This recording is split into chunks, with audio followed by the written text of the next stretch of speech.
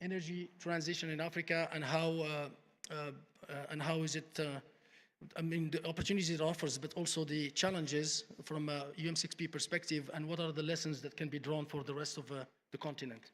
Thank you very much. The floor is yours. Thank you, Mr. Chairman.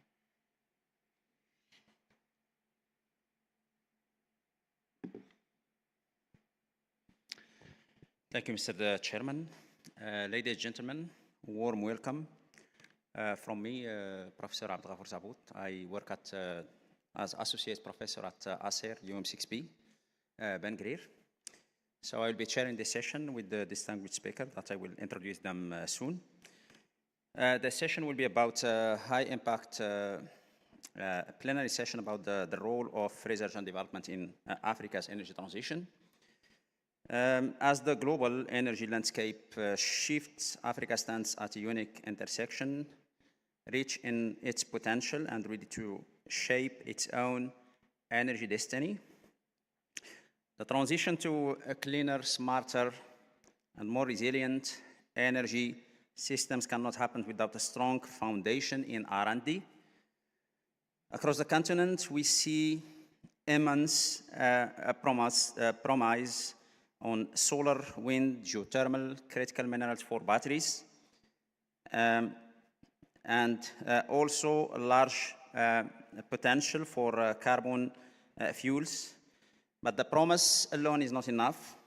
Research and innovation are the catalysts that will transform the promise into opportunities and opportunity into impact. So in this session, we will have 4 key thematics that are linked to the energy transition. Of course, we will put them in the context of Africa. Those thematic are the renewable energy, battery technologies, hydrogen, ammonia, and in a broader context, we speak about the decarbonization.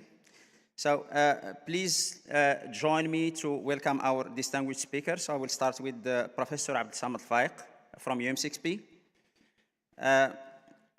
Dr. El-Ghali Ben Nouna from the Green Park Energy, Professor Ismail Sadoun from UM6P, and Professor Saïd Al-Asiri from UM6P. So please give them a clap.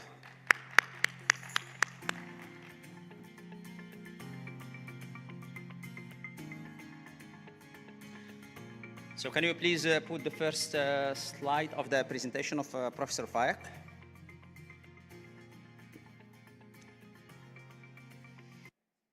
So we'll start with the thematic of hydrogen session. So just a moment. Can pass this slide? Can pass the slide from here.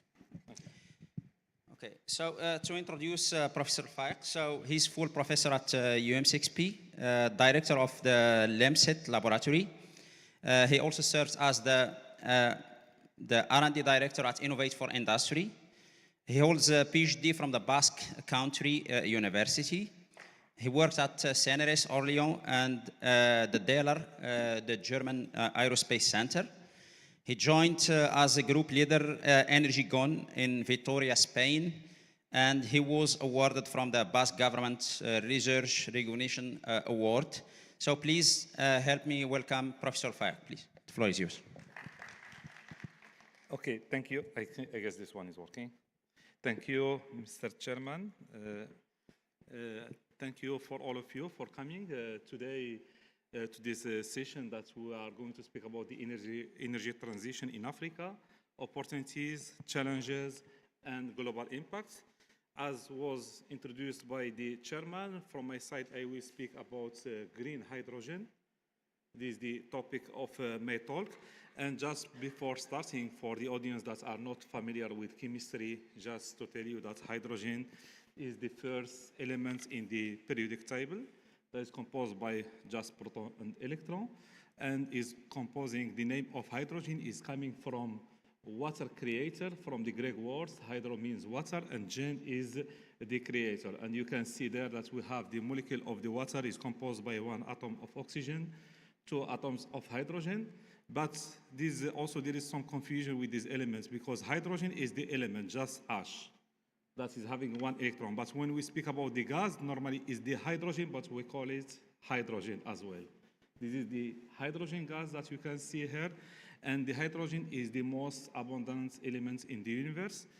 The equation that is rare to find it in pure form as a gas. All the time, the hydrogen atom is connected with other atoms. Even in our bodies, we have a lot of hydrogen, but all the time is connected with other atoms. For example, in the case of the fuels, fossil fuels, you can see here like methane, butane, ethane is composed by atoms of carbon and hydrogen.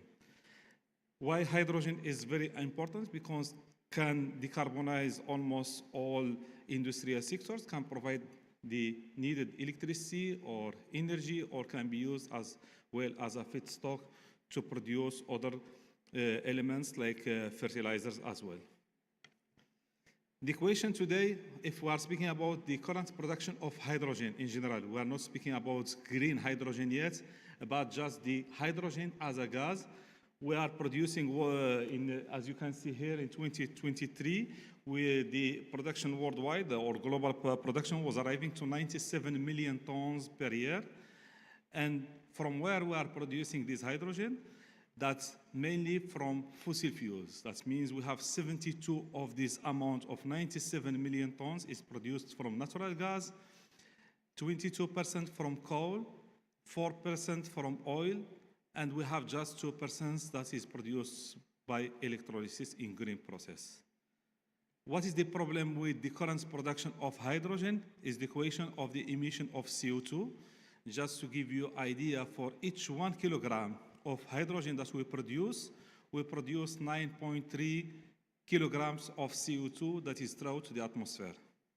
This is the reason why we should cut with the production of hydrogen based on fossil fuel and to look for a green process that can allow us to produce hydrogen. And among many green processes, we have the water electrolysis. That is the most promising technology. What means the water electrolysis? As you can see in this simple equation, that if we take the molecule of the water and we use electricity to break this molecule, we can produce hydrogen and oxygen. As you can see here, the feedstock of this reaction is just water. But of course, we need a source of electricity. And to classify this hydrogen as green hydrogen, we need a source of energy from renewables. This is like the condition. When we come to this technology of electrolysis,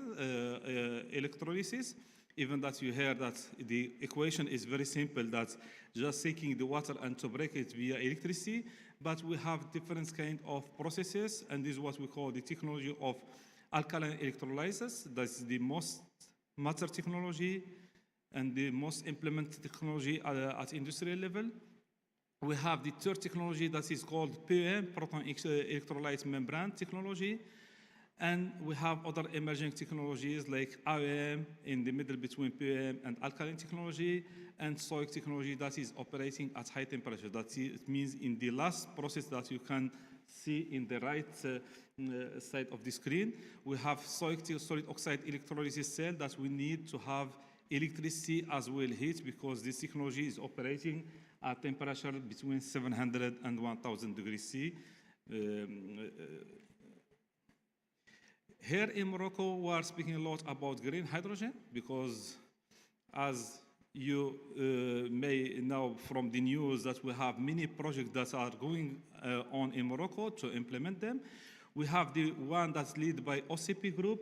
Why OCP Group is interested by green hydrogen or its derivative? Because nowadays the group is importing 2 million tons of gray ammonia, and we want to move or to shift from using a gray ammonia that's responsible of the greenhouse emissions to produce green ammonia in Morocco.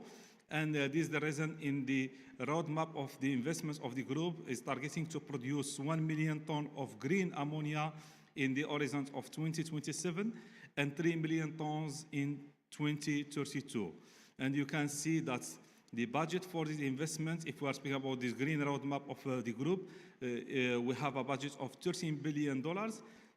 More than half of it, $7 billion, is dedicated for green molecules in general. We are speaking about green ammonia, but also other molecules that we can produce from hydrogen. The second project is led by the government of Morocco, where they are looking to develop this new field in Morocco, the green hydrogen and its derivatives.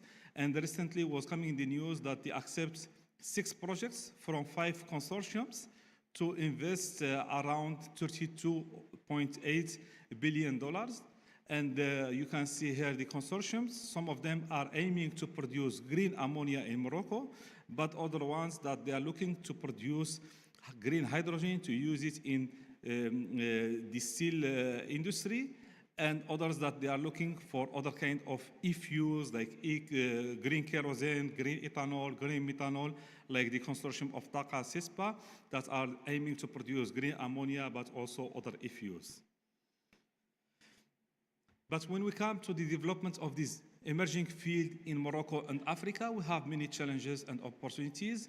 We can list here like the cost gap, because when we are speaking about the production of green hydrogen is a matter technology, but the question is the cost, still higher compared to the hydrogen produced from fossil fuel. These are like the main problems that we are facing nowadays.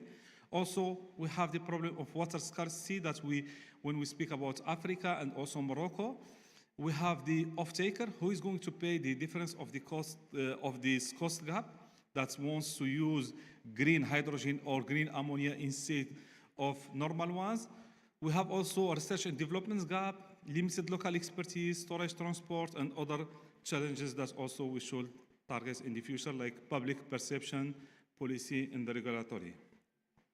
When we come to the part of the research and development and innovation, when we speak about the current technology, about the electrolysis, for example, to produce green hydrogen or also other ones to produce other molecules, we still have a lot of things to do, like to advance manufacture technique in order to decrease the cost of the electrolyzer technology. We need to innovate in the part of the catalyst and material innovation. We still have a problem, even that it looks like very simple, but when we connect this electrolyzer with a source of renewable energy, we have the problem of intermittency. We should to deal with how to integrate the system with an intermittent source of electricity. And also we need to develop the next generation of the electrolyzers to decrease costs, or also sometimes we have the problem that some kind of elements, rare metals that we are using, or noble metals, that will have a shortcut in the future of the production of this kind of element. We should look for other technologies where we are not using this kind of rare metals. When we come to the value chain of the hydrogen, we are not speaking just about the production of hydrogen, but we should cover all the value chain from the feedstock, that means the renewable energy, or the water source, CO2. We have the question of converting this hydrogen to other molecules. That will be the topic of the presentation of my colleagues. How to handle also the hydrogen and transport it, how to convert it to electricity or to heat, and also some new industrial application of green hydrogen or green ammonia, a part of the fertilizer, but we have also new technologies, how to decarbonize iron and steel industry, or also to look for other industries where we can use hydrogen instead of the conventional fossil fuels. At the university, we are covering all these topics from different perspectives, and also looking for almost all the technology readiness level from 1 to 9. That means looking for material, new process and new material at the laboratory, to implement like a new solution in the laboratory. After that, to prove the technology in a living lab, and after that, to commercialize this kind of solution. That means system, to prove the system at industrial scale. When we come to Africa, Africa can play an important role in the development of green hydrogen and its derivative. Why? Because as I explained to you, we still have the cost gap between the green hydrogen and green ammonia. The green hydrogen production via electrolysis is an energivore technology. That means it's consuming a lot of electricity. This is the reason why we should look for a location where we can have a good quality of renewables and also a very competitive cost of renewables. And as you can see in Africa, we have many places that we have the combination between solar and wind. That means we can have a good quality of the renewable electricity without having like a sharp intermittency of the profile of the renewable electricity. Even in some areas that you see, we don't have good quality of solar or wind, but in these areas we have a good condition of geothermal. That means from renewable sources, we can have a good quality of renewable electricity that can allow us to decrease the cost of the green hydrogen to be competitive in the market. The question of the water also, when the people they hear green hydrogen, they thought, okay, we are going to consume a lot of water in Africa, but here you can see in this slide that normally we are going to save water by the production of hydrogen via green process. But because as you can see, if nowadays we are producing hydrogen by C-methane reforming process, that means we are using methane with water to produce hydrogen, and we are consuming between 13 to 18 kilograms of water for each 1 kilogram of hydrogen. In the case of coal gasification, we are consuming even 4 times higher the amount of the water needed to produce the 1 kilogram of hydrogen. With electrolysis, we are saving water because just we are using the water that is used in the process to be cracked to produce hydrogen. And also, if we look to the expectation, nowadays we are consuming worldwide 90 million tons of hydrogen. If we look for the expectation in 2050 that we arrive to 500 million tons, the amount of the water will be needed to produce this quantity is 24.8 billion cubic meter, which is small in comparison with the water that is consuming in other part, like in municipal industries or agriculture. That means the question of the water is not a big problem when we are speaking about the hydrogen.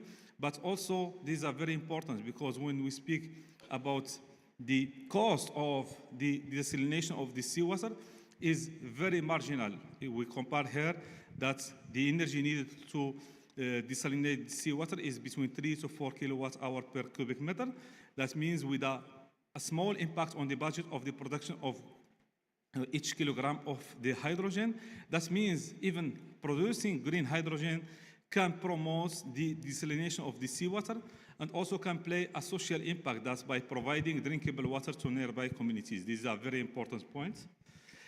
For the education here at the UM6P, as it is a very new field also in Morocco, in Africa, we are trying to cover in all levels and the type of education to integrate things related with the green, with this field, like when we are speaking about bachelors of science, we have integrated models, or also we have a lot of PhD students that are working in this field of hydrogen, but also we are organizing what we call executive training programs. And I will give you just an example of the executive master that we launched. The first one, the first edition was in 2023-2024. Second edition just launched this year. As you can see here in this master executive, we try to equip the leaders of today about the key elements, how to develop this new business in Morocco and Africa from technical point of view, from safety point of view, and also from business point of view. And for the experts that they were contributing with us in this master, we have experts from UM6P or from Morocco, but also we are able to count on more than 24 experts worldwide that they were coming to share their knowledge with the participants. Of course, we'll be happy to host experts from these rooms. If you are interested to contribute with us in this executive master by lectures, just contact us and we'll be happy to count on you in this venture. Professor Fair, could you conclude, please? I will conclude. Just, okay. This is the first cohort that was graduated this year. That was composed by 53 participants, mainly from the main industries in Morocco working in this field or to develop this field of green hydrogen and green ammonia. This year, as I told you, we start the second edition. We have 30 participants. And this year also what was also having an impact that we have also participants from Africa, from Tunisia, from Mauritania and Senegal that they decide to come with us. And in the next edition, we'll be happy to host more participants from Africa. Thank you very much. Thank you, Professor Faiq. Yes, our next speaker is Dr. Al-Ghali Ben Nouna. Dr. Al-Ghali Ben Nouna, he joined RSN in 2012 as a junior researcher in charge of thermal energy storage technologies and concentrating solar power. He took part in the creation of the Green Park platform. He holds PhD in physics from University Abd Malik Saadi. And he will share with us what the Green Park is doing in renewable energy. Please. Thank you, Professor, for this introduction, and thanks to the audience for being here. Today, I would like to share with you some thoughts from our experience at GEP concerning the energy transition in Africa, the opportunities and especially some challenges that we need to anticipate and to face to be successful in this energy transition. Well, needless to say, our continent is very rich in terms of renewable resources. So you can see here the map of wind speeds and wind potential for Africa, and you see that there is a lot of potential here, and you can also look for the solar maps, and you generally have a similar figure also for the solar part. And in addition to that, there is also the opportunity in terms of cost of energy.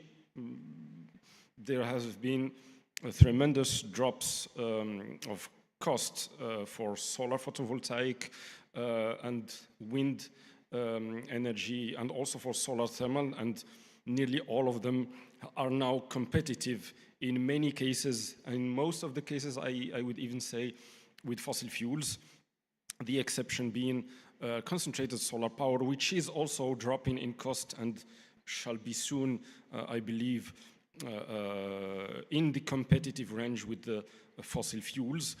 This trend of decrease is continuing, though, so the costs are still dropping for most of the new renewable technologies. So the question is, if we have so much potential and the costs are so low, why don't we have photovoltaic farms everywhere and wind parks everywhere? The answer is that there are some challenges. So here in the figure on the bottom, you can see one of the challenges, which is called the capacity factors. Many of the renewable energies have a very low capacity factor that affects the grid. And speaking about the grid and the impact of renewable power on the grid, there are generally several transformations from the production or from the initial resource to the final grid. I've put here some example of these transformations, and the idea is that what you don't pay in the initial stage during the production or during the conversion, you have to pay it later at the grid level. So if we talk about the main two, let's say, parameters we need to talk about here, which is the cost of the kilowatt hour and the dispatchability, the dispatchability being the ability of one energy source to be controlled, to be adapted and adjusted depending on the need. So generally, when you have very cheap renewable energy, this energy is non-dispatchable. And at the opposite, if you see the example of the solar thermal, this is a dispatchable energy source. However, the cost is low. What you can do to have a better dispatchability, for example, with solar PV, and I think this applicable for the wind also, is to have some storage, but then the costs go up. And this is something we need to pay attention to. I give you here just one example of what happened in California. Once they started injecting a lot of non-dispatchable renewables into their grid. So this is what you see here is the load curve of California during the days of March to May, typical days. So you have here the scale in gigawatts of necessary power, and you have here the time of the day. And you see that by the years, there is a pit that has been digged in the middle, and this creates a lot of problems for the grid manager and costs money to be addressed. So we have been speaking about power, but I have to draw your attention that there is not only power and electricity. The example I can show you here is in the industry, most of the energy that is consumed in the industry is in the form of heat, and only a quarter of it is consumed in the form of power, electricity. And for that aspect, I come back to opportunities, and I have to talk about opportunities for solar heat for industrial processes. So here you have, for example, what we call the low temperatures, where you can have very basic solar thermal systems that can also compete with PV, solar PV systems with heat pumps. And we have also the medium temperatures, where you can have systems like the parabolic trough or linear concentrators that could do a good job. And by the way, for those types of systems, there are already a lot of projects that have been deployed in industries around the world, in China, India, in Europe, in the US, in Mexico. Unfortunately, not many in Morocco. You can go to this site ship plants, and you can have a clear idea about these projects. So this is something already competitive and a great opportunity for African industrials. What remains are the high temperatures. So for this, the technology is not mature enough, and here comes our role as researchers to work on developing new technologies for high temperature processes.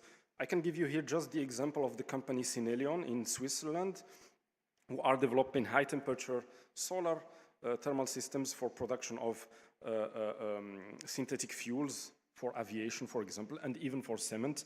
And we at GEP are also now focusing more on this aspect, because high temperatures processes can cover also mining, metallurgy, and many other industries that are already very strong and very present in the African context. And that was, by the way, the last opportunity I wanted to talk about. So that was it for me.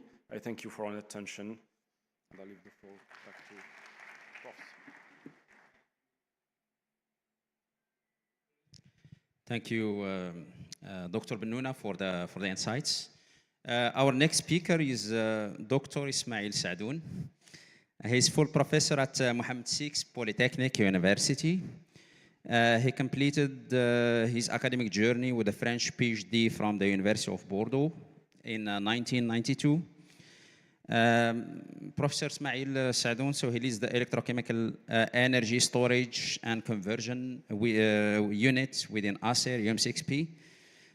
He develops several of the key materials for battery from mineral resources, African mineral resources. He is key figure as well at EU, attracting EU projects. Please, the floor is yours. Okay. Thank you very much, Mr. Chairman. Thank you all for coming to attend my short presentation. I was asked, this one is okay? Okay, I think it's okay. So I was asked by my chairman to fit in 7 minutes to present to you a familiar technology that you are using during chatting or during using Facebook or something like that. I'd like to talk about lithium-ion batteries. And I will try during this presentation, short presentation, to highlight, to emphasize the role of African mineral resource in the development of the next actual generation of lithium-ion batteries. So, yes, let's start by this statement that now our energy source is more than 80% coming from fuel sources. And the world is very active for this energy transition to reduce the fuel cell and to use some clean energy sources like solar or something like that. Africa has no big footprint, carbon footprint, but we are asked also to do some effort for two big sectors. The first one is transportation. You know that transportation have a big CO2 emission, and also how to introduce some renewable energy in industry or building or something like that. But for these two technologies, mobile, like vehicles, and stationary, like solar energy storage, solar energy, we need to implement some storage solution, efficient storage solution. And batteries are really now the best choice to store energy for mobile and stationary application. So let me do some explanation how the battery is working when we are calling or when you are charging your battery in the sector. So the battery, I don't have a printer, but the battery is composed from two electrode, positive electrode and negative electrode. And during charge process, we have lithium moving from the positive electrode to the negative electrode. So it's just lithium ion moving from one side to the other side. That's why we call it lithium ion batteries and not lithium batteries. It's lithium ion batteries. And during discharge, we have the reverse phenomenon. Lithium ion are in yellow are coming back from the anode side to the cathode side. And the number of exchanged lithium give you the capacity. And the capacity means the time that you are charging or discharging the batteries. And the kinetics of transferring lithium from one side to the other side give you what we call power, is the time of charging or time of discharging. So lithium-ion batteries are used in many applications. You can see here a lot of applications from some small smartphone, laptops, and even in medical science, but also in some bigger applications like storing energy storage or like in vehicles or aircraft or something like that. The principle is the same. The principle of charging and discharging the battery is transformation of chemical energy to electrical energy and vice versa. And the market, here I show some market. There are billion of dollars of markets in now and in the future. And they are changing day by day in the positive way. But now I would like to emphasize something. When you buy batteries, and you see here in the down side of my slide, more than 30% of the cost is coming from the cathode side, cathode material, and 10% from anode side. So the business of the lithium-ion battery in the future is from the cathode side. Okay, what are now in the market as cathode side? If you Google battery, you can see you have battery LFP, battery NMC, or battery NMC, and NCA. Battery LFP, for instance, is called because the cathode material is lithium iron phosphate, lithium L iron F phosphate P, LFP. And you see we have lithium like 70%. We have the graphite is the most used anode material. We have NMC, and like nickel, and like manganese, and say like cobalt. And we have this 532 or 111 is the proportion of each cathode, each element. For instance, NMC 111, we have 1/3 nickel, 1/3 manganese, 1/3 cobalt in the cathode side. And at the end. And the left part of my presentation, this is the Google map where we put the strategic minerals available in Africa. Of course, you can see, I don't know if you can see here, we have, of course, in Morocco, a lot of phosphate, as you know, but we have all needed minerals in Africa. Cobalt, nickel, manganese, graphite, lithium, everywhere. So we can be really the strategic continent that will be the key to develop next generation battery. Of course, there are a lot of opportunities, a lot of challenge of lithium-ion battery, like a cost, energy density, safety, and also recyclability and predictability. But this is really a very challenging course to the best lithium-ion batteries. Yes, the problem is we have a supremacy of China, of course. Why? Because China came to Africa before and then extract some raw minerals and then transform these minerals to high-value elements. So if you see here the repartition between China, European Union, and others, from mining, graphite, we have China, but for lithium, manganese, nickel, is others. Others means mainly Africa. But during the treatment, production, and battery, you see at the end, we have only Chinese. So China have really great advance in battery or cells manufacturing. Morocco start to attract a lot of gigafactory, as you know. We have now, but they are mainly Chinese, of course, because the expertise of China is very, very important. We have some gigafactory in the north, in Tangier, where they are working graphite. We have Goshen with the Moroccan Borknadel region, where NMC, remember NMC, and we have TNC and COPCO working with OCP on LFP cathode materials. So we can ask why Gigafactory are coming to Morocco, because Morocco is the bridge between Africa, where we have the raw material, raw minerals, and Europe, where a huge number of batteries are needed in the future. So there is an urgent need to develop educational program to transform the raw material from Africa to high value.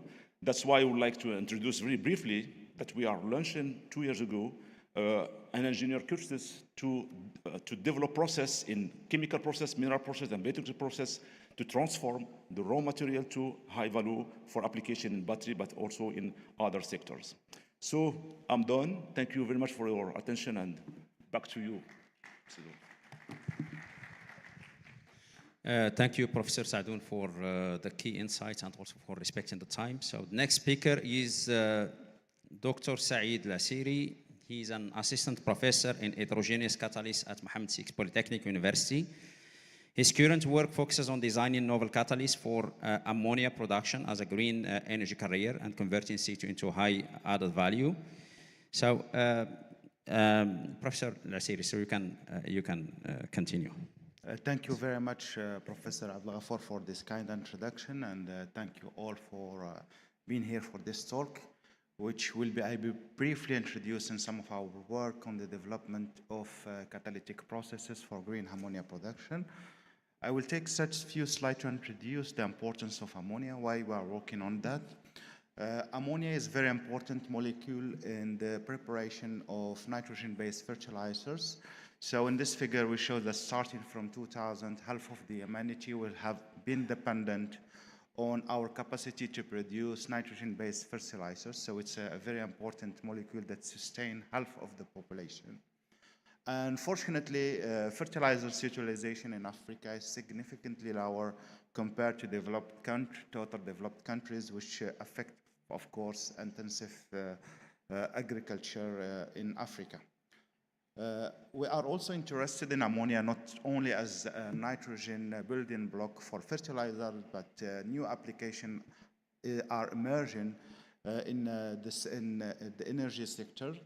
Actually, what we are showing here is that ammonia have a decent volumetric energy density that is compared to methanol, so we can use it as a direct source for energy.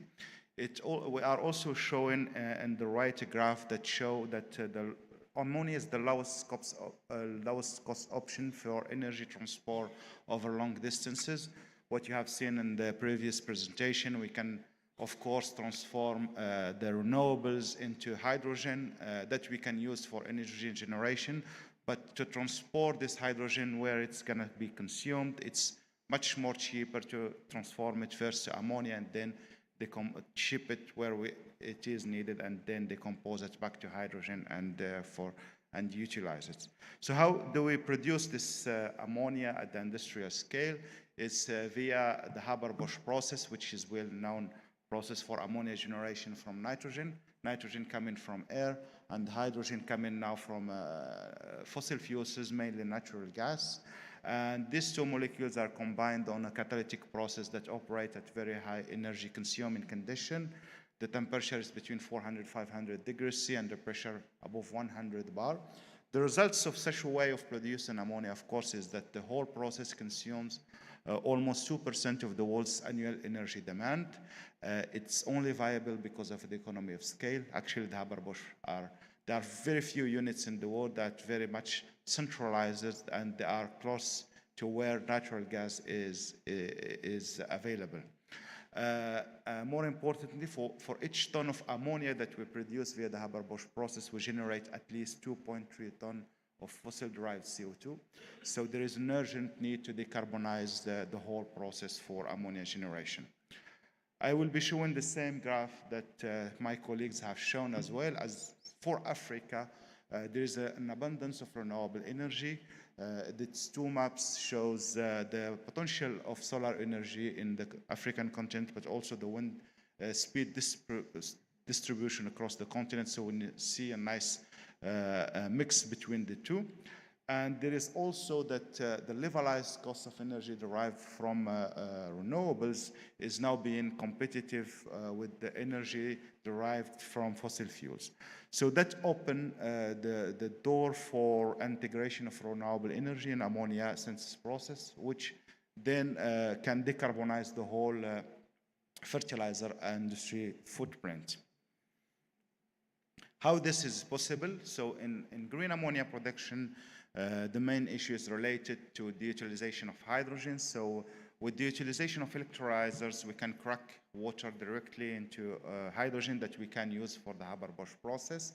And nitrogen, we can just directly mine it from air. Of course, it's only green if it's fuel with renewables. And that will allow us to decouple ammonia production from hydrogen derived from fossil resources, but not only hydrogen and ammonia, that can also be applied for different green molecules such as methanol, methane, etc. And it also allows us to think differently about chemical production. So we can now start thinking about delocalized production in a distributed, sustainable way where renewables energy are available. But for that, we have to develop agile system that will allow us to produce molecules on site and on time when it is needed, versus what we have now, which is mass production, transport, and storage. So how can we do that for ammonia? There are several challenges. We are more focusing on the catalyst part. The whole technology is still under development. In the catalysis part, where a catalyst will accelerate the reaction between hydrogen and nitrogen, we lack catalysts that are capable of operating under intermittent condition. What you want to do also to bring the cost of green ammonia down to be competitive with what we have now is to develop catalysts operating at lower pressure and lower temperature. The pressure should be aligned with the pressure that electrolyzers can deliver hydrogen. So this will avoid unnecessarily pressurizing the system to higher pressure. Of course, what we are developing now are catalysts that also can be resistant to new poisons such as water and oxygen. The cost should be competitive with the industrial Haber-Bosch process catalyst, which is iron-based, and we should be able to scale up in a catalyst that we are producing in our labs. So I will briefly introduce some of the families of materials that we are working on this in our laboratories at UM6P. So we are working different materials such as nitride materials, electride materials, and 2D materials, which shows high potential for for ammonia, green ammonia production at mild condition. Generally are active between 300 and 350 degrees C and pressure, which is around 50 bar. I will just conclude with showing some experimental results from our lab, showing that we have been able to develop catalytic materials that are 25 times higher than the industrial actual catalyst, and that could potentially operate at low pressure and low temperature, which opened the door for delocalized ammonia production. And in my left, there is 2D materials that are active at temperature that's starting from 300 degrees C, which was so far unprecedented in the literature. So with this, I would like to thank you all for your attention. Thank you. Thank you very much, Professor Al-Asiri. So while letting you preparing your questions, I will just take a round of one question per speaker, and then we take the question from the audience. Let me start with the last one, which is the ammonia, which is still fresh in your memory with Professor Al-Asiri. So you have provided a key insight on the role of ammonia in the energy transition now and the decarbonization. So do you see a need to replace the well-established Haber-Bosch process to enable this widespread deployment of ammonia in this new energy system? Well, thank you for this nice question. Do we need to replace the whole process with new processes? I think for the moment, it's the ammonia loop doesn't distinguish really between gray and green hydrogen. We have more work to do in reactant production, decarbonizing the whole process from a point of view of hydrogen production, and work on developing catalysts that will match the pressure coming from the electrolyzer, so it's more retrofitting than engineering new ways for ammonia production. The Haber-Bosch is very well optimized. It produced the ammonia at the lowest cost possible, lowest cost in terms of energy as well. So what we need to do is retrofitting to be able to work with intermittency condition and at lower pressure, lower temperature, but it's still a new optimization of what we have now. Thank you, Professor Al-Aseri. So, Dr. Ghali Bennouna, so you mentioned in your slide that dispatchability is a big problem actually in California. Do you see such a challenge to happen as well in Africa, and how to deal with such a challenge in the energy transition?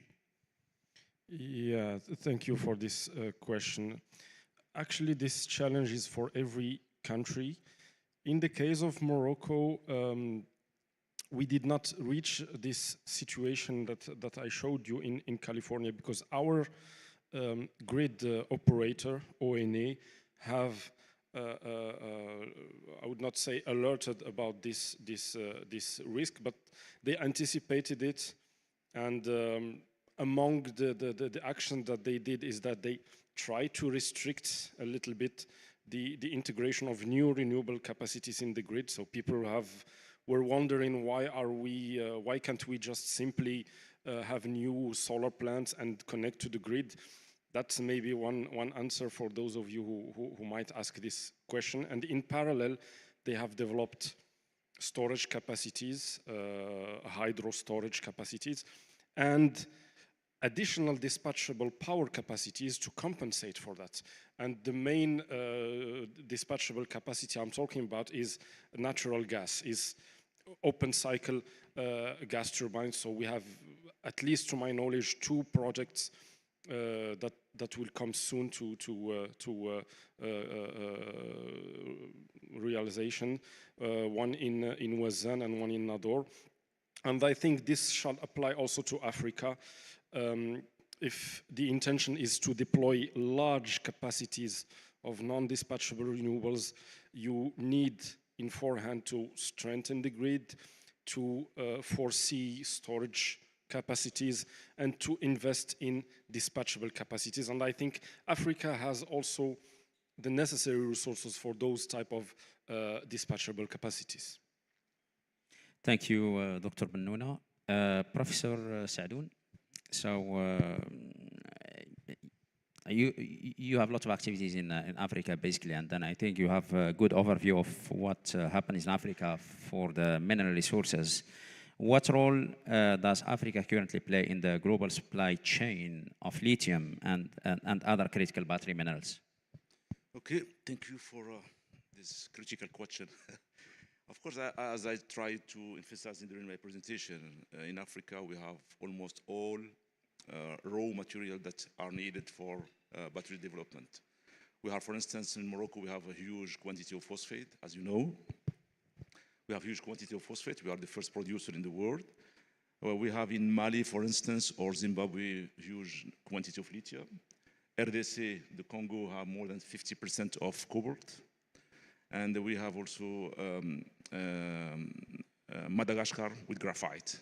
So we have everything to do. South Africa, manganese, for instance. But the problem is, as I said before, the raw material here, but they are refined elsewhere. Except Morocco have this outstanding approach.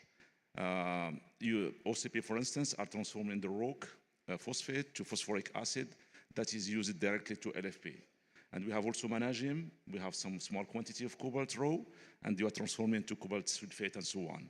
And this is really the reason why some gigafactories are coming to Morocco, because we are producing some minerals, but also they are transforming these minerals to ready element to be introduced in the battery manufacturing. Interesting. Thank you. Professor Fayek, so you lead the large program on green hydrogen at UM6P. What role do you see for African universities in driving faster deployment of the hydrogen economy in Africa through R&D?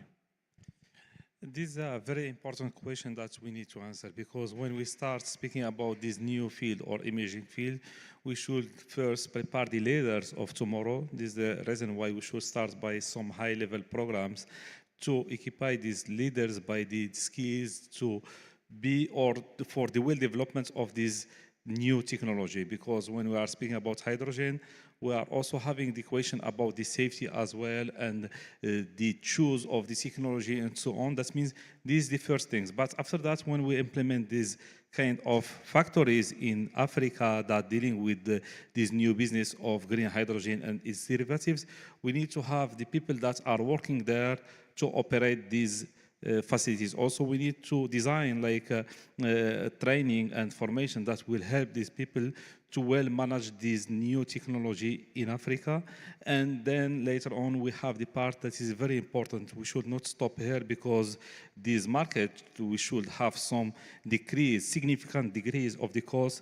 That the role of the research and development is very important. We should to develop our own technology that can be adapted to the context of Africa, the condition of Africa, and that will allow to decrease the cost of these new molecules or green molecules that we are speaking. And also just not the production of these molecules, but also the business connects with these developments. Because as I mentioned before, green hydrogen, nowadays we have like a very clear application at industrial level, but the future that we can apply these kind of molecule in other industries. That's also, we have like some kind of plan to decarbonize other sectors like steel factories or other kind of industries. That means also in this part we need to develop research and developments how to use these new molecules in other sectors, in other fields where we have lots of emission of CO2 and we can decarbonize this kind of industry. This is the reason why, as somebody that the education information is a very important point, but research and development should be as well starting nowadays to answer to the question of tomorrow. Thank you, Professor Fayek. So I open the floor to the audience. So Professor Sirajanda. Okay.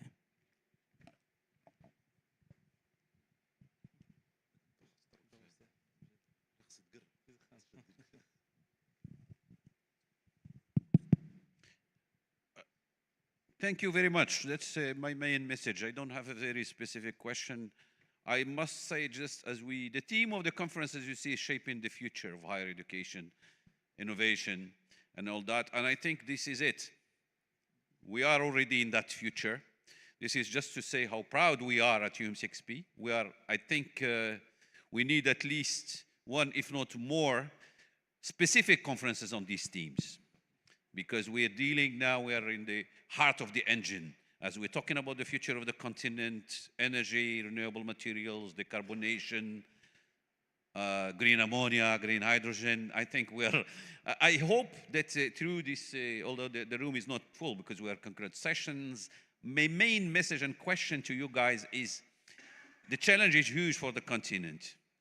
And UM6P is of course positioning itself today as a hub for bringing this technology, but how far have we gone in developing the partnerships across the continent for getting this done? Because this is not a one university or one institute job, this is the job of the whole continent. So I'd like to hear from you, what's your view on developing these partnerships? Thank you.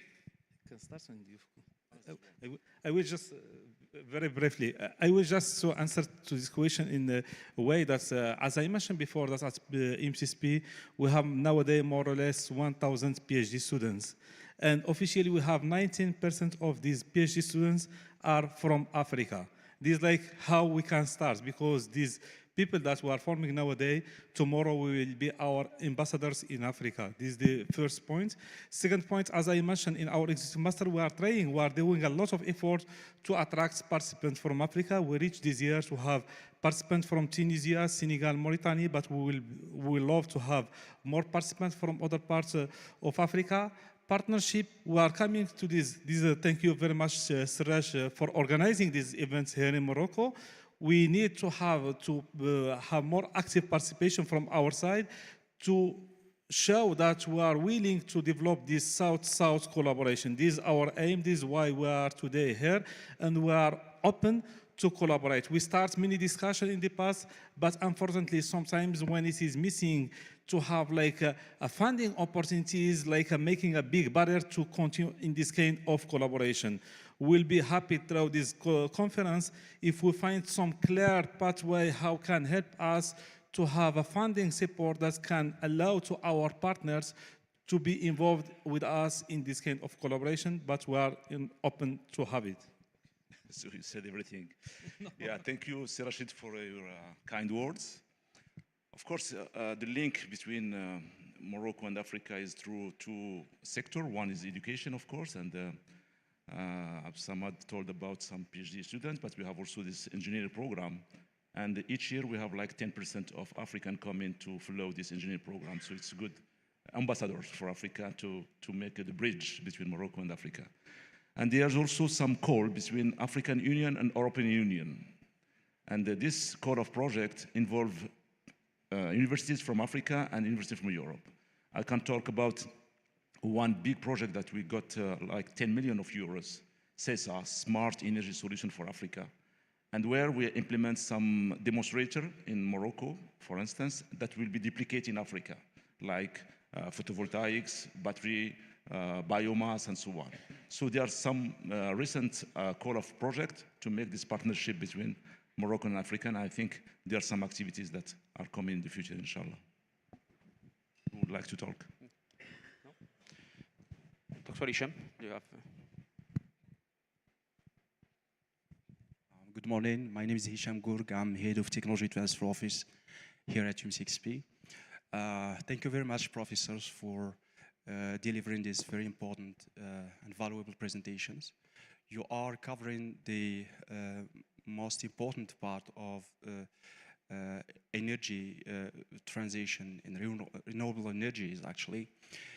And as pointed out by the president of the university yesterday in his talk, the main reason of the creation of this university is to develop sovereign technologies to serve Morocco as well as Africa. And I have one question, and it has two parts on it. The first part is covered by Rashid Sarrej regarding the collaboration with other African universities. And the first one is, how do you collaborate together? You are covering different aspects of this subject to develop a technology that, or technologies that can be 100% developed by you, collaborating together. Thank you. Very good question, Dr. Gourg. Who wants to answer? Okay. Sure, nobody wants to answer. Okay, so let's say, so we have, of course, it's multidisciplinary anyway. You see here that there are different aspects of different thematics that we work on. So basically, the multidisciplinarity is there. If I speak personally, I don't know what the other ones are doing. So there is, of course, with the colleagues, I collaborate with Saeed directly, I collaborate with Ismail Saadun. So we develop things. I am doing the process part, they are doing the material part. So such thing is a win-win situation that exists. Of course, the floor is open to others. Of course, several discussions with Samad as well on earlier. We haven't put up things together, but things are going on. So we submit patents. You know that you are the head of TTO. We submitted patents. We start from very early stage development of the technology, but we have approaches that we apply. We call them the top-down approach, where we can assess the technologies at very early stage, how it will behave and how it will perform in terms of key performance indicator at large scale before we start really developing into the direction in which it will be developed. So if someone would like to add something, no? Another question? Yeah, if not, we are sharp 1 hour. So I would like to thank everyone for being here and thank our distinguished speaker for giving us the time and the key insights about what they are doing. Please give them a clap and we close this session.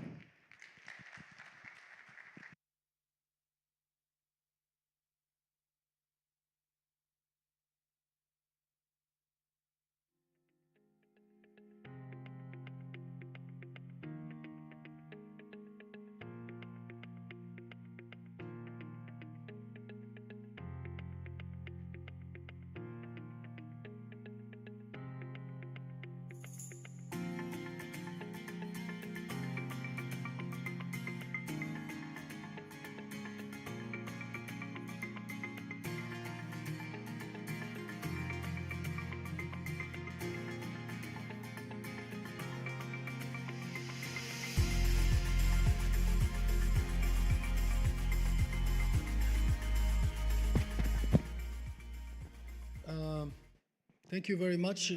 It was a great session, in my opinion, and I think that you agree with that. Great insights and from experts in the field and professors. Thank you. Many thanks to them. And the able moderation also by our colleague, Professor Abdel Ghafour. 3 insights I keep in my mind from this session is the transition requires a mix of possibilities and sources of energy, be it wind, solar, hydro, and in some areas of Africa, it's geothermal also is an option. It requires also maintaining the cost reasonable, either for production, transport, or also for storage. And solutions are site-specific, I think, context-specific. Those are 3 points I retain from this session. Now, as we transition to the next segment, which is about a topic of no lesser importance, it deals with commercialization of innovation and discoveries from universities or from research labs, and how to connect them to the market. And there is no better person than Lella Nawal Shraibi to moderate this session. Nawal Shraibi is the executive director of Maser, which is an association. I think you should take some time also to explain what Maser is all about and also introduce your speakers. Thank you very much.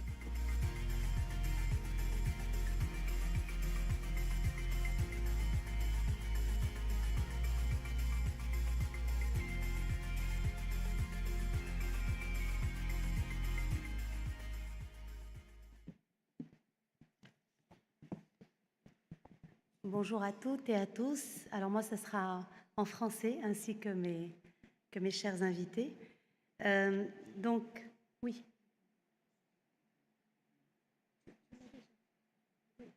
Oui.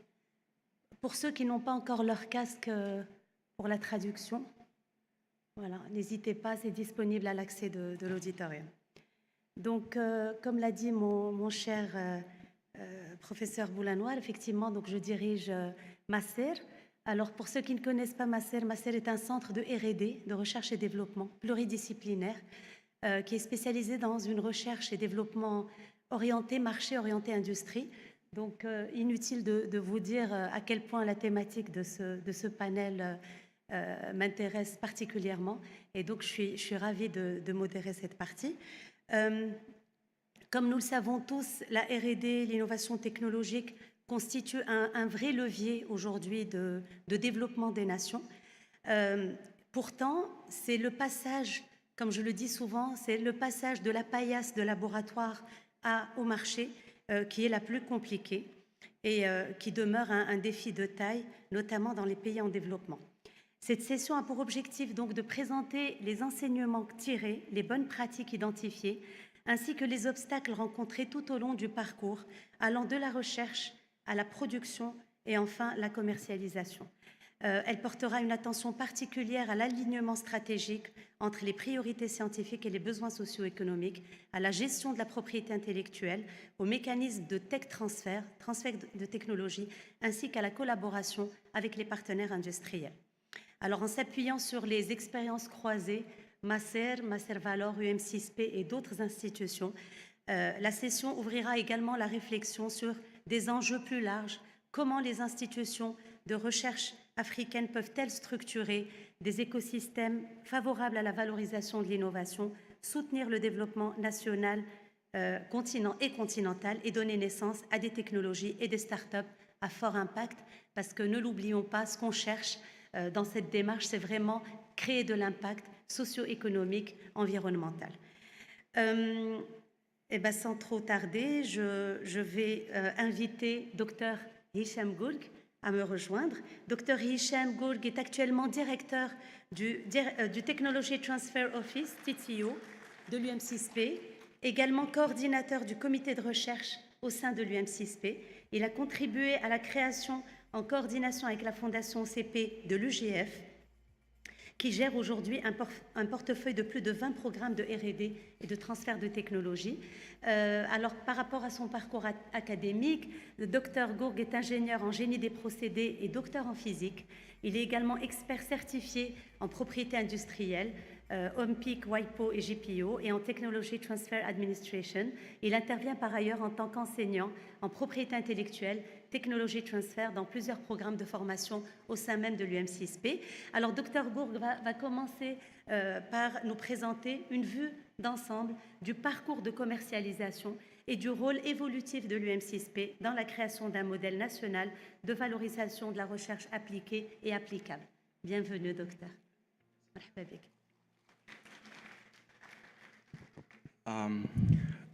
Good morning all. Bonjour tout le monde, salam alaikum. Merci Madame Shraibi, la présidente de cette session. I've drafted my presentation in English, but my comments will be in French, in perfect alignment with what have been said. If you can just, I have the. Ah, yeah. Ce que j'allais couvrir dans cette présentation, donc 4 principales sections. Tout d'abord, je vais présenter un overview à l'aperçu de l'UM6P, et puis le modèle de transfert technologique que nous avons instauré et designé pour l'UM6P, et puis quelques chiffres qui ont été générés durant ces premières années d'existence. Et puis, je vais couronner ça par 2 cas d'études, 2 cas de figure, 2 exemples parlants de transfert de technologies concrets. Mais permettez-moi de changer pédagogiquement l'ordre de ma présentation, et je vais commencer en fait par les 2 derniers points de ma présentation. Et je vais parler de 2 exemples qui ont été transférés du laboratoire au marché. Donc un premier cas qui est via la création d'une nouvelle entreprise qui exploite et commercialise les résultats de recherche développés par les chercheurs de l'UM6P. Et là, je vais parler de la start-up Senstinks. Donc, on a développé donc, au niveau du laboratoire une technologie justement qui permet de générer 2 versions d'un même document dans le cadre de Secure Documents. Et là, c'est une carte magnétique, au fait, qui est incorporée dans un diplôme, dans un certificat, dans un document de sécurité, et qui permet d'authentifier doublement ce document et avoir les 2 versions, digitales et physiques en même temps. Donc, c'est un document digital. Donc, cette technologie, donc, ça a été développé au niveau du laboratoire DICE, Digital Innovation Center of Excellence. Après avoir développé ça, donc on l'avait détecté comme TTO et on a mis tous les mécanismes de propriété intellectuelle pour le sécuriser. Et là, on a un portefeuille de 3 brevets d'invention qu'on a sécurisés et une marque aussi qui constitue le package de cette start-up. Et ensuite, après avoir sécurisé ces éléments, donc on a réalisé le premier MVP, Minimum Valuable Product, Proof of Concept au niveau de notre Fab Lab, comme une autre facilité, une autre infrastructure de l'université. Et pour survivre dans ces premiers pas, cette start-up elle a besoin des fonds. Donc on a utilisé un autre instrument de l'université qui est UM6P Ventures pour investir dans cette start-up. Et actuellement, la start-up elle a un marché global au niveau du Maroc et exclusivité de produire tous les diplômes du baccalauréat en utilisant cette technologie ainsi que les diplômes de l'UM6P et d'autres certificats gouvernementaux au Maroc. Il a aussi des demandes en Afrique et aux États-Unis et en Europe. Donc la start-up, elle commercialise ce forme de produits, services et écosystème de cette nouvelle technologie. Donc, la carte que vous voyez, donc c'est le landscape, un peu de la cartographie de l'ensemble des brevets et de la production des brevets de l'UM6P depuis sa création. Donc ça, c'est le premier cas. Le deuxième cas, c'est collaboration industrielle. C'est un licensing à une entreprise déjà existante. Au lieu de créer une start-up ou une spin-off qui commercialise. Donc il s'agit de 2 process qui ont été développés dans un autre laboratoire, Materials Science and Nanoengineering, MSN, par 2 professeurs aussi. Et il s'agit d'un procédé de production de phosphore et un autre procédé de production de sulfate à partir de phosphogypsum, de phosphogypse.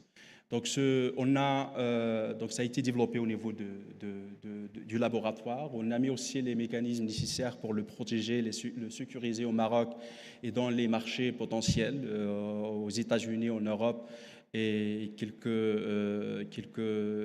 pays africains.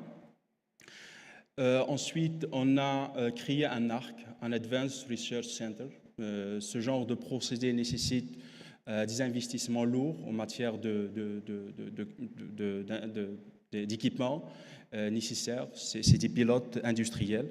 Donc, on a une collaboration avec OCP qui est finalement le destinataire, le client final de cette technologie, puis Innovix qui est une filiale d'industrialisation pour la création de ce pilote et faire des tests à des échelles avancées avant son déploiement au niveau de sites industriels.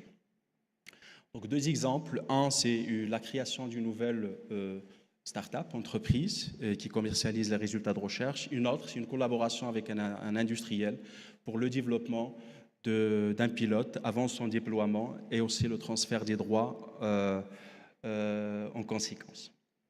Alors, comment est-ce qu'on a développé tout ça? Tout d'abord, ça vient de ce qui a été partagé hier par le président. C'est la raison d'être de cette université. C'est une université de recherche appliquée et qui a comme objectif de développer des technologies souveraines pour le Maroc et pour l'Afrique.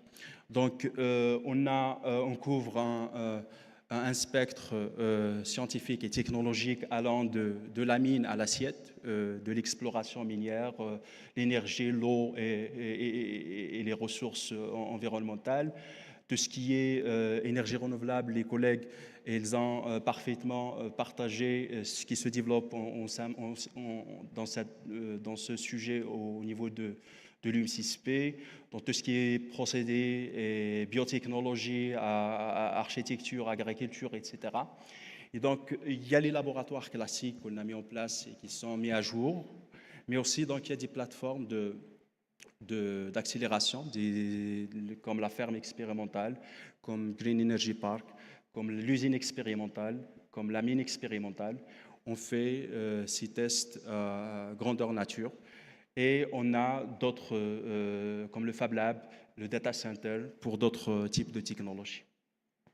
Alors ça, il y a aussi donc les mécanismes de financement de recherche avec une collaboration très proche avec le sponsor principal qui est l'OCP, avec des accords spécifiques et des accords cadres de collaboration.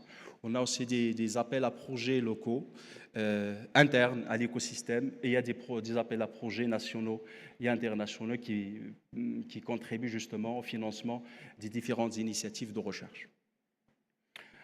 Ensuite, donc, on a, après la création de l'université, une année plus tard, on a créé le TTO, le Technology Transfer Office, qui a comme rôle principal, c'est le bras de valorisation des résultats de recherche de l'UM6P, en identifiant tout d'abord ce qui se passe au niveau de laboratoire, en protégeant, en faisant la promotion et le marketing, et puis le transfert des droits des propriétés intellectuelles développées par les chercheurs dans les différents laboratoires. On a 5 grandes missions comme Technology Transfer Office. Tout d'abord, c'est la gestion de la propriété intellectuelle au niveau de l'UM6P, et puis la gestion de processus de transfert technologique, en cherchant des financements pour les scale-up industriels et d'autres activités en relation. Et puis, il y a le licensing, c'est-à-dire toute la préparation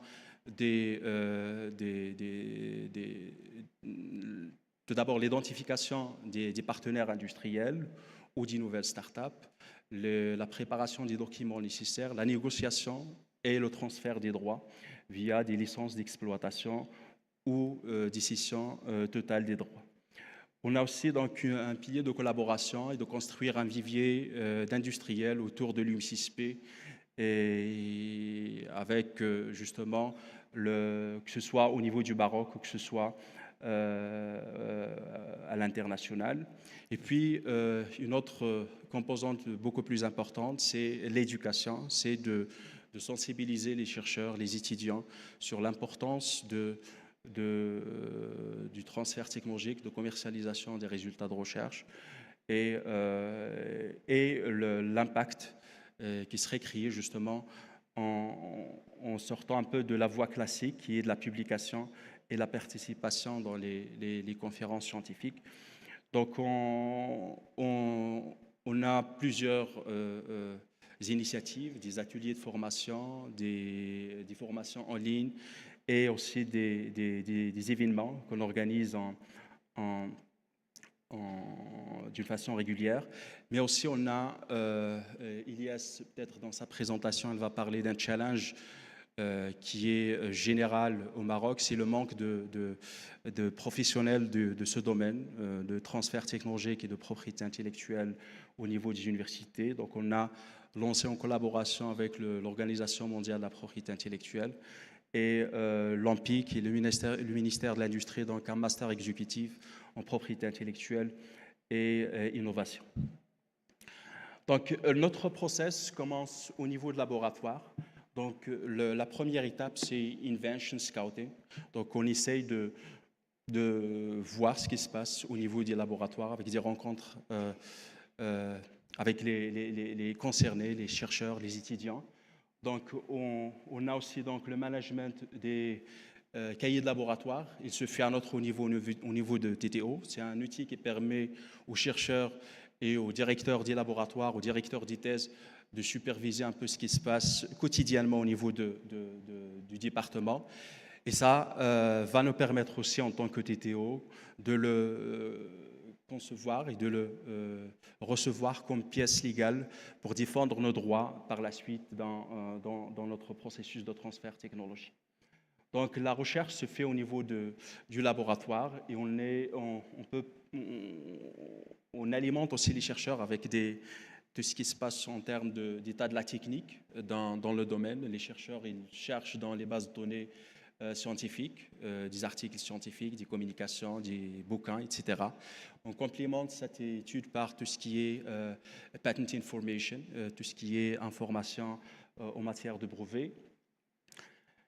La deuxième étape, c'est une fois qu'on a identifié une invention, une découverte ayant un impact économique, on invite le chercheur justement à déclarer son invention via un process que nous avons mis en place dès le premier jour avec une politique claire qui règle les relations entre l'université en tant qu'entité légale et les chercheurs en tant qu'employés de l'université, en termes de droits, de détention de droits et des droits des uns et des obligations des uns et des autres. Donc il y a une politique qui gère un peu la détention des droits en matière de propriété intellectuelle. Il y a un process de déclaration et de suivi et de commercialisation de ces inventions. Donc on fait un premier assessment comme celui qui se fait au niveau des offices gouvernementaux comme l'ANPIC, comme l'OAPI ou l'OIPO. Donc on le fait en se basant sur la nouveauté, en challengeant l'invention avec ce qui a été publié avant dans l'état de la technique et en challengeant aussi donc l'activité inventive, en faisant un Technology Readiness Assessment pour identifier le niveau actuel de la techno et puis une étude de marché pour voir s'il y a un marché qui peut absorber justement cette technologie. Donc une fois que tout va bien, donc on fait le nécessaire en matière de protection, une stratégie de protection en matière de propriété intellectuelle, que ce soit via brevet ou via d'autres mécanismes de protection. Et ça vient l'étape suivante, qui est la plus importante dans ce process, c'est la création et de la technologie, des éléments de la technologie. C'est ce qu'on appelle le scale-up. Et là, on utilise un peu les différentes infrastructures de l'université, comme je l'avais cité dans les slides précédentes. Donc, les Fab Labs, la ferme expérimentale, la mine expérimentale, Green Energy Park et d'autres facilities. Comme on peut créer des arcs justement en collaboration avec des industriels. Et on peut financer aussi donc cette étape via différents mécanismes aussi concernant le transfert technologique, via l'UGF ou via des calls avec nos partenaires industriels. Donc il y a des études de faisabilité technique et avancées, des études de marché avancées qui se font à cette étape pour vérifier et doublement vérifier justement la pertinence de la technologie avant d'avancer et d'investir dans les prochaines étapes. Ensuite, donc, en ce qui concerne le transfert, donc il y a les deux voies, soit un transfert à un licensing normal à une entreprise existante, comme OCP ou d'autres. Nous négocions actuellement plusieurs accords de licence avec OCP et avec d'autres entreprises marocaines. Et on peut créer aussi, donc ici l'objectif aussi, comme il a été mentionné par le président hier, c'est de dynamiser cette activité entrepreneuriale au niveau de l'UM6P. On a différents programmes d'accompagnement, de pré-incubation jusqu'à venture building, avec différents programmes et des programmes spécifiques à des thématiques comme l'agriculture, etc. Et on a différents mécanismes aussi de financement, seed funding et aussi donc un financement dans les étapes plus avancées. Et voilà pour résumer donc un peu ce qu'on a comme process. Donc il y a les projets de recherche en orange, et puis il y a les éléments technologiques. Certains de ces projets de recherche, ils donnent des technologies importantes avec un potentiel marché important. Et parmi eux, donc, il y a des technologies qui se développent de ces résultats de recherche et des produits et services justement à la fin du process avec différents acteurs participant justement dans ce processus de transfert technologique selon les différents axes et différents niveaux de maturité, de TRL 1 à 3, donc il y a toute la recherche, le développement se fait pour traverser la vallée de la mort, du TRL4 à 6, et puis TRL7 à 8, donc c'est finalement la préparation, le hot commissioning et l'intégration de la technologie au niveau de l'industrie ou le développement de nouvelles entreprises pour le faire. Et comme résultat, justement, ce que vous voyez ici, c'est une cartographie de l'ensemble des points que vous voyez de différentes couleurs, c'est selon l'année de production. Et chaque fois, il représente une demande de brevet ou un brevet délivré. On couvre, comme je l'avais initié au départ, différents domaines techniques et technologiques. Et on a les montagnes ou les collines que vous voyez, donc c'est là où on a plus d'activité en matière de production de brevets. Et les vallées, c'est des domaines qui sont investigables et qui sont en cours d'investigation en ce moment dans les différents laboratoires. C'est pourquoi j'ai posé tout à l'heure la question de cette collaboration interdisciplinaire entre différents laboratoires. Ça existe dans ces domaines. Donc on a plus de 345 brevets d'invention et demandes de brevets jusqu'à maintenant. On a 13 startups que nous avons créées qui commercialisent les résultats de recherche de l'UM6P. On a 6 accords de licence actuellement finalisés et plus de 10 événements qu'on a organisés justement dans le cadre de la sensibilisation, la formation et l'éducation, et plus de 1000 apprenants, étudiants, chercheurs qu'on a formés sur les thématiques de propriété intellectuelle et de transfert technologique. Je vous remercie.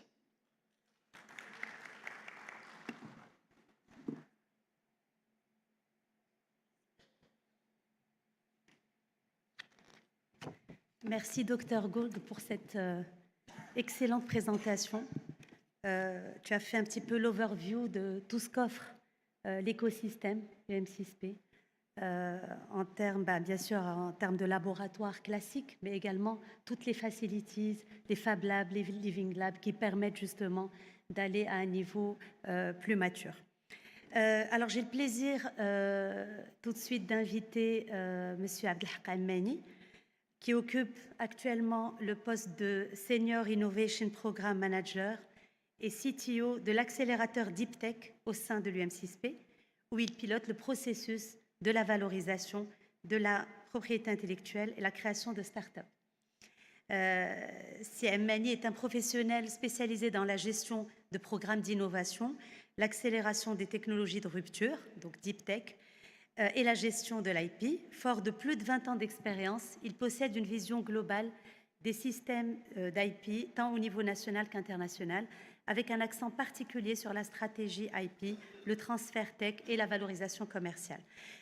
Monsieur Ammani est ingénieur de formation, titulaire d'un MBA en conseil en management de l'Université de Québec à Montréal et conseiller en propriété intellectuelle.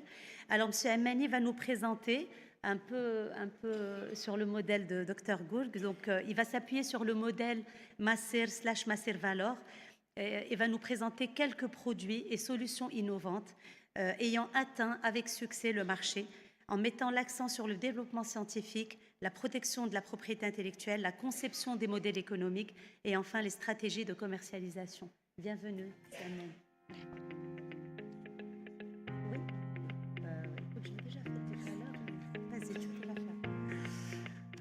Merci Madame Noël, bonjour à toutes et à tous. Donc ravi d'être parmi vous aujourd'hui pour on va dire une séance de partage d'expérience, parce que de toute façon l'expérience Macer Valor c'est un modèle qu'on a testé au niveau de la Fondation Macer que Madame Chrabi l'a déjà présenté, qui est un centre de recherche, on va dire initiateur de tout ce qui est recherche appliquée au Maroc. Donc, il a été créé par une initiative du ministère de l'Industrie avec d'autres partenaires, mais dans l'idée de tester un peu un nouveau modèle qui vise à rapprocher entre le besoin des industriels et les compétences ou les capacités des chercheurs à relever les défis.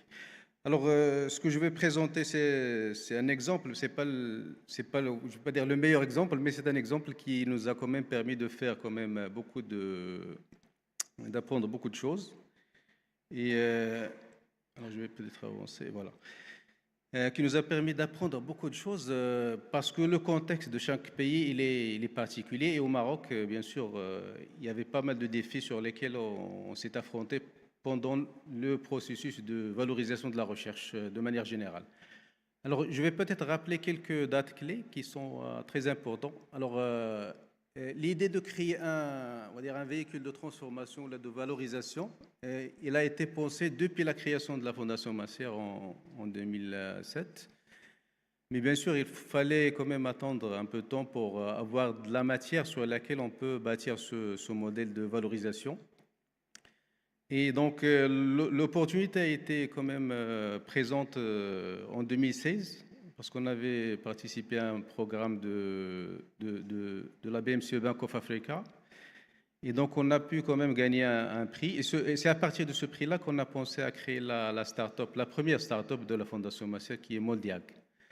Et ce qui est aussi particulier au niveau de la Fondation Masser, c'est qu'on est positionné sur on va dire des thématiques particulières. Alors, si vous prenez par exemple le diagnostic médical, le choix a été fait de manière très pensée parce que vous connaissez très bien qu'au Maroc, on a quand même pas mal d'acteurs de l'industrie pharmaceutique, mais dans le diagnostic, on n'a pas d'acteurs. Donc, c'est la raison pour laquelle on a pensé à créer le centre de tout ce qui est diagnostic médical de manière générale. Et on a focalisé sur, par exemple, tout ce qui est diagnostic moléculaire, basé sur la PCR. Alors, tout ce travail-là, il nous a permis quand même, pendant la pandémie de la Covid, d'être, on va dire, prêt pour relever les défis, par exemple, de la création, de la fabrication des premiers kits du traitement de Covid. Et donc, c'est la raison pour laquelle, pendant le Covid, on a une opportunité de répondre à un besoin national, mais plutôt aussi africain, parce qu'on a fait quand même des livraisons partout en Afrique. Et donc, c'était le moment idéal pour créer le véhicule Masser Valor, qui est une société. Alors, c'est un modèle un peu, on va dire, particulier, parce que je pense pas mal de vous, ils connaissent un peu les systèmes européens, nord-américains, etc. Et donc, on est un peu dans cette logique de créer un véhicule qui va porter la partie de la valorisation pour deux raisons. La première, c'est que la Fondation Masser, c'est une fondation à but non lucratif, donc on n'a pas intérêt à créer de la richesse à partir de nature commerciale. La deuxième des choses, c'est parce que il y a une opportunité sur laquelle on peut s'appuyer pour financer la recherche. Et donc, c'était en fait notre stratégie, c'est de créer le véhicule Masser Valor. Alors, on l'a créé en 2020, et donc c'était le démarrage. Et à travers ce véhicule-là, on a quand même pu déclencher tout un processus de création de plus de 13 startups par la suite. Un petit rappel des missions, parce que de toute façon, en termes de missions, vous comprenez qu'en tant que centre de recherche, notre premier produit, c'est de l'IP, donc c'est de la propriété intellectuelle, et mon collègue il a parlé de toute la partie brevet, etc. Et donc, qu'est-ce qu'on fait avec ce portefeuille de brevets à un certain moment?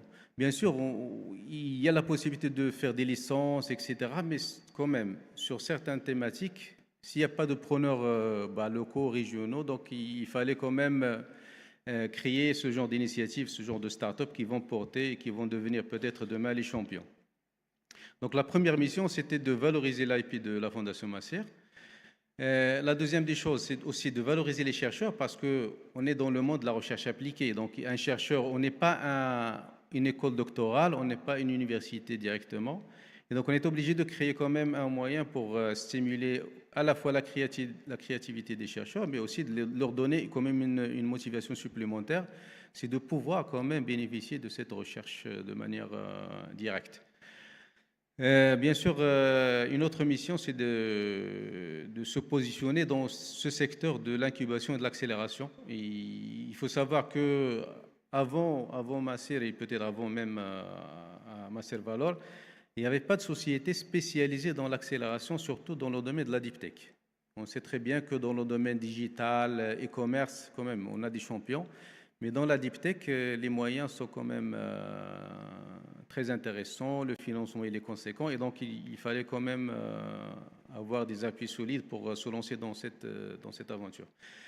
Bien sûr, d'autres missions, c'est à favoriser quand même l'accès au marché à de nouveaux produits, solutions made in Morocco. Et d'ailleurs, donc c'est le slogan, on va dire numéro 1 aujourd'hui, c'est de promouvoir le made in Morocco de manière générale. Je pense que c'est la politique générale, que ce soit dans le domaine industriel, mais aussi dans le domaine de la recherche. Et l'UM6P, je pense, qu'il est champion dans cette démarche. Une autre mission qui n'est pas la moindre, c'est la capacité de dérisquer la technologie. Alors, il faut savoir que les investisseurs, ils sont prêts à mettre de l'argent, mais il faut quand même leur donner des garanties sur la capacité de ce qu'on propose comme technologie à aller sur le marché. Et donc, cette notion de dérisquer, c'est ce qu'on fait principalement au sein de Master Valor. C'est de pouvoir investir dans le early stage, démontrer que c'est faisable, qu'on peut faire les premières commandes, les premières livraisons. Et après, on va aller dans la croissance qui nécessite quand même des fonds d'investissement conséquents.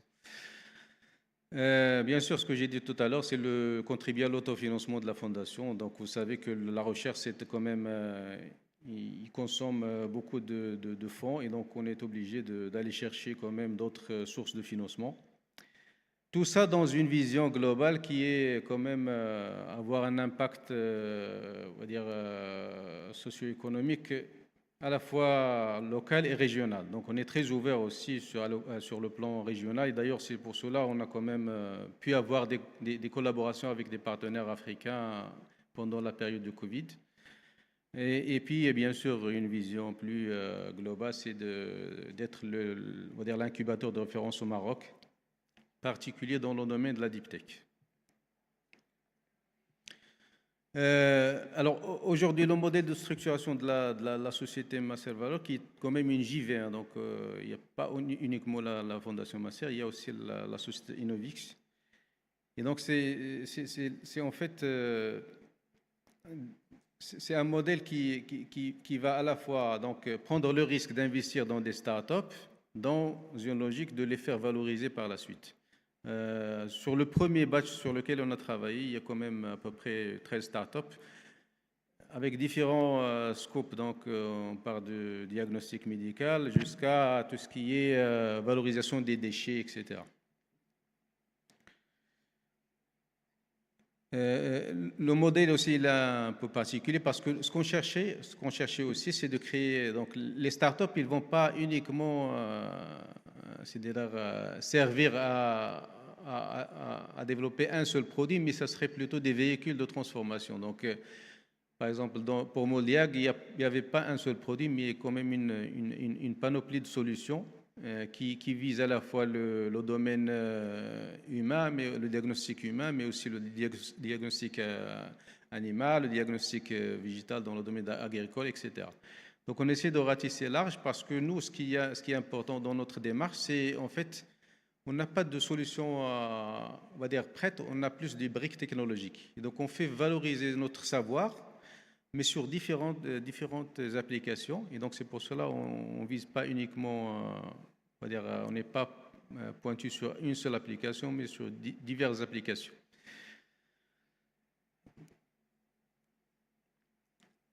Alors, sur notre modèle de fonctionnement, donc on est sur au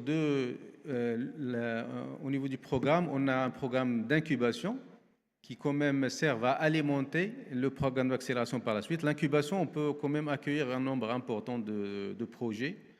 Bien sûr, on le fait en concertation avec notre principal partenaire qui est le département du Business Development. Donc, chaque fois qu'on a un projet qui arrive à un stade de maturation qui est important, donc on a déjà un prototype au laboratoire, on a peut-être un partenaire industriel qui est intéressé. Donc, on fait les démarches auprès du comité d'investissement pour qu'on puisse investir dans ce genre de projet. Bien sûr, avec toutes les garanties possibles, il y a quand même toute une équipe qui travaille sur l'élaboration du business plan, la validation le potentiel de marché, etc. Et tout ça, on le fait au sein de Marcel Valor. Et ça, c'est en termes de processus. Donc, bien sûr, au départ, on a été conçu pour être dédié uniquement pour les besoins de la Fondation. Bien sûr, ça n'empêche qu'aujourd'hui, avec bien sûr notre scope, il est plus large et on peut aussi adresser des besoins au sein de différents départements de l'université. Et donc, l'idée, c'est on commence par des projets qui sont aux alentours du TRL 3. Et on essaie de voir c'est quoi les démarches nécessaires. Donc, on crée une sorte de feuille de route pour un petit peu ramener ces projets à un certain stade, surtout de la compréhension business. C'est-à-dire, il faut qu'on arrive quand même à savoir est-ce que c'est un business qui est sustainable, et ce qui va générer quand même de l'impact. Et on n'est pas dans une logique de substituer à des acteurs économiques. En général, nous, on essaie d'agir là où il n'y a pas d'acteurs, là où il y a un besoin réel, c'est-à-dire d'investir dans une recherche qui va servir le besoin du citoyen marocain et plutôt africain. En termes de métier, vous savez qu'aujourd'hui, dans le domaine de la valorisation, quand même, il y a quand même un certain nombre de conditions pour réussir un projet de valorisation et surtout, il faut avoir les compétences nécessaires pour qu'on puisse accompagner ces projets-là. Le premier point, il faut quand même, sur la partie, on va dire, stratégie marketing, il faut qu'on ait de la visibilité sur comment on peut introduire de nouveaux produits, comment on peut les positionner sur un marché quand même concurrentiel. Une bonne partie des développements qu'on fait, en général, ce n'est pas des solutions de rupture. Donc, c'est des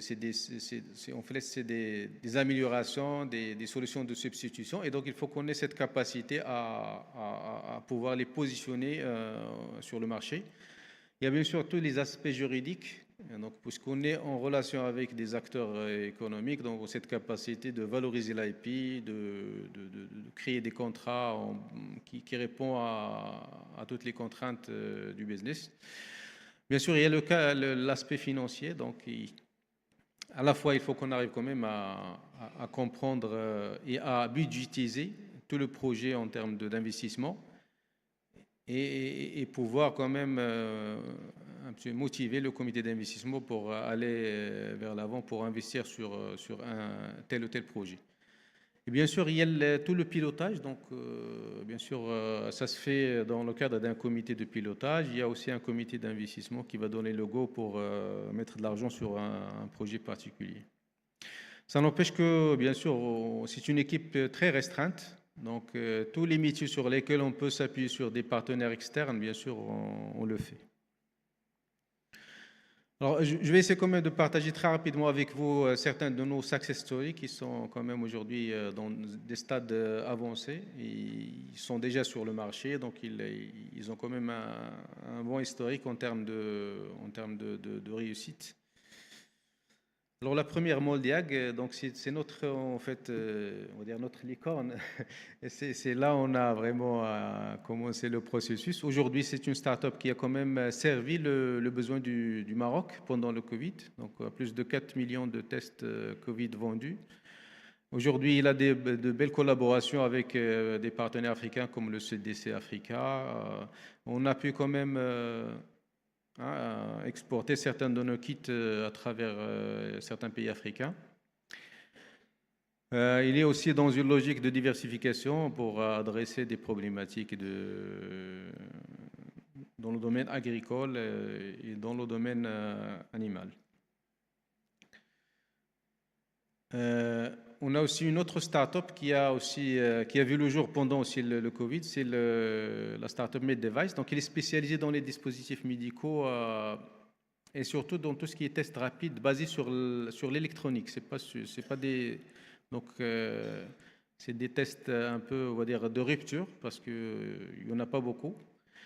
Et donc, la start-up, elle a quand même pu développer son activité pendant le Covid parce qu'on a permis quand même à pas mal d'acteurs économiques de reprendre l'activité économique tout en s'appuyant sur des dispositifs de tests rapides. Ça permet quand même de distinguer entre les gens qui sont infectés par le virus et ceux qui peuvent rejoindre les lignes de production. Et ça prend 20 secondes pour tester une personne. Donc c'est très rapide, donc ça permet quand même de rendre service à pas mal d'industriels. Il y en a certains qui figurent sur la slide. Et on a un deuxième dispositif qu'on a développé en collaboration avec l'Institut Pasteur du Maroc et qui vise à faire le diagnostic de la tuberculose, qui est une maladie quand même prévalente au Maroc. Et c'est un dispositif qui est connecté et qui permet... Alors la problématique de la tuberculose, c'est qu'on n'arrive pas à suivre les malades. Et chaque fois qu'on perd un malade, donc c'est un danger, on va dire, public, parce que la personne, soit qu'il ne sait pas qu'il est porteur du virus, qu'il est toujours porteur du virus, il va infecter d'autres ou contaminer d'autres personnes. Donc l'idée, c'est de pouvoir quand même faire le diagnostic correctement, donc ratisser large, et pouvoir suivre les malades de manière systématique, même si on n'est pas à côté d'eux. Donc c'est cette connectivité qui va servir quand même à rendre cet appareil très utile. Dans le domaine de tout ce qui est économie circulaire, donc on avait un projet avec la société de valorisation du cheval, la Sorec, donc, qui est, on va dire, presque numéro 1, je pense, sur le continent. Et l'idée, c'est de pouvoir transformer ces déchets de pneumatiques. Il faut imaginer qu'au Maroc, on pense à peu près à 4 millions de pneus chaque année qui sont introduits sur le marché. Et donc, cette masse de pneumatiques, bien sûr, la meilleure façon de l'exploiter, c'est de la réutiliser, mais de manière un peu pensée écologique. Et donc, celle-là, on la transforme en sol souple à usage divers. Le premier pilote sur lequel on a travaillé, c'est ce qu'on appelle des pavés autobloquants pour des marcheurs de chevaux. Donc, ça permet de remplacer les pistes à base de sable parce que ça crée des problèmes pour les chevaux et donc c'est un peu compliqué. Et donc on a réussi quand même à poser à peu près 1400 mètres carrés de pavés autobloquants issus de pneus. Et donc c'est une initiative qui a quand même a été saluée par cette société qui nous sollicite quand même pour continuer à les alimenter en pavés autobloquants pour les autres projets qui sont en cours d'aménagement. On a aussi la société Inosim, donc on est beaucoup dans le domaine aussi de la biotech. Alors Inosim, il développe des solutions à base c'est-à-dire enzymatiques pour différentes applications, alors que ce soit agricole, textile, l'agro-food, etc. Alors c'est un domaine très technique, c'est un domaine aujourd'hui qui est quand même très demandé. Alors là où vous pensez, c'est-à-dire que développer des produits, que ce soit le textile, l'agro-food, vous aurez toujours besoin d'enzymes pour servir à faciliter le travail de la matière. Donc, on a commencé avec différents types d'enzymes comme la cellulase, la xylénalase et la lacase. Et c'est des demandes d'industriels de la place. Donc, c'est des personnes qui nous ont sollicité pour développer. Aujourd'hui, on a le pilote qui fait aux alentours de 4 mètres cubes. C'est un bioréacteur de 4 mètres cubes sur un cycle de 3 jours. Donc, comme ça, donc c'est un pilote sur lequel aujourd'hui il y a un positionnement d'un fonds d'investissement qui veut agrandir le projet et pourquoi pas développer toute une industrie autour de ce projet-là. Un autre projet qui est très très intéressant. Alors on parle au sein de l'UM6P, on est très attaché à tout ce qui est engrais, tout ce qui est solution pour l'agriculture. Les biostimulants, c'est un élément aussi très important. Parce qu'on parle de biostimulants, c'est des solutions qui permettent de stimuler le système immunitaire des plantes. Et donc, ça permet quand même d'éviter d'avoir beaucoup de chimie et de créer, en fait, de faire bénéficier de la plante de tout l'engrais qu'on lui donne. Donc, ça permet quand même de stimuler sa croissance, de stimuler son système immunitaire, etc. Alors, ça, c'est à base de microalgues. Donc, c'était un des projets phares de la Fondation Masser, c'est le développement de solutions à base de microalgues. C'est un projet qui a quand même qui a duré quelques années et ça nous a permis de recenser toutes les souches de microalgues existantes au Maroc, que ce soit dans les eaux douces ou dans le littoral. Et ça permet de regarder leur potentiel en termes de soit production de biofuels, soit production de biostimulants, soit de compléments alimentaires, etc. Et donc c'est le premier projet sur lequel on s'est positionné. Aujourd'hui, il est dans une logique de croissance avec une boîte qui fait partie du groupe. Et donc l'idée, c'est de pouvoir produire des quantités conséquentes. Bien sûr, en se basant sur bien sûr une plateforme de culture de microalgues à l'échelle nationale, en utilisant aussi le potentiel de la région qui est la disponibilité du soleil, la disponibilité de sources de CO2, etc.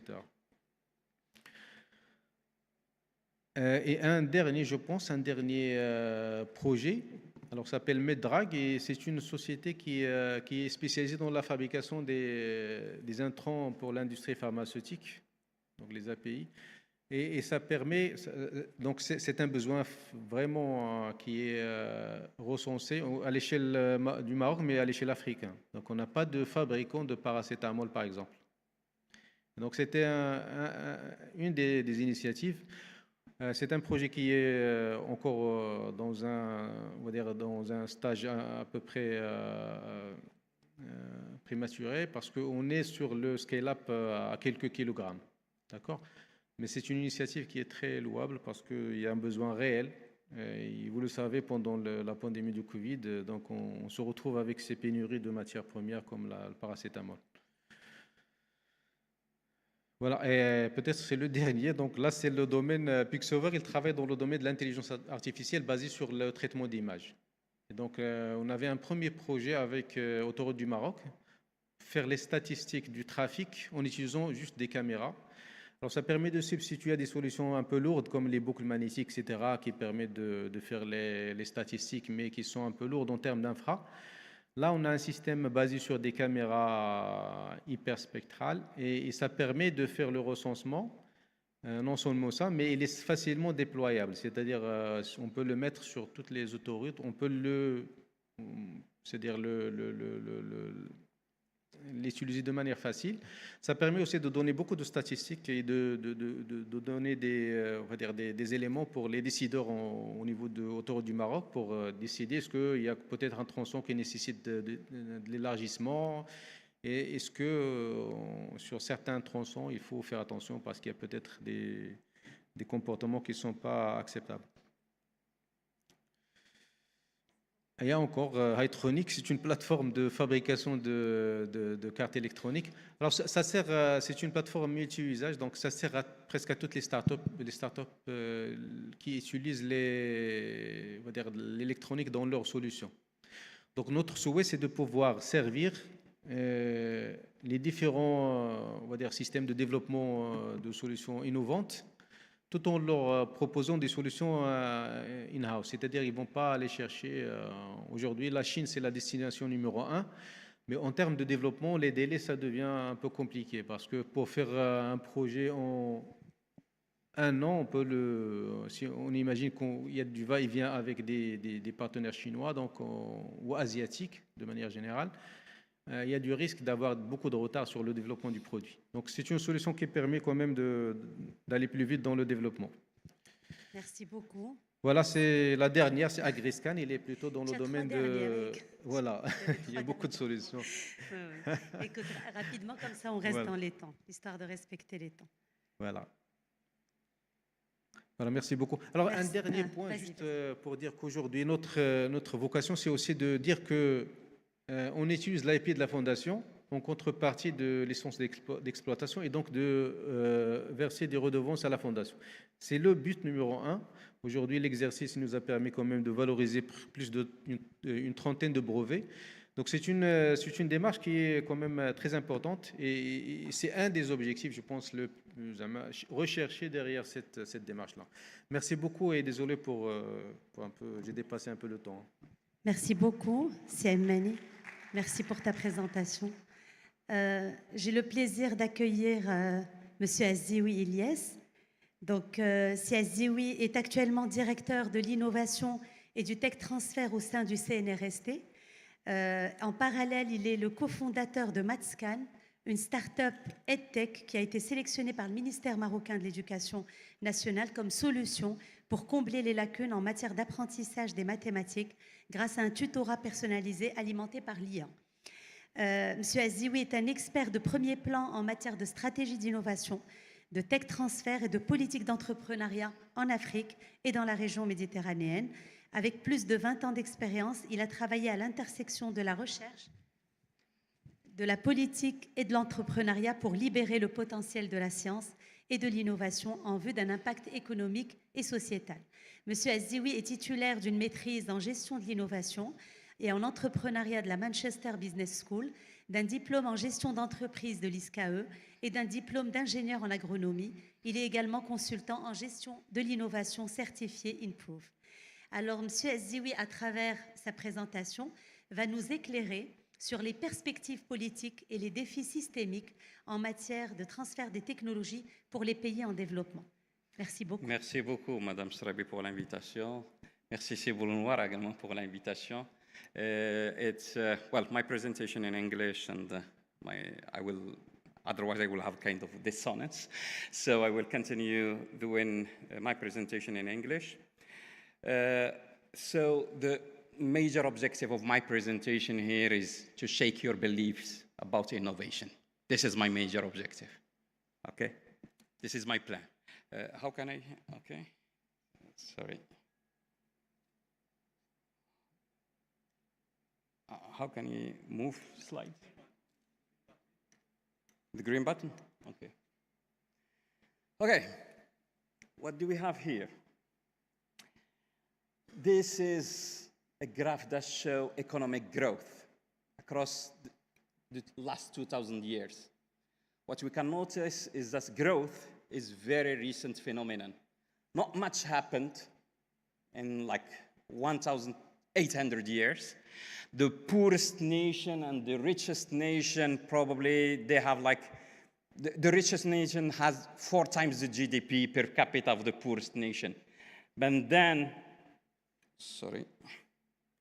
but then when we zoom in the last 200 years, we see humongous amount of growth happening across the world, but it's unequal growth.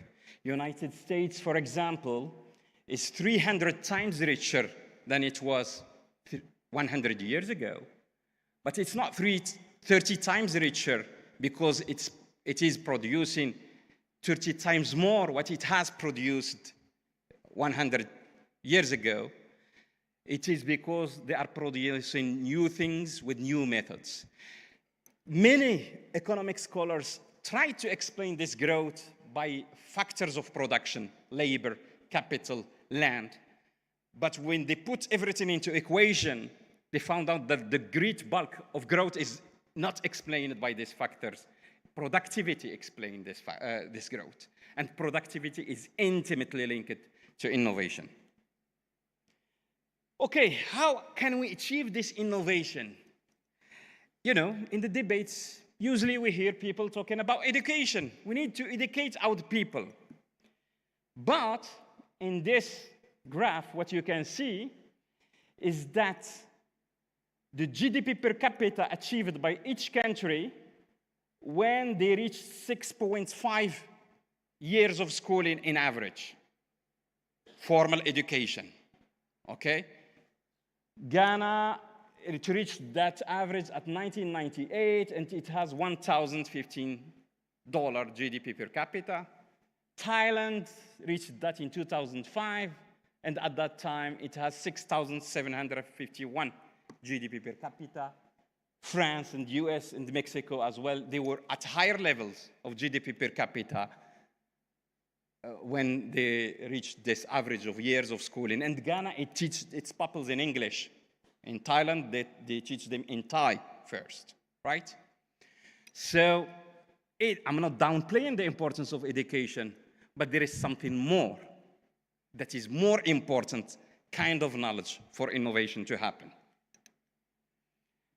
Some scholars try to explain this by institutions, corruption, rule of law, and informal as well institution, whatever determine the rule of the game within a country. And here you have picture, for example, of the same cities separated by frontiers in US. You can know where is the US side and the Mexican side. And okay, but this does not explain the difference within Mexico. For example, in the state of Guerrero in Mexico, the GDP per capita is $5,000. In Sinaloa, it's $10,000. In Guanajuato, $20,000. In Nuevo León, it has the GDP per capita of Korea, of South Korea. It's $40,000. Okay. It's technology, it's innovation. And usually when we think about technology, we perceive it in two ways, either in devices, okay, tools, devices, technological systems, or blueprints, patents, description how to do things, etc. So why it does not spread quickly? Because we can ship devices across the sea and move technology from one country to another, or publish the blueprints. Patent database, they have like, so far probably 50 million patents. Because of what we call the National Innovation System. And the underlying elements of this National Innovation System. A National Innovation System, if we want to describe it, by the way, it's not prescriptive theory, it's descriptive. And so at the heart of it, we have all the institutions contributing to the knowledge generation, diffusion, use for commercial purposes, firms, research bodies, and then, of course, all the framework conditions, funding, macroeconomic, regulatory context, education, and so on and so forth. But we tend to neglect something, is that the efficiency of an innovation system depends on 4 capacities, balanced combination of 4 capacities, otherwise innovation will not happen. The first one is the capacity to create knowledge, then to disseminate, to diffuse this knowledge, and then to have institutions within your countries, firms, companies, or universities able to absorb this knowledge and to use it for commercial purposes. But let me dwell a little bit on the creation and use of knowledge.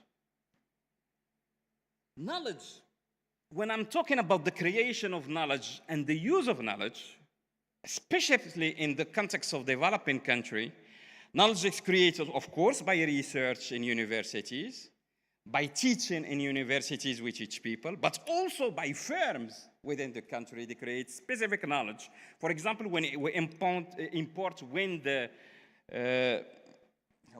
turbines, just by the fact of using them, there is some kind of knowledge created, what we call it knowledge by using. However, when we are in developing country, we need to acquire knowledge first from abroad and to establish channels to acquire, because 99.99% of knowledge is beyond our country. From my perspective as innovation practitioner in a developing country context, you cannot separate knowledge as if you create something, a body that is managing technology transfer, it has to play the 2 roles, to look at what's going on abroad and as well to create knowledge internally or adapt what is created abroad to local conditions. Both of them are important. So mode of acquisition of acquiring knowledge from abroad, acquiring knowledge from elsewhere in the country, and then you have many modes of acquisition, important capital goods components, technology licenses. You know, technology licenses are by far more effective in acquiring useful knowledge, know-how, than foreign direct investment. In countries that managed to catch up, technology license represented 0.5, at some point 0.5 of their GDP, And FDA was 5%, but this 0.5 was by far more useful in the catch-up process. Coupling and reverse engineering as well. This is very important. As I said earlier, 150 million patents in database. Some of them are easy to copy, but we don't look at them. Most of them are not protected in our country.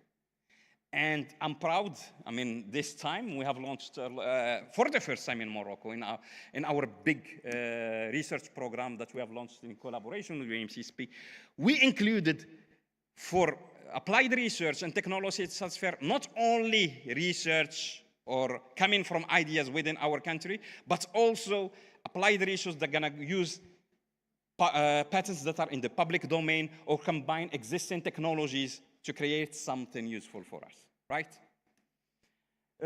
Outside technical literature, education and training outside country, investment established by foreign direct investment, immigration of person with technology and skills as well. When there is no inflow of highly skilled people in the country, the catch-up will not happen. I will explain why later. And, but also in this inflow, we need to consider diaspora as special case. Diaspora, it has to be leveraged for catch-up. We need to know what's going on. And UM6P as well and Maser as well, they managed to recruit many high-profile people from skilled people from abroad, from Moroccan diaspora, and I imagine it was very helpful as well, right? So modes of transfer locally, as well patent and licensing, technology consultancy services, all these are important. And the creation of knowledge, as I said earlier, it's not researchers who are creating knowledge, but also a production system is creating very useful knowledge. And we need to open up the linkages between academia and these companies to address the know-how that they're developing and the challenges that they are facing, so we can make sound R&D policy. So, as well, this, I mean, I will be using several lenses to look at the phenomenon. Now I will be using the sectoral pattern of innovation developed by an eminent called Pavitt in 1984. And according to Pavitt, it's not the same story across sectors. There are sectors where they are dominated, what we call supplier dominated, like textile, agriculture, housing construction, services, tourism, etc. In this sector, most of the innovation is coming from suppliers. For example, services of banking, much innovation is coming from software industry.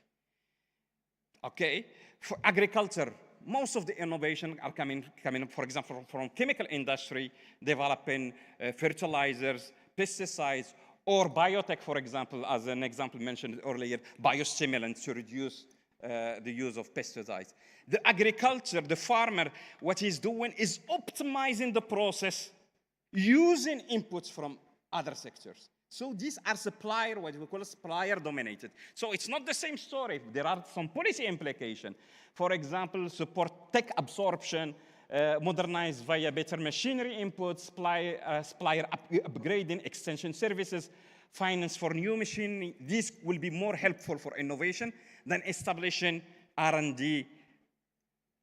I'm not downplaying the role of R&D. Of course, for agriculture, you need to, for example, find new seeds through biotechnology. But I'm talking about, like, in 100 innovations, probably 90 will come in from suppliers, from R&D in other sectors, not within the farmers developing their in-house R&D, for example. Or hotels doing R&D for themselves. It's not gonna happen. So we have what we call it scale intensive. Here we have automotive assembly, chemical companies like OCP, for example, steel sectors, large agro-industrial companies. Because of scale, and scale is important, so most of the innovation is driven by optimizing processes. Okay, this is one. Most of the innovation is done in-house. They might develop, for example, in automobile industry, develop research with university about corrosion, for example. It could happen. It's useful. But I'm talking about what is driving most of the innovation. And then, as well, specialized suppliers. For example, suppliers that will provide instrumentation of measure or some machines, etc. These are the specialized for manufacturing. as well they provide innovation. It's source important. Policy implication, optimize processes, move into more complex components. We support them to move into upgrading the complexity of the product, quality standards, logistics, scale economies, etc. Specialized suppliers like aerospace parts, medical devices, instruments of measurements, like because we have researchers, for example, chromatography, for example, well, the suppliers provide inputs to other industries to measure stuff, etc. So, and most of the innovation is product-driven. Most of the companies, as large, they are SMEs, medium companies, and policy implication because they work with these guys, probably to develop grants. So the suppliers work with the users. Like in Morocco, we are the first in Africa in producing cars. So we have the big companies like Renault and Peugeot, called now Stellantis, yes, Stellantis. And they have an ecosystem of suppliers. Unfortunately, I mean, it's good, so we are the first, but the next challenge is what? Is to develop suppliers that are domestic firms and to encourage collaboration between these suppliers within Morocco, so we establish other links beyond the cost of production. So when they will think, for example, to delocalize, they will think twice. So we need to develop this kind of grants so to keep them more and to create more value and to upgrade the complexity of what we can provide to the ecosystem. And then come to sectors, what we call it science-based, where the distance between the science and the production and innovation in this sector is narrower, mainly, for example, pharma, biotech, electronics. Of course, R&D, public research university of utmost importance. IP as well is more important because if you don't have a strong IP here, you lose the game. Not like, for example, scale-intensive secrecy, because this process sometimes is more useful, right? And then it's not only about the sector, but also the technologies have their own rules of game. Regarding the knowledge base, for example, what kind of knowledge is needed? Is it science-heavy or hands-on, know-how? Why it matters for policy? It helps us decide whether to fund labs, vocational training, or buy turnkey tech. Example, pharma needs deep science, solar PV mostly needs installation, operation skills, so we need to develop like engineering skills, etc., etc. And then appropriability, how to take the benefits from the innovation. Is it IP that's playing an important role or time lead, for example, coming fast with innovation and lead the others. For example, weak IP in software, it's not important to have IP in software, but strong IP in biotech is important. The point here is to tell you, I'm not going to dwell on all of it, but to tell you, it's not one size fits all policy. If we want to develop something, we need to take into consideration all these aspects. It's not only about producing, helping only R&D, right? So, as we say earlier, there are 4 capacities: create knowledge. What fails, for example, in developing systems, underfunded science or misdirected R&D.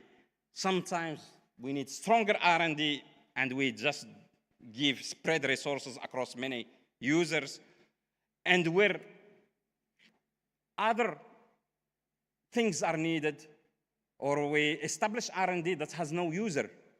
One of the issues, for example, I said, okay, hire top talent from diaspora, but if you bring biotech talent and then you don't have firms to absorb license, you need automatically to think about creating startups, because there will be no firms to absorb what you are creating. If you are working on nanotechnology and your system, there is no firms needing that, you need to adapt your policy according to that. For example, for the knowledge diffusion, we need to identify key diffusion challenges. Is it between supplier and producers, university, industry, etc.? Policy move, cluster platforms, supplier upgrading program, etc. Absorb knowledge, firms can't use available tech. Tacit knowledge gap. focus on tacit capability building. We will see how we are going to do that. Policy move, vouchers for in-firm training, standards and certification support, use commercialization, no demand, for example. We have technologies. And I believe, for example, Masir at some point, when they were able to develop some technologies for which we know there is a need, for example, in agriculture. I remember one problem in discussion he told me about, I think. But there is no market. Why there is no market? Because in Morocco, for example, the first investor is the state. 2/3 of investment is the state. But we are not using this public procurement as leverage for innovation to solve problem. It's business as usual.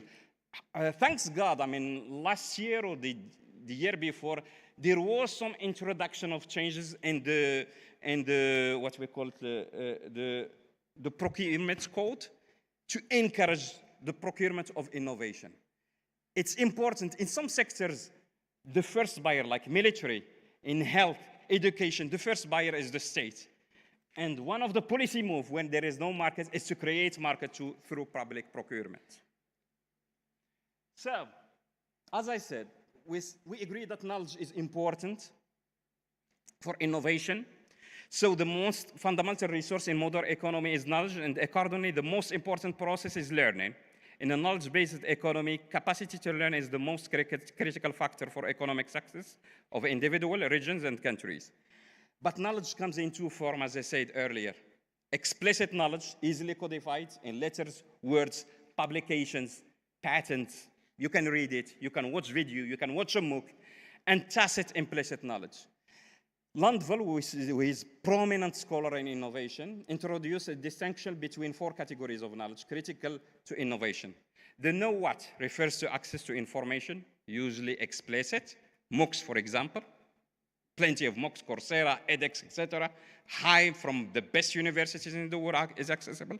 The know why refers to understanding laws and principles, usually through R&D, or bring someone to train you to understand why this is happening.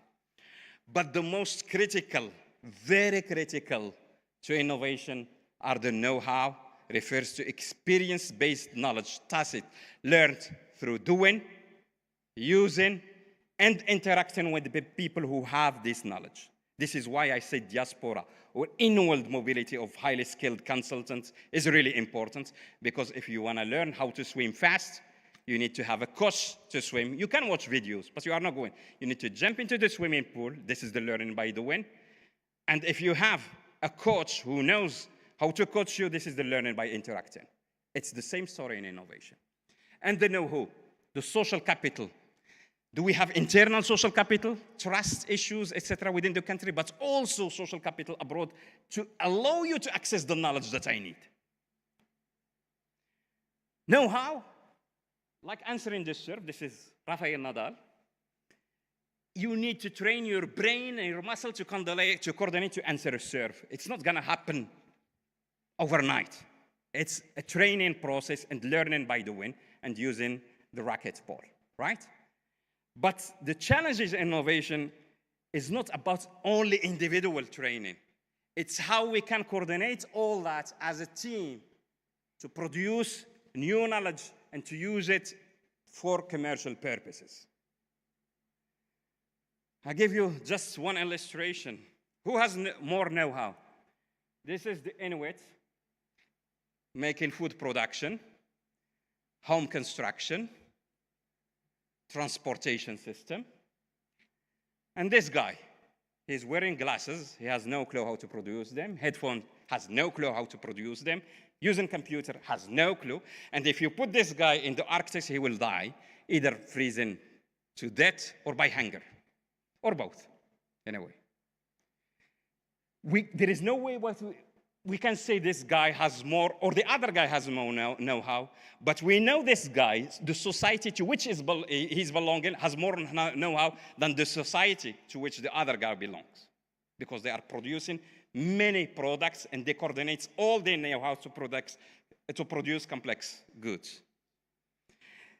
One issue, because it's not only about hardware, there is something called software skills, but also culture and values. This is the word map of trust.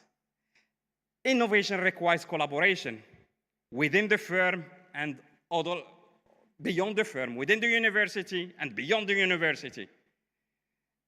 And usually overlooked, the values within the society, how can we work with that? If there are some issues, how can we, okay, there is lack of trust, but how can we, within the society, build progressively trust between firm and university? We need to have it in our mind. We are not going to change it overnight, but there are things that need to be done and need to be taken into consideration. Culture. Usually we say, oh, we don't have the mindset for this, and they will have the mindset. What is it? What is it? Here, for example, I'm using Hofstede indicators. He's a Dutch guy who was working with IBM, and IBM developed some tools for human resources, assessment, etc., and didn't work because it's a multinational company. And from there, they decided to do studies across cultures, across countries. And he managed to come with the 6 dimensions of what you call culture within organization. It's power distance. Are we comfortable with hierarchy, with inequality or not? To what extent in the society? Individualism, motivation towards achievement and success. Is it important to have social status, or what is important is to have balance between life, work, etc., and enjoy life? Uncertainty avoidance, long-term orientation, and indulgence. And you can imagine easily these dimensions have an impact. How are we going to design innovation? In society where individualism is high, we can expect some startups, hero, entrepreneurs celebrated, like in US, UK. But in Japan, in Korea, collectivism is higher, so you have big conglomerates. You don't have many startups, but you have big conglomerates. The mindset is set for this kind of innovation. Of course, if you have long-term orientation versus short-term, the way you are going to approach the industrial is not the same. You start in short-term, you have to start with short-term. It's not, you are not going to tell them, okay, you know, we need to hire some PhD degree next November and wait for 3 years, and inshallah, we will come out to something. No, we can tell you, you know, you have a problem. I will look, for example, in the patent database and see what we can do, reverse engineering, licensing. And at the same time, I have an organization and people to whom I'm starting to build skills on how to do licensing. They don't need to wait until we come up with something. And probably in 6-12 months, we will find something for you, okay? So this is modelization of tech transfer. So there is many, many things. It's a different story, but that need to be taken care of, the whole process. So you need a lot of skills. What we call back office skills, like scanning firm needs, scanning scientific database, patents, scanning building networks, scanning emerging trends, scanning ways to find. These are the back office. And then the front office. Assessment of technological needs of enterprise, organizational, or the technology forecasting, benchmarking, decision criteria, acquisition, help them how to acquire knowledge, etc., exploitation, and then protection of what you came up. All these skills are not going to be built overnight, but we need to have to appropriate. When we are building skills for innovation, there are several levels. The first level, what we call it, understand concepts. This is what I'm doing. I'm just explaining some concept in this presentation. But then we need the second level, we need to apply this and then to embed it within our routines. It takes time. And the design of the learning objectives, the learning methods, it differs when we move from one layer to another. For example, in innovation, there are 4 stages. There are stages where we call it unconscious incompetence. People, they don't know what they don't know. So at this level, you need to make them aware of what they are missing first. Then to develop this hunger for knowledge, so conscious, aware of skills deficiencies. Then move them to competence and conscious competence. So they are embedding, practicing, to reach the level of unconscious competence, like we are driving our cars after 2-3 years. You don't even think how you drive your car. You are just thinking about it and driving the car. This is what we call it unconscious and competence. It's second nature. And then there are several modes of learning, self-directed, in practice and about the practice. What I'm doing is telling you about the practice. In practice, it has to be hands-on. There is self-direct aspect of in practice, but the most useful is directed in practice. While you are doing the licensing, having some pilot projects to do that. Okay, we'll move. And I said earlier, there are 4 levels of capacity building. It's not only about the individual working for technology transfer in your university. It's about as well what is the cultures and the values and the skill of working as a team. Is the organization allowing for the right culture and an enabling environment for learning? And then you need to interact with the ecosystem for lobbying, for explaining, for changing things for your settings so you can do better. This is just an example. Decision matrix balancing innovation learning activities. Real-world project pilots, effectiveness very high, engagement very high, but unfortunately scalability very low. It costs money, it costs resources, and adaptability of schools very high. And then it depends. So at each stage, where you are, etc., you need to balance that. It's not only about seminars and conferences. Now we come to, not the last slide, but the slide before it. So again, to the National System of Innovation.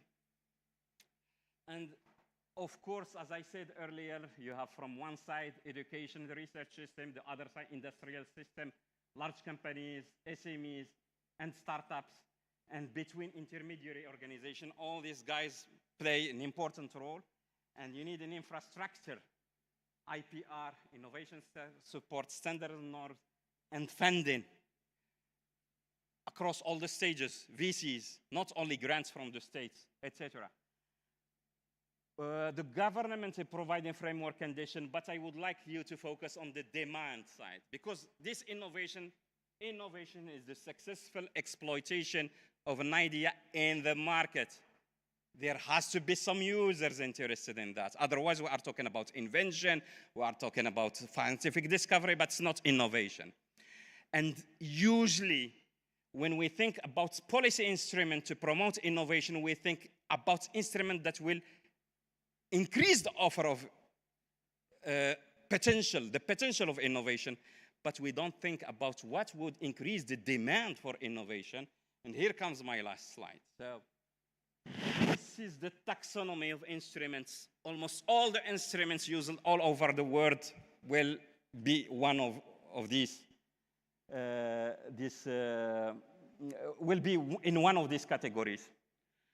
So the first thing first, what we call it, and then we have overall orientation. Is it encouraging supply of innovation or demand for innovation? For example, fiscal incentive for R&D. In developed mature systems, if a company invests in R&D, there is like fiscal rebate, and they can use, instead of paying taxes, reuse the same amount of money for further R&D.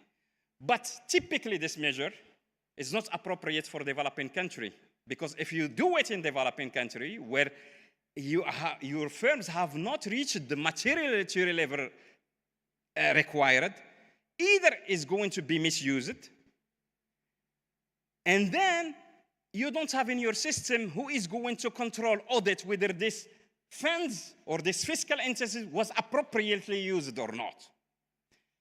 Another measure is direct support for firm, policies for training and skills, entrepreneurial policy, technical services and advice, cluster policy, build trust, intellectual sharing information, knowledge between industry and academia, but in both directions. It's not one direction.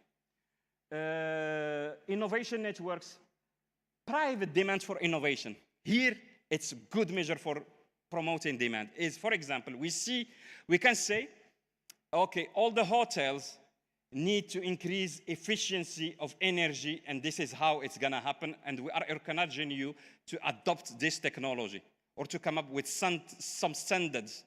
This automatically will create demand for innovation within your country. And of course, you have to encourage technology that is domestic. So you can come up with this, or in the building construction for isolation, for thermic insulation. All this, we can organize demand. Public procurement policy and pre-commercial, what I said earlier, pre-commercial procurement or public procurement is when we are using the public fund to drive demand for innovation, to solve some problems. Innovation index inducement prices, standardizations and standards. It is of critical importance because, for example, in Korea, they encouraged them, they gave them grants, etc.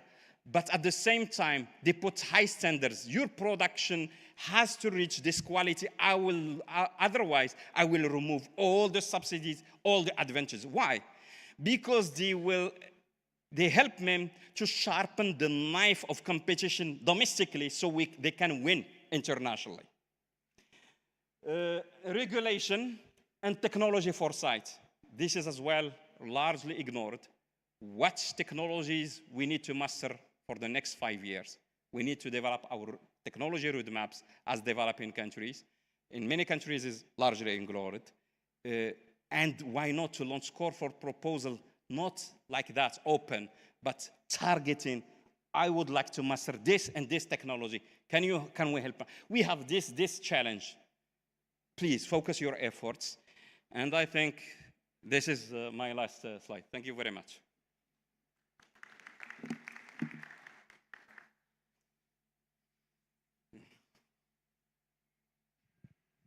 Merci CSD, oui, de nous avoir permis de sortir de notre écosystème UM6P et de voir ce qui se passe ailleurs et quels sont les défis à relever et les pistes d'amélioration, on va dire. Écoutez, là, je vais ouvrir le Q&A. Donc, je ne sais pas si au niveau de la salle, il y a des remarques, des questions. Je ne vois pas très bien avec les lumières. Oui.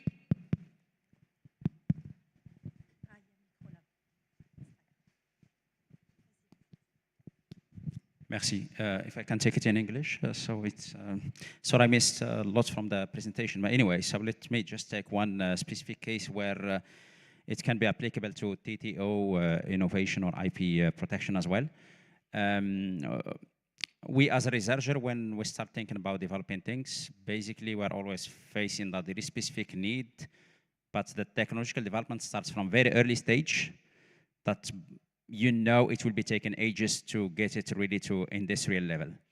When we come to the traditional way of doing things, it says, oh, you will have to take a TERAL 1, 2, 3, 4, whatever. Another approach for really speeding up time is that we know that several of the technologies to solve specific problems, they are either they exist on the market or they are close to getting to the market.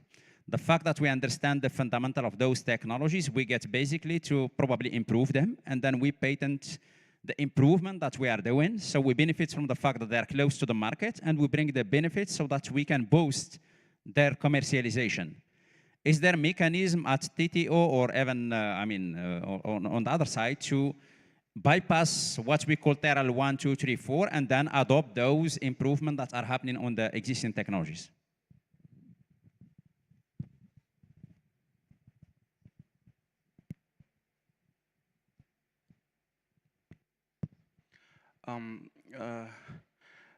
Thank you, Sabra, for these very important questions.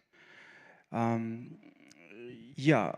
classical way, as you pointed out, is to start identifying early stage technologies that have been developed in laboratories between TRL, technology readiness level 2, at the best cases 4. And for the university, it is important to secure them at that stage. and to patent them, and then look for funding, development, co-development with industrial partners. This is the classical way. And we can work on a confidential way in our laboratories and develop in a collaboration with all the circumstances that we need with an industrial without patenting anything until we get the technology at that mature level. Then we, together or university alone, use the IP mechanism to protect it. And it is possible as well to do it within our ecosystem. And we have actually one case that is actually developing within our university in this particular case. Thank you. Thank you, Hisham. Is there any other comment or question? Yes.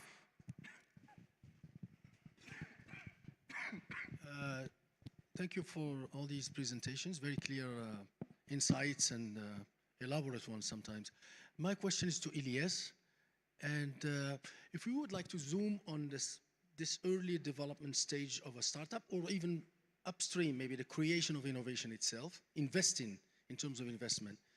We know this in many situations, market failure to pull and push these, in this particular phase. What model do you propose? Would the public step in, or PPPs, or what kind of something that, at least to partially de-risk that particular phase of investment? Thank you. Yeah. Well, of course, the early stage startups are the most dangerous stages. And again, what I see in the scene, for example, of VC funding, except for UM6P venture, they are not really interested in deep tech because it's very risky. Not even risky, it's uncertain for them. And there is, and usually in this situation, the public funds have to step in. But it's not only step in terms of this will enhance, let's say, the offer, the supply, but they need to step in as well for demand. And yes, there were some changes in the code des marchés publics, but I don't see who is going to take, as a boss of a public organization, take the risk to work for startups. There is a good initiative now, the only that I know about, for EdTech, because I'm close to that, I'm co-founder, and there was the creation, it was an initiative for between the CDG Invest, which is the investment arm of the CDG for startups. They have 212 founders, 2012 founders. 212 founders. Yeah, this CDG Invest with Ministry of Digital Transformation, yes, and the Ministry of Education, of course. They created what they call it Digital Lab. And the Digital Lab, it will be managed in a way more flexible, because their hands in the ministry were tight. They cannot deal with startups. And they launched a call for interest, to which like 150 startups and non-startups answered in Morocco and globally. And they selected like 20. And this month they are signing the deals with to provide solutions. And I cannot dwell a lot on that. But I think this initiative should be multiplied, learned from, and multiplied to create demand for innovation locally. This is one thing. But the other thing is we need to develop skills of team building and bring in people who are able to scale up. We are short in this kind of profile. People who could take something from nationally and bring it to the global stage. To go to the market, it's like when you are meeting your family-in-law the first time. you wear your best suit. You don't wear whatever it is there. So the best suit, you have the best team. But do we have the financial resources to hire and to identify the best team to work in that? I think we need to work. It's a learning process, as I said. And so there is skills, there is demand, and there is as well uncertainty that needs to be taken care of as any complex problem which is systemic in nature. Exactement. Merci, merci beaucoup, Siazi. Oui, est-ce qu'il y a d'autres questions au niveau de la salle? D'autres commentaires? Alors, moi, je vais en profiter juste pour revenir sur la présentation de CMNI. Bon, c'est un sujet que je connais bien, que ce soit Maser ou la Maser Valor. Juste un petit complément. Quand il a présenté les différentes startups, donc la dizaine ou la douzaine, on a l'impression que c'est facile. Il faut juste savoir que Maser existe depuis 2007, qu'on a eu toutes les difficultés du monde, on a eu beaucoup de problèmes. Je me suis identifiée à pas mal de choses qu'a cité CSI, oui. Les erreurs de casting, des chercheurs qu'on a fait venir de la diaspora marocaine, par exemple, mais qui étaient sur des sujets purement académiques fondamentaux. On ne voyait absolument pas d'exploitation ni d'application. Ça d'une part. Ne pas oublier que la R&D est chronophage et budgétivore. Donc, il faut beaucoup de moyens. Il faut des subventions, comment dirais-je, sur la durée, d'une part. La deep tech, tu parlais de deep tech et du risque de la deep tech. Typiquement, si je reviens à l'exemple de Moldiag, cette start-up qui est spécialisée dans le diagnostic moléculaire, à Maser, nous n'étions pas faits pour devenir producteurs de kits. Dans un écosystème favorable, une fois que la brique technologique est maîtrisée, c'est à l'industriel pharmaceutique de venir prendre le relais et d'investir et d'aller dans la production et scale-up. Malheureusement, l'écosystème à l'époque, je parle d'il y a 5 ans, n'était pas favorable. Et donc, on a dû se transformer en pleine pandémie. On s'est transformé de chercheurs, bio-ingénieurs à producteurs de kits en levant des fonds. Et bon, on apprend de tout ça. Mais voilà, c'était juste un petit complément. Je ne sais pas si tu veux compléter. Juste un petit point très important, parce que là, on est dans l'éducation. Et donc, on revient aussi à cet aspect de formation de l'esprit entrepreneurial chez les chercheurs. Je me pense à l'UM6P, il y a quand même un écosystème très favorable à ça. Il y a quand même pas mal de programmes, pas mal d'initiatives qui permettent quand même de faire une sorte d'immersion de ces gens-là qui, à la base, ils sont plus proches du laboratoire que du monde du business. C'est très important lorsqu'on veut quand même véhiculer de la recherche vers le marché, d'avoir la compréhension du langage de notre partenaire, de comprendre son besoin, de mieux cadrer en fait la démarche. Et je pense qu'il y a un élément aussi très important dans tout ce qu'on fait. Ilyes, il a parlé d'un point très important. Notre point de démarrage, il faut qu'on le fait correctement. Aujourd'hui, lorsqu'on fait l'état de l'art, etc., il y a une bonne partie des gens qui ont omis de consulter les bases de données brevets, par exemple. Sachant que des études ils montrent qu'on parle de 70% de toute l'information technique. Bon, voilà. Donc il y a quand même une bonne, voilà, jusqu'à 80% de l'information technique, on va la retrouver dans les brevets. Et donc il est un peu quand même dommageable de louper toute une masse d'informations qui est accessible déjà gratuitement. Elle est structurée et on peut en faire beaucoup de choses. Et on ne sont pas des pays producteurs de la technologie. Donc, on a plus de chances d'aller s'appuyer sur cette masse-là pour créer de la valeur ajoutée localement avec le moindre coût en termes d'investissement en R&D. Voilà, c'est juste sur ça que je voulais...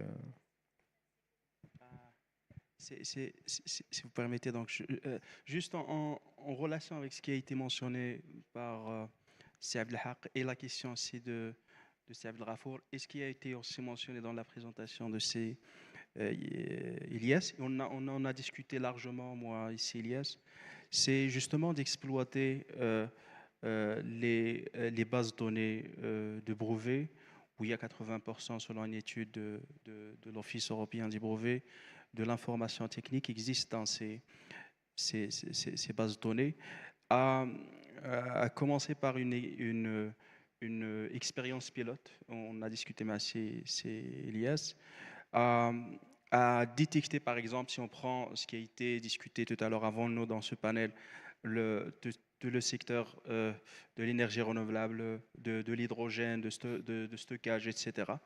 Et de voir ce qui a été déjà développé à un stade au niveau de ces bases de données à partir de là.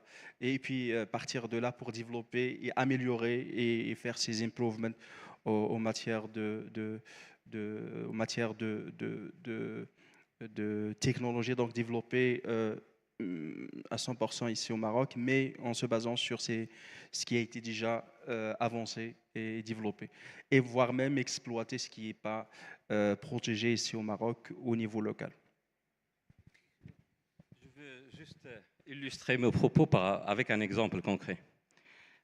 Si tu te rappelles la formation que nous avons organisée avec Frédéric Caillot. Au fait, on a organisé plusieurs formations, y compris liées à la licence, etc. Comment interpréter les datas des brevets. Et ce monsieur, il était le chargé du licensing à L'Oréal.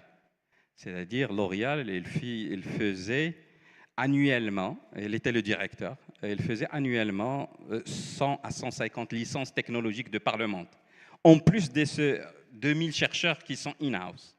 D'accord ? Et il nous a parlé d'une technologie qui était super intéressante, mais qui n'a jamais été utilisée. Maintenant, elle est dans le domaine public. Cette technologie, c'est quoi? En fait, c'est un chercheur qui s'est inspiré d'une solution pour faire croître les plantes dans l'espace en envoyant des rayons lumineux très spécifiques de point de vue nanomètre, le wavelength. Okay?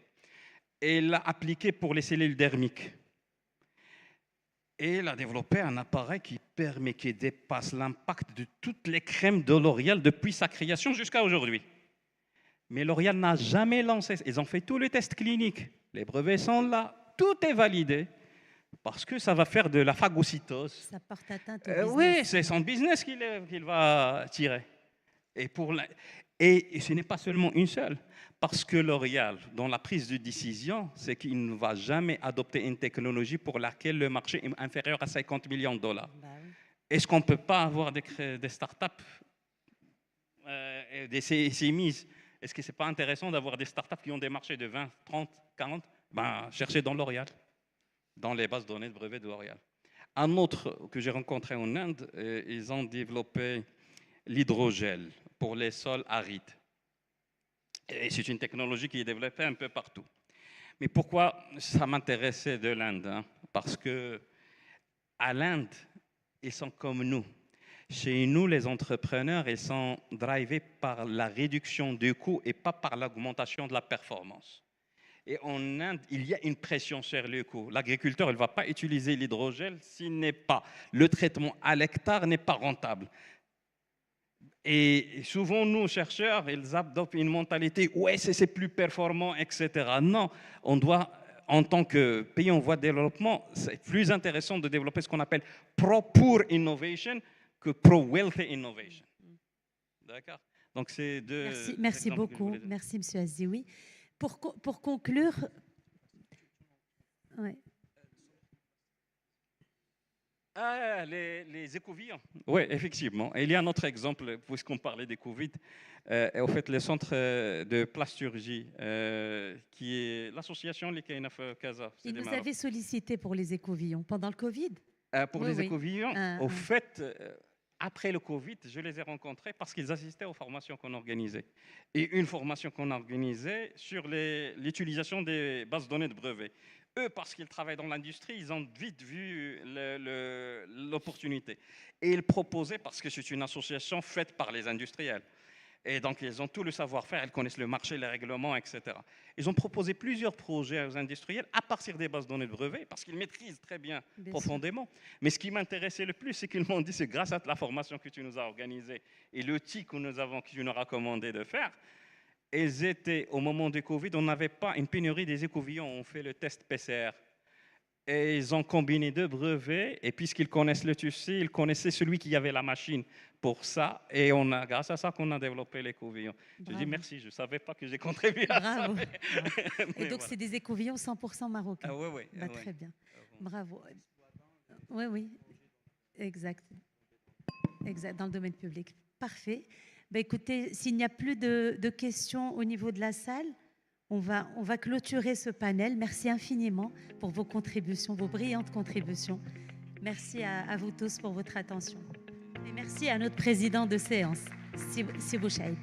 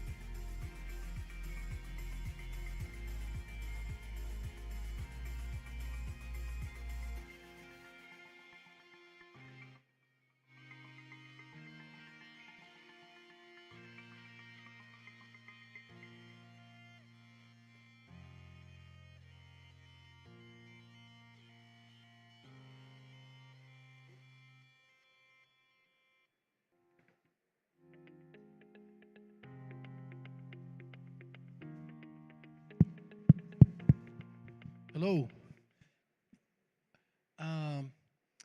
There is a special request from the SG here that we maybe hold the session because there may be, you can maybe explain the purpose of this. Yeah, we've requested that all the other groups should come in by exactly 1 o'clock. And at 1 o'clock, we are going to do two important things. One, there's going to be the signing of MOU between AAU and CAMES. We just do that on the table here within 2-3 minutes. And after that, we are going to give room to the candidates for the presidency of AAU to share with us their plans for the presidency because the voting is commencing this afternoon. This will be started by 1 o'clock. Somebody is going around to inform all the other groups to stop and come back here by 1 o'clock. Thank you, SG. I'm calling on there are two segments of this session, or today's session, that are still left. And I'm thinking maybe the right way to do this is to wait till after lunch, because if we start now, there's only 10 minutes between now and 1 p.m. And we may be, disrupted with these testimonies and the election process. So what I suggest is that we just hold the session. The two segments on policy and safeguarding, also quality standards, will be done after the lunchtime or lunch break, if you agree with me. Reem, I'm calling upon Reem and Salah Al-Majid, Dr. Salah Al-Majid and Reem. So are you, just to make sure that you're aware of this change, that we're not doing the presentations now, but we'll do them after lunch.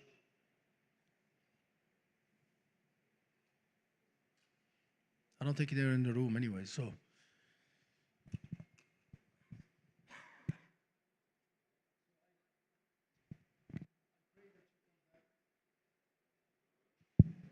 I pray that we all come back and convene in this room to follow on the two segments left from this today's session led by UM6P. Thank you.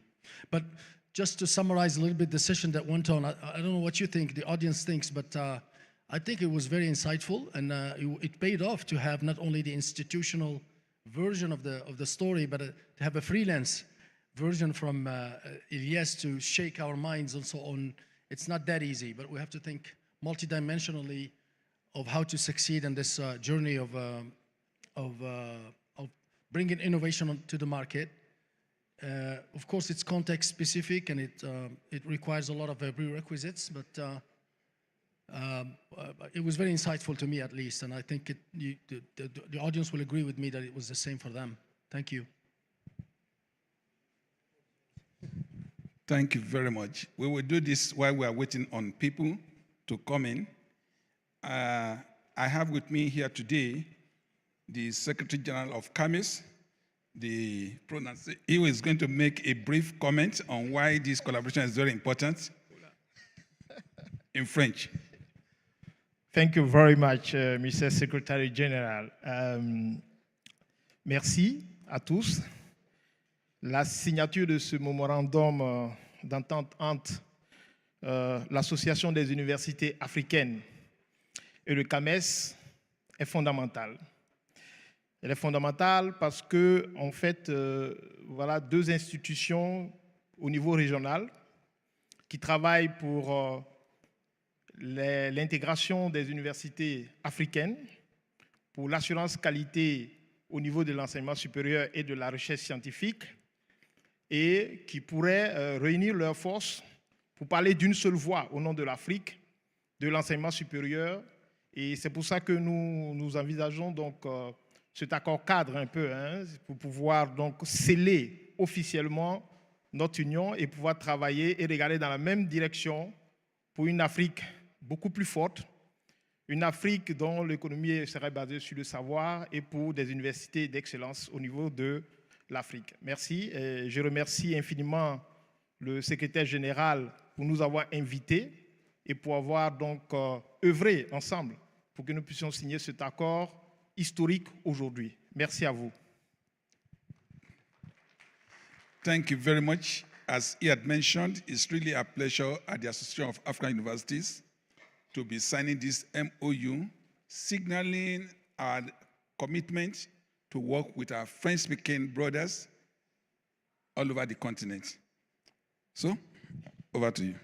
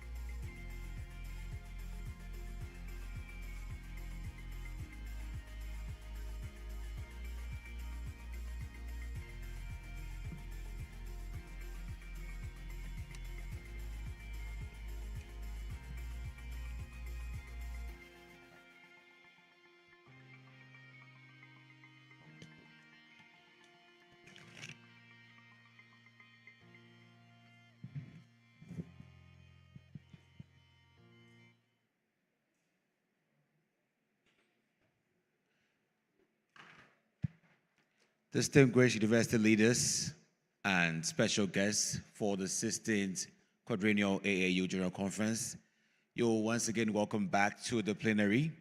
I believe it had been rather a more exercising moment when we're identifying our parallel sessions and a whole lot more. I met some of you searching for your rooms arduously, and I will say that it shows how keen you all are towards your contribution to the conference. So put your hands together for yourselves as showing your passion towards higher education excellence. I must announce at this moment that we're about preparing for a very special session, which is the election process about to begin. And we have some other colleagues who are currently wrapping up in some parallel sessions in this building.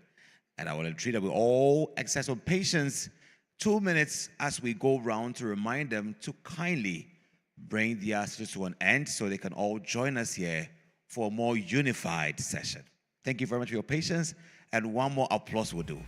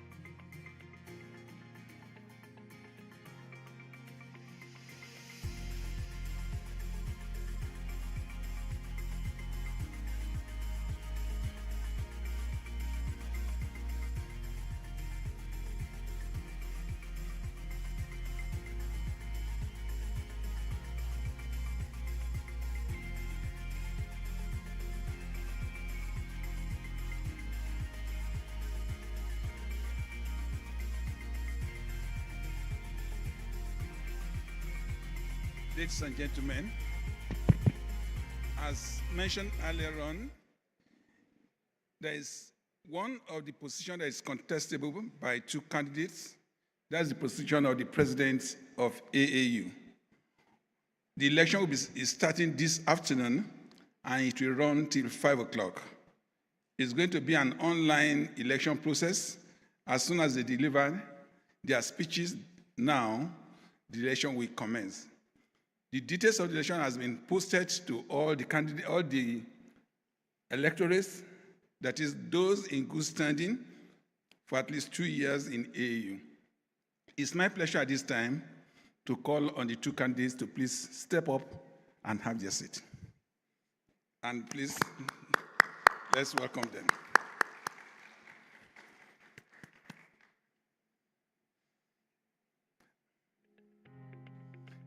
They are free to use any means to speak to us. They can use PowerPoint, they can speak on their own.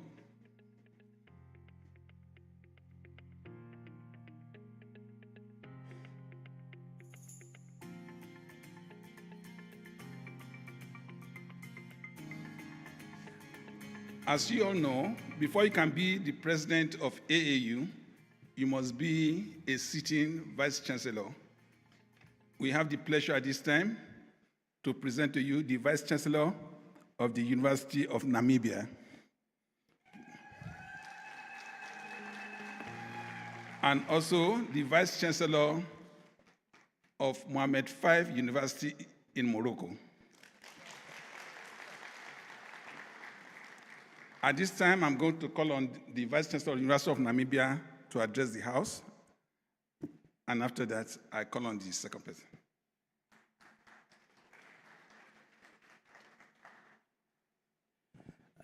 Thank you very much, Secretary General. Good afternoon, ladies and gentlemen, fellow Vice Chancellors, and board members, and all the distinguished members of the African higher education system. Allow me to present to you my conviction on how I think putting the Association of African Universities as a transformative engine to Africa's prosperous future. First, I would like to say, why should you consider me as a suitable candidate? I have been in the Association of African Universities meetings for a very long time. Since 2011, I've been participating in various capacities. I serve as the president of the Pan-African University Council since 2021, and I'm elected by the Executive Council of the African Union. Some of you would know that the Executive Council of the African Union means foreign affairs ministers of all African countries. I do report to them. I have a chance 4 times a year to meet with these foreign affairs ministers and twice a year to meet with the heads of state. So I have a very good idea of what the landscape looks like and what the needs of higher education in Africa looks like. As indicated, I'm a vice chancellor of the University of Namibia, and as a result of that, I'm also a council member. So I'm very familiar with higher education governance, issues of risk, auditing, financing, and resource mobilization. Last year, I was elected as a member of UNESCO's Intergovernmental Council on the Management of Social Transformation program, which is managed from Paris. And there we have it's actually run by ministers of education, and I'm a member in that. We are currently chaired by the South African Minister of Education. I'm very experienced in fundraising, and as a result of this, I would like to just indicate to you that some of the achievements we have had 2 years ago, myself and the Secretary General signed an agreement in Brussels on the inter-Africa mobility as part of the Global Gateway Program. That is 979 million euros to support African institutions. I have also worked very much with different governments. The Welsh government have given the University of Namibia more than £9 million to build capacity for oxygen production, medical oxygen production in, facilities in the country. I work very closely with KfW, JICA, and the Chinese government. And I would like to give you an example of how I function. With the funding from KfW, we have built a 17 million facility for wildlife management and veterinary medicine, which is supporting Zambia, Botswana, Angola, Zimbabwe, and Angola. Right now, we have funding from the Dutch government and the European Research Council for building the African Millimeter Telescope, which is a facility that will save the whole of African continent of the institutions that are involved in astronomy. So on that level, I'm very much aware of what the continent needs in terms of fundraising and resource mobilization. I do also chair the Association of African Universities Endowment Funds Committee, and I look very much forward to implementation of this endowment because it's going to lead to the financial sustainability of the institution, and we already have a lineup of people who want to contribute to that endowment fund. I'm a recipient of the Association of African Universities Ambassador for Southern Africa. In 2023, some of you would know that we hosted the AAU Core VIP in 2023. Nearly 500 participants participated in that. Last year, we also hosted the RU Forum, and nearly 2,500 participants participated in that particular conference. So at the level of hosting events like this and facilitating mobility and ensuring that the African higher education fraternity works together and function, I am very much glued to that, and I'm a board member of RU Forum. I also want to say I have a lot of experience in working with the Chinese government, and I'm fully aware of the geopolitics. I participate every second year in the FOCAC, which is the Forum on Africa-China Cooperation. I'm a member there. I know what the Chinese government's interest is and how we could respond to it as higher education sector.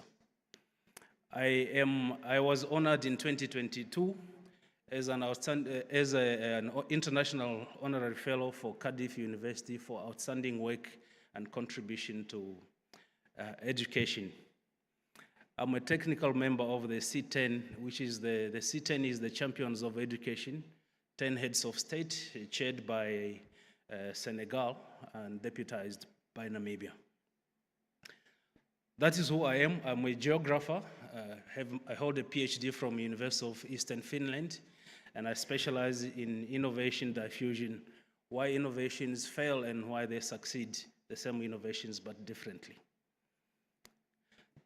Now, first of all, I think in order to pitch what the AAU can do, we have to understand what Africa is and how it is shaped.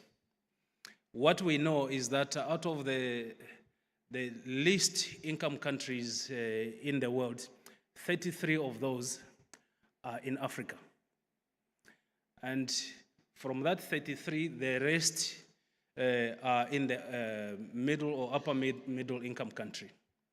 From those that are in this category, or let me put it this way, of the whole African continent, not a single country has no minerals. Did you know that Africa is actually bigger than China, United States, and the whole of Europe put together? This is a fact. Africa is larger. If you put United States, China, and Europe all together, and India, you will find that geographically speaking, in terms of size, Africa is larger. Of course, on maps, it's not projected like that. That is because of the Mercator projection system. The question then is, if Africa is so large and it is endowed with resources, why is it that the actual enrollment in higher education remains low? You can see from this graph that sub-Saharan enrollment has been very, very low over time, and it is not improving. And the question is, why? you would see that Africans in higher education compared to the rest of the world is so low. Yet we have a youthful population that is hungry for higher education. And what can we do as an association to respond to this? If you reverse this and look, ask how many Africans are not in higher education, you would see a very large number of Africans youth who are not in higher education. Yet we are endowed with so much natural resources. As it has been presented in the different sessions here, no single African country lacks mineral resources. Almost all, and even in terms of rare metals and cobalt and all these that are empowering technologies now, Africa is endowed with those resources. So why is it that the situation remains like this, that we are a continent that is considered to be disease-burdened,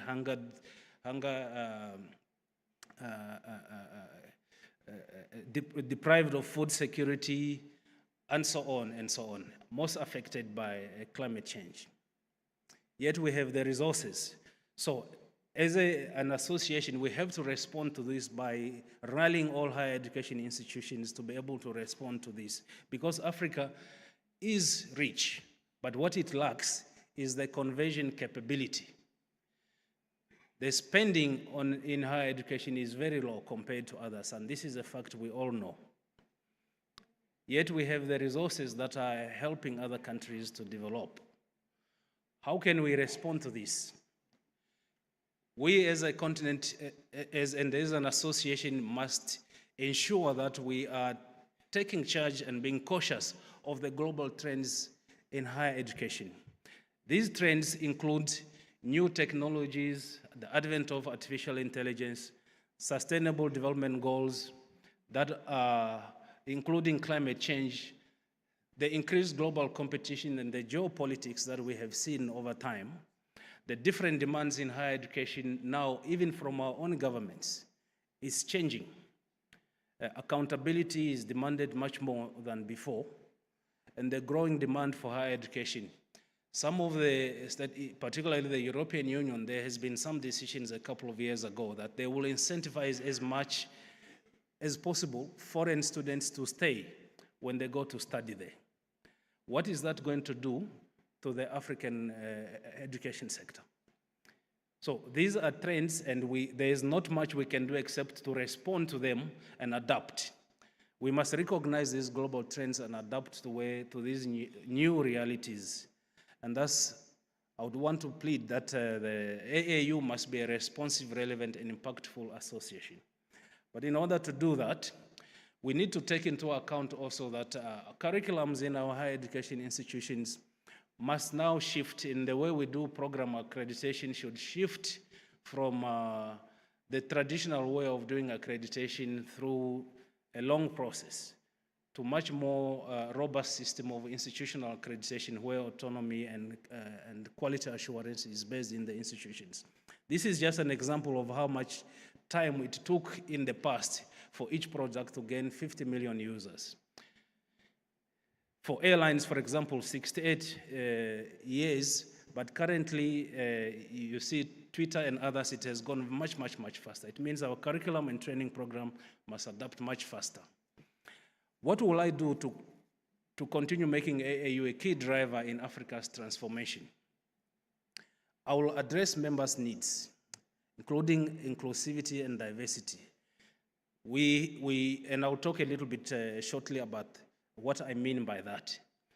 I will support excellent student experience, including mobility. Our students need to make sure to be given an environment in which they thrive in universities, have the opportunity to exchange in the different countries. And I will also invest in high quality infrastructure for impactful research, incentivizing Africa's best institutions and the best brains. And there are particular initiatives that I have in mind that will ensure that they are attracted, they stay, and they thrive. Also, as an association, it is our job to do advocacy for higher education institutions, and I would be pragmatic in that. Make sure that our engagements are fruitful, are deliberate and intentional, and that we promote collaboration. Good governance is a very good mark of what an association of higher education must look like. We must have systems and processes that are transparent, but that are also leading to transformative leadership, meaning the people that go through our institutions, we're not just giving them education, but we shape character and build resilience in them. Continuous professional development opportunities for member universities is something that is also very important. Many of us come into leadership positions and we stagnate, but continuous professional development is important, upskilling and reskilling. And I'm committed to providing those opportunities as present. I'll strengthen change management. I know with the advent of different technologies and the challenges, the geopolitics, introducing new things always cause resistance. And people resist sometimes because they don't know, sometimes because they are not willing or they are not able. And there are many different ways of dealing with resistance, which I'm sure we will face. Sharing good practice is also something that I would definitely promote. My own institution has some examples and some good practices that we would like to share in terms of how we can run our entrepreneurship programs and run a university as an entrepreneurial institution that raises resources for itself. We have a holding company that is run by the university, and it is declaring millions from that. So we were very happy to share that model on how we have learned, because we believe that sharing is caring. What are the current challenges in the AAU? Membership and benefits, this is an issue. We know that there are more than 2,000 African universities, but just under 400 or a little bit more than 400 are members.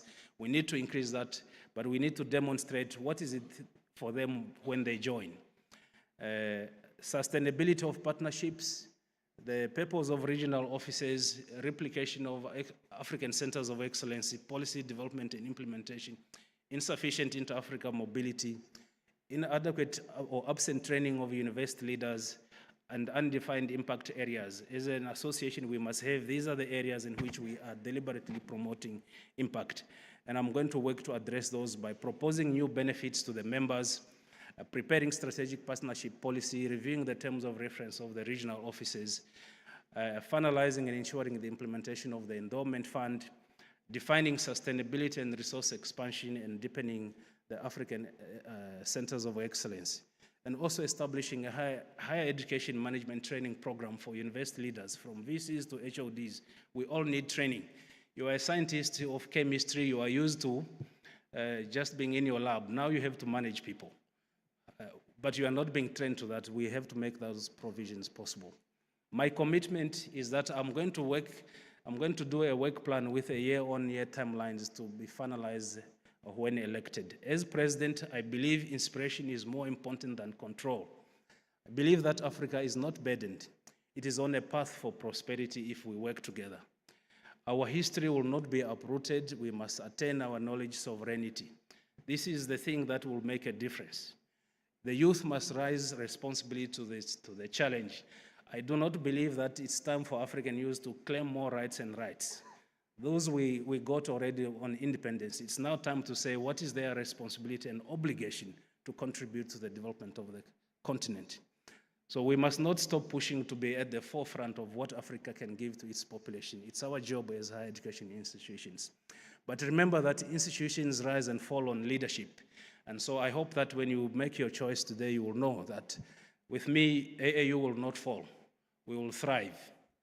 As a president, I will be a leader who steers the AAU mission, lead its strategic initiatives, and ensuring performance is managed. I think I'm very good at future pacing, and I want to share what I know about how we can future pace the higher education system, working to cause commitment and achieving it in our leaders, inspire, motivate, and influence ambition for impact. I also believe that once we know what our strengths, weaknesses, opportunities, and threats, we should use the strength to complement each other. We should use the weaknesses to compensate, not to take advantage. We must maximize on opportunities together and confront the threats. Those who are weak, we should be there for them. We should hold their hands and thrive together. My commitment is that all of us need continuous professional development, continuous personal development, and therefore that is something that I will be committing to share. I do believe that what we know, we must share. What we don't know, we must ask, because we rise by lifting others, as Robert Ingersoll said. I thank you very much.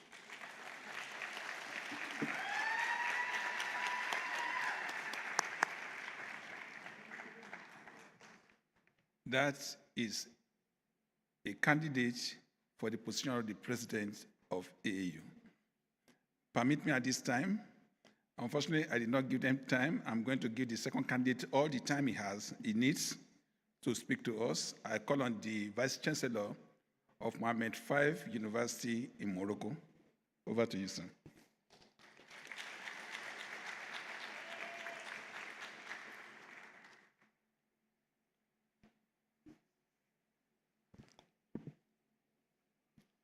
Dear colleagues, assistants, it's a pleasure to be here to present the development project of the AAU for the next few years. The presentation slide will be in English. I will present in French.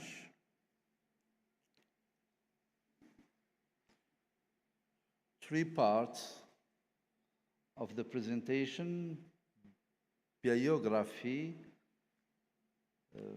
some word about Mohammed V University in Rabat and its experience, and the proposed vision and development plan. My proposed development plan will be very strategic, and the implementation of all the projects will be built with the board and the different representatives of all the universities. Why I'm here? Humble candidacy and deep commitment. Cette candidature, effectivement, c'est avec toute modestie et pour servir l'association pour le bien des universités du continent et pour le bien de notre continent. Et bien sûr, pour cela, deep commitment, énormément d'engagement. Et cet engagement, c'est le garant de la réussite d'un tel développement et de la réponse à de telles attentes qui nous attendent. For mission, foster cooperation, innovation, and excellence across African higher education. A brief biography. I am in the second mandate of the president of Mohammed V University in Rabat, Morocco. The first candidate was in 4 years. I am a professor of thermal and thermodynamical sciences, PhD. I was the academic director of the Higher School of Technology between 1994 and 2001, director of the Institution of Higher School of Technology between 2001 and 2014. Over than 40 scientific papers in international journals, obtained several certificates on governance, management system, and higher education in general, and winner of the prize of John Demar. It's a brief biography. Also, a brief, some words about UM6P University and how can we translate its experience for some case and to develop some aspect of our project. The UM6P University, 16 campuses, tens of thousands of African students. Our goal here is to extensive partnerships in mobility and joint supervision. Le partenariat est une chose de très stratégique et très centrale pour qu'on puisse effectivement faire converger nos politiques et faire aboutir nos projets conjoints et nos projets fédérateurs. Some best practices, center of excellence, and multi and many forums focus on the best practices like centers of excellence in space technologies, in cyber security, high energy physics, and digital health.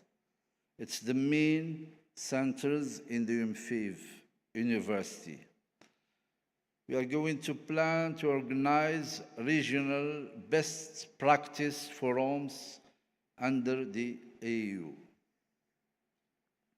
For boosting research and African sovereignty, the interdisciplinarity centers for research, we are going to focus on science, engineering, social sciences, and environment.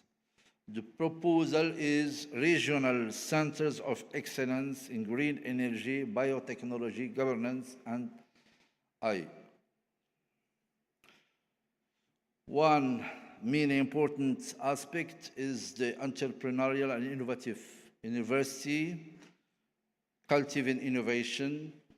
Cet aspect d'innovation, d'entrepreneuriat est très central et stratégique pour essayer d'apporter la création de richesses et booster et nos lauréats bien sûr et nos laboratoires de recherche et apporter la valeur ajoutée. One University Entrepreneurship Center, it makes a very good results and outcomes and output in Rabat. Students start a startup, network of campus innovation champions, and hackathons and Erasmus-style initiative like Salim or other programs. Why? Building a strong and integrated African university corporation. First of all, mutual recognition of degrees and diploma. Second, interoperable training systems, African exchange programs, and many centers of excellence, public health, renewable energy, sustainable agriculture, and artificial intelligence. The Association of African Universities to improve or to do, one, it's a strategic instrument to drive and boost integration and reform. Second way, to promote quality, equity, and increase funding and shared success. Third, act as the core continual research and education space. And the last and the least, must be globally open, yet defend Africa's scientific sovereignty. Dear colleagues, innovation platform will be created to centralize every action and diverse experiences to improve and to make our work very efficient. Towards a continual innovation network, university-based incubator across Africa, continental entrepreneurship competitions, and coordinated digital platform. Cet aspect innovation, il doit être présent en recherche, développement bien sûr, et il doit apporter avec un transfert de technologie à l'image des attentes de notre économie, de nos industries. Et l'objectif, c'est que ce but ne soit plus uniquement un objectif de l'économie locale ou nationale des différents pays, mais effectivement d'une économie continentale. A culture of excellence. Excellence as a core, quality evaluation tools, supports programs and excellence scholarships.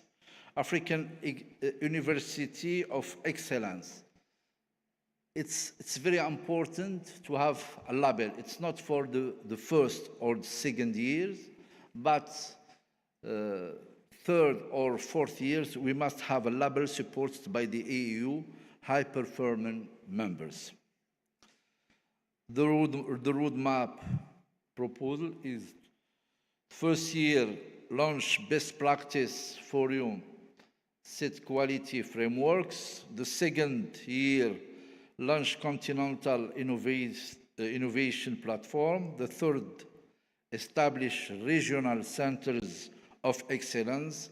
And the fourth, to launch excellence label and expand mobility.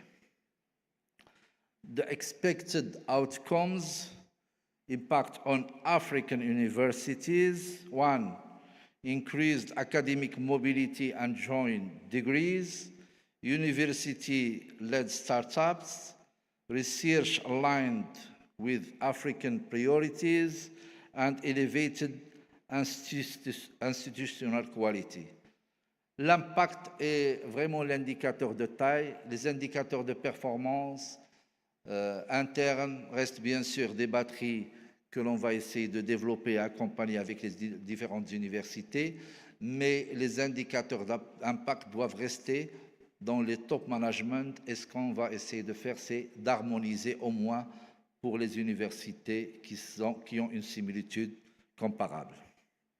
Bien sûr, à faire, et ce qui nous attend ensemble, c'est bâtir des universités et une université d'excellence. A modern, innovative, entrepreneurial and engaged higher education system, c'est notre but. La vision aboutit à ça, mais il faut un travail de taille, un travail de proximité et un travail avec une vision vraiment stratégique. Pour l'implémentation, c'est la proximité qui va le dicter. The AAU at the service of Africa's prosperous future. Join this project and make it a reality. Thank you.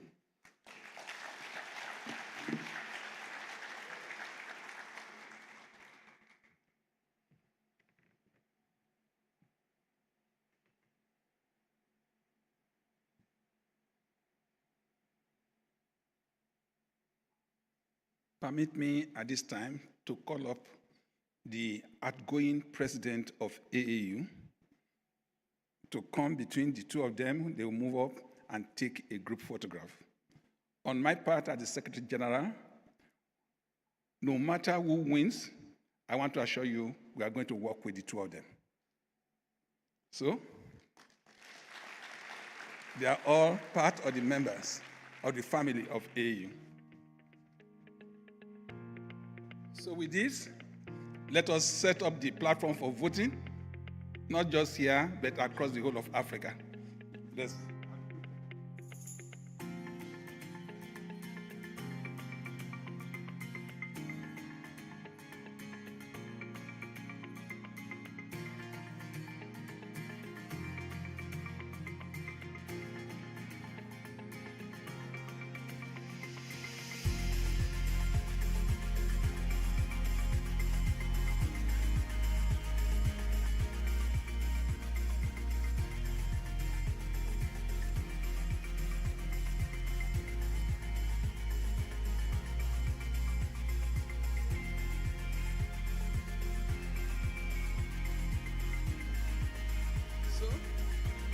Mr. Edgeman, I can call you. There's a session that we can go ahead. I don't know whether it's lunch or what we do next.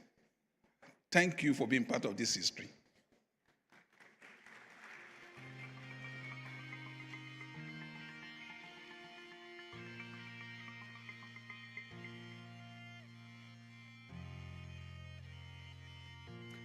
Tag team, you can keep that ominous music higher a little bit, right? Play that tune again.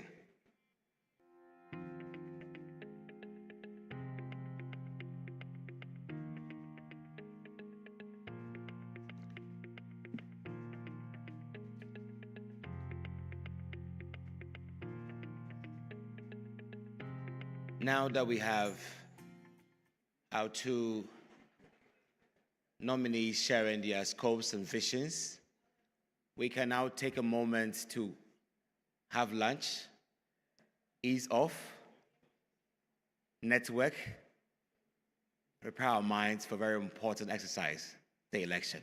See you all after 25 minutes. Thank you very much.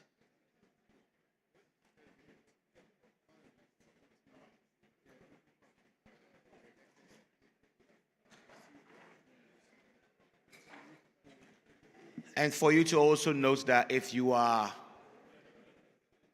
part of this election, you may have received or you should have received your special code that enables you to vote. If you haven't got it, that means you are not a member in good standing, but if you are, but if you haven't received, please see this young man over here, Mr. Enoch Tetepani. He will ensure you get your special code to participate in the election. We'll meet back here in 25 minutes so we can all have the announcements to our various sessions. Please, on the screen are the various sessions for the breakout rooms, but to allow us all to participate effectively, we'll meet back here once again and then re-inform ourselves of the various rooms and the sessions before we break out eventually. So please, let all meet back here again in 25 minutes. Thank you very much.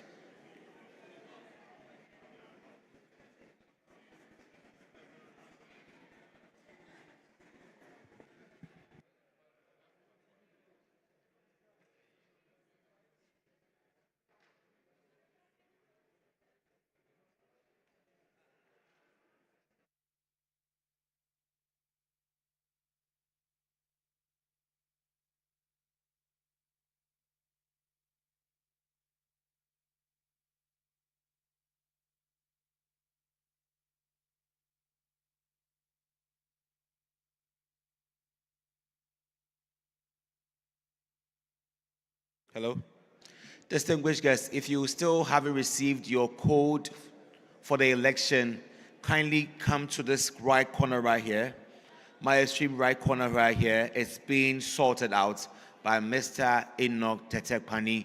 He will ensure that you get your special code in order to undertake the election. So please come to my right corner here to ascertain your code for the election. Thank you very much.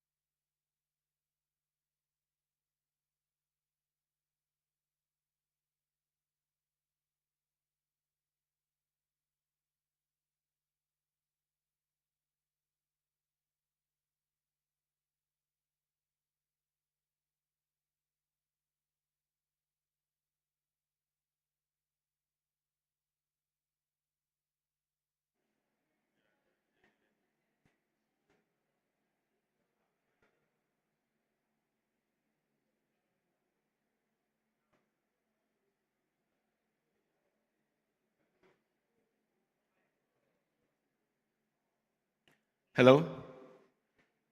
Distinguished guests, you're welcome back from lunch, and I wish to take you through a number of updates so we all can navigate our ways into our parallel sessions. So if you all recall, we began with the one series of sessions, 1A, 1B, 1C, 1D.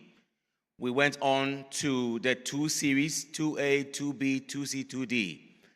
We did the three before we came back for the visionary session by the nominees, and now we're about to start the 4 series, where we have the 4A, 4B, 4C. Please, let's take notes of the following so we all are able to seamlessly locate our rooms and sessions. So on the screen, you can see we have session 4A, sub-theme number 9, contribution of higher education to sustainable development goals, SDGs. This is happening at the SAGRO office. That office is on your right. If you step out to the lane, on your immediate right, you have the SAGRO office right there. So please, if you want to go to the SAGRO office, you step out this way on your right. The next session, session 4B, Women's Contribution to Higher Education in Africa, Driving Change for Innovation and Sustainability. This will be at the M. Goon Room. This room was initially named the Executive Meeting Room, but later on was now called the M. Goon Room. Please, that room is also next to the lane on the SAGRO lane. So if you step out on your left, SAGRO on your right, Mgun on your left.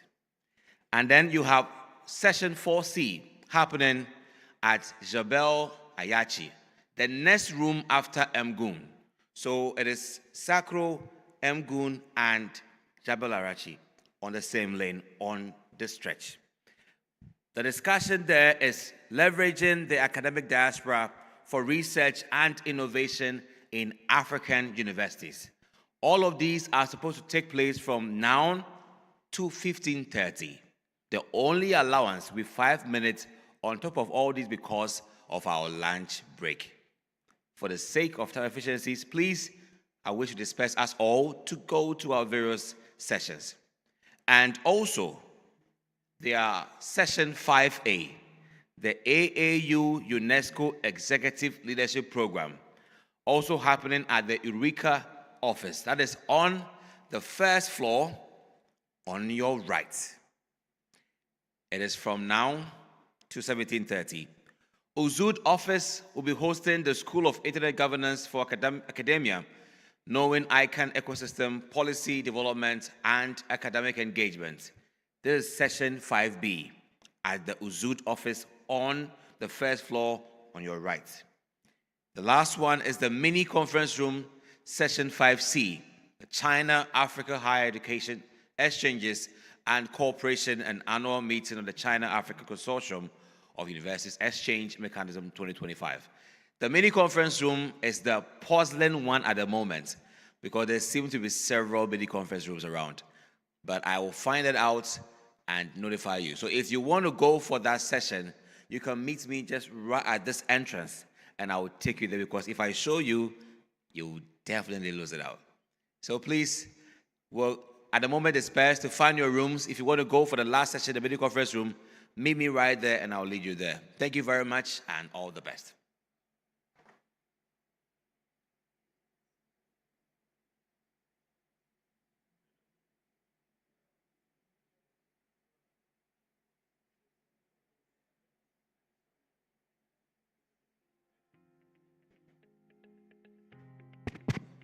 Good afternoon and welcome back to our session, which started with 2 segments this morning. And we had really lively and interactive session this morning, and I hope it will continue the same way throughout the afternoon. We're moving to a different subtopic, which is not lesser interest than the 2 ones that we had this morning, and it's about the advent of AI into universities and the concern raised around how to manage this disruptive advent of the AI through policies and good governance to make it useful for the to speed up the process of transformation of higher education. But without further ado, I will ask Reem to come to the stage, as she will be the moderator of this first segment this afternoon. Thank you.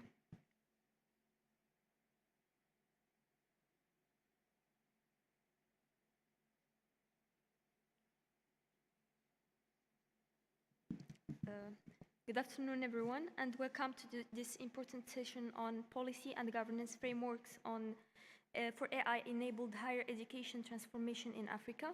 My name is Reem Esbouzian, and I will be your moderator for today's session. So, as we know, and around the world, artificial intelligence is changing the way we think, the way we learn, and the way we teach. So the universities, and especially African universities, are facing a challenge that is exciting and complex, which is how to use artificial intelligence to improve education while making sure it is fair, ethical, and fits the local need. And that is what this session is about. Today we will explore three main areas. The first one is about policy development, how to create smart, flexible rules for using AI in universities. Second, governance models, how institutions can organize themselves to use AI in a safe and responsible way. And finally, capacity building, how to prepare people and systems to work with AI, especially in places with fewer resources. So to do this, we are lucky to have three speakers with strong experience in these areas. We have Hiba Bou'za to present Dr. Fatima Al-Yousfi. We have Professor Ali Ait Si Mohammed, and we have Dr. Ikram Shairi. Please welcome.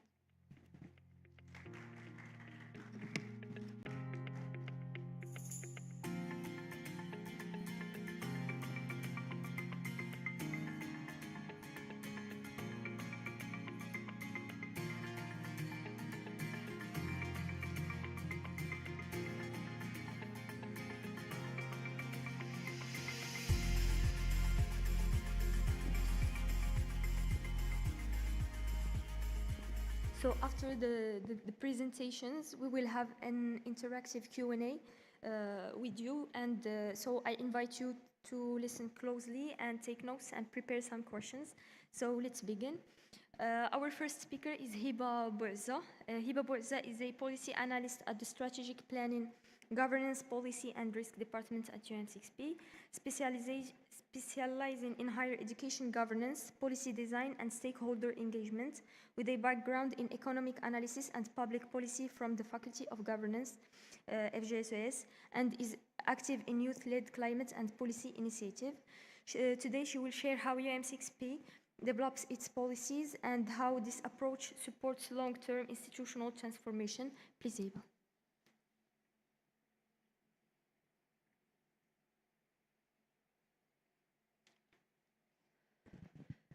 Good afternoon, everyone. Thank you, Reem, for the presentation. So I'm expecting the presentation to...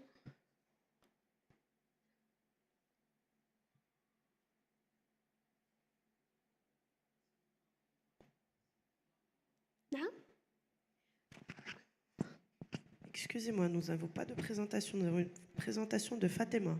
Oui, exactement. Exactement, ok, oui. Parfait. Merci. Merci.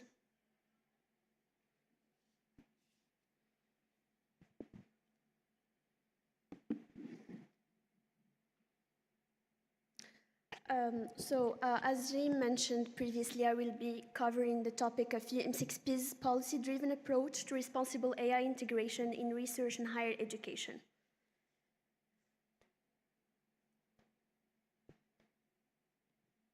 Sorry.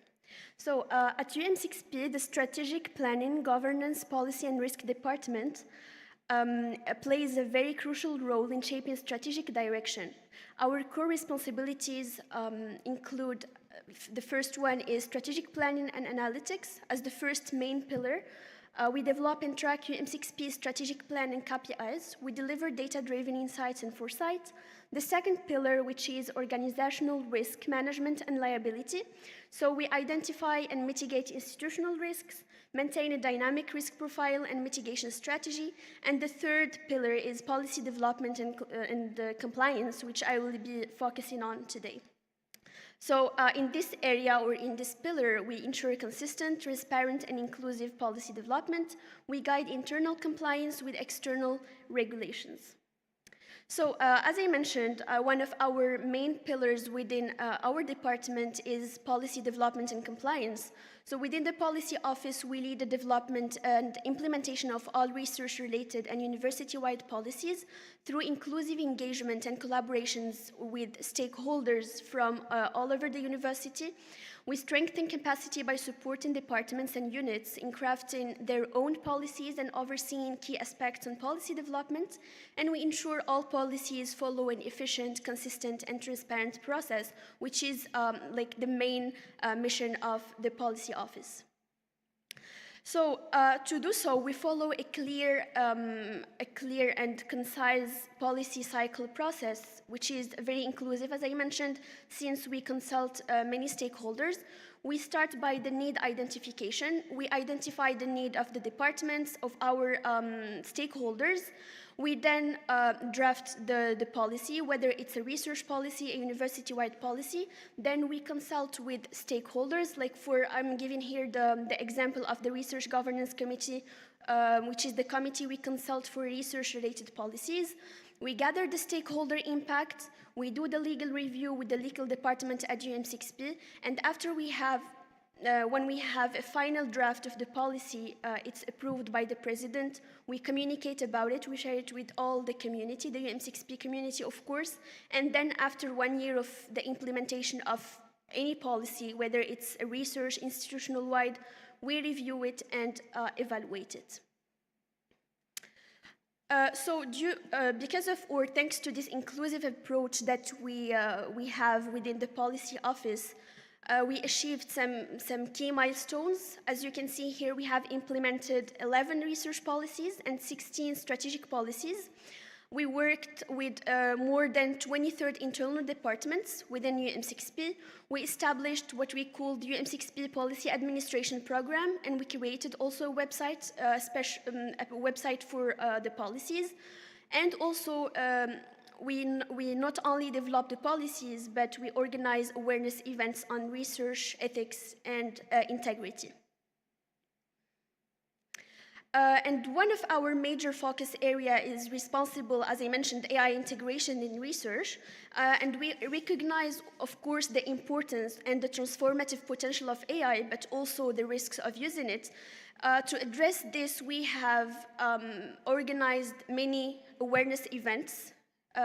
Whether online, we have monthly events for our research community on different topics, but we focused mainly on AI use in research. We organized an event, an in-person event in April, which was about AI in research hype or hope, where we have many speakers from UM6P and experts in AI from UM6P and from outside. And also we have implemented AI guidelines in research, how our research community can use AI in research.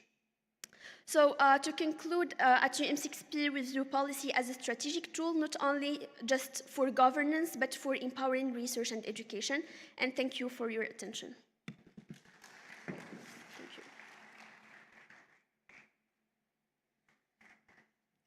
Thank you, Hiba, for showing us how inclusivity can build strong policies. Now we will have our next speaker, Dr. Ali Aitsi Mohammed, Associate Professor and Coordinator of the PhD program at the Institute of Education Sciences at UM6P. Dr. Ali previously held academic positions in the United States and Central Asia. He earned his PhD in Comparative and International Higher Education from SUNY Buffalo, USA. His expertise spans leadership roles such as Interim Dean, Program Director, and Research Director. He has taught extensively in master's and PhD programs, focusing on research methods, education policy, and evaluation. Dr. Aitsi Mohammed has supervised over 100 master's theses and 30 doctoral dissertations and had published more than 40 peer-reviewed articles and book chapters in Q1 and Q2 journals. His research explores education and higher education across the USA, North Africa, Europe, and Central Asia.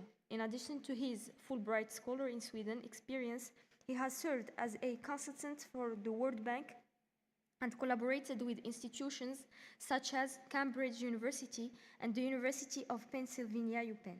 He has also led several national and international research projects as principal investigator over his close to 20-year academic career.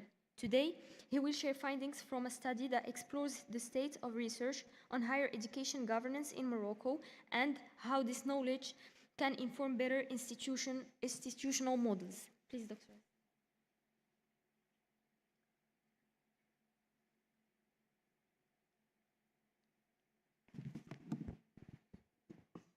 Assalamu alaikum. Thank you very much.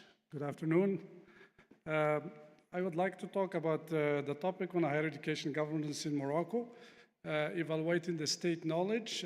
With me in this paper, this is actually a research paper that we are writing. In this paper, it's myself and Dr. Rita Kasha, who is an associate professor in the Institute of Education Sciences, Abdullah An, who is an affiliate professor, full professor, with us also at the Institute of Education Sciences, Apollinaire Tony Kolo from Cameroon, who is a PhD student with us in the Institute, Rim Ruby, who is also a PhD student with us. The quick outline of this paper that we started in this paper, I'll try to give you an overview of the Moroccan higher education system. I'll talk a little bit about the research aim, the methods, the results, and the discussion and the findings that we have so far.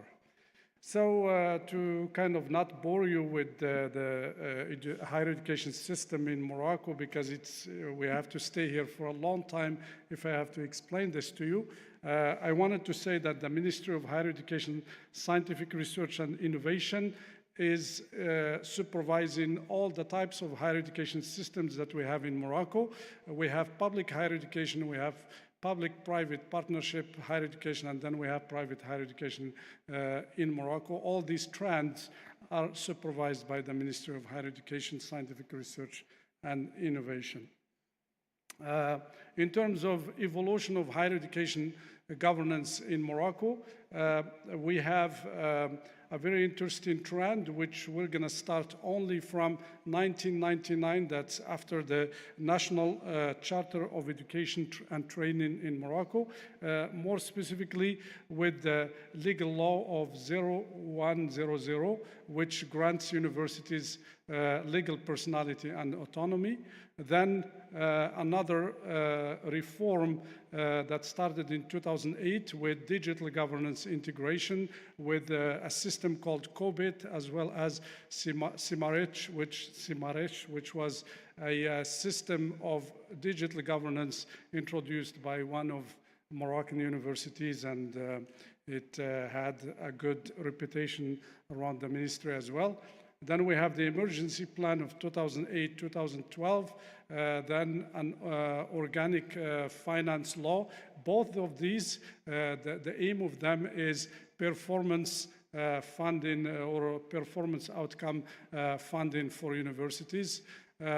Then we have what's called Pact ISRI, which is a roadmap for 2030, which the aim of it is to think about institutionalizing performance monitoring and strategic planning. As of 2015, there is a lot of decentralization that already started with universities in Morocco, but the regionalization is a new trend which is being actually piloted right now in Morocco for the vision of 2015-2030 in reform of higher education, in which the head of the region sits in the Council of Higher Education as well as the other members.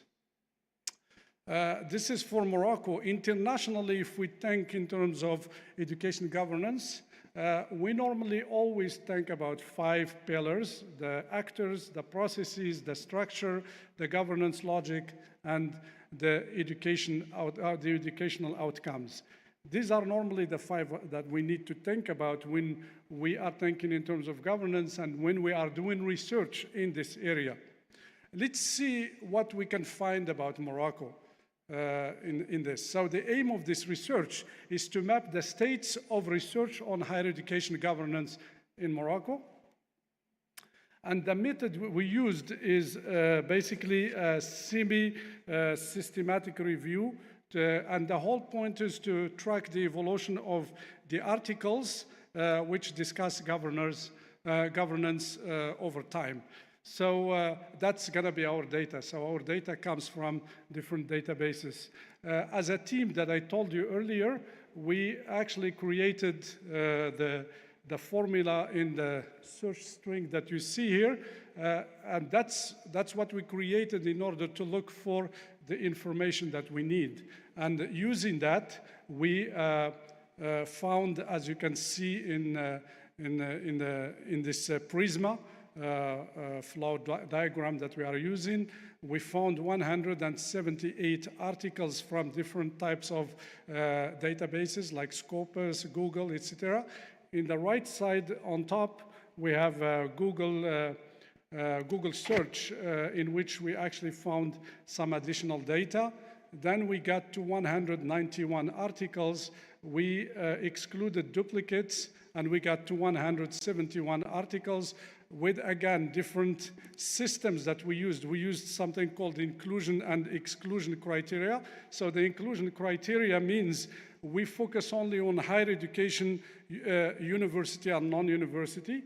And then exclusion criteria, we focus on excluding any comparative articles. They are not part of our data.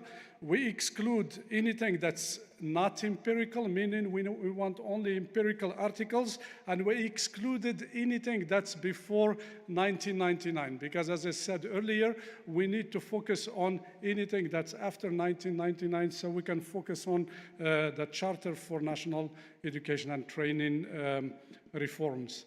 So with all that, we ended up with 47 articles. Again, with the duplicates and comparative studies, we ended up with 35 articles. So 35 articles is our data.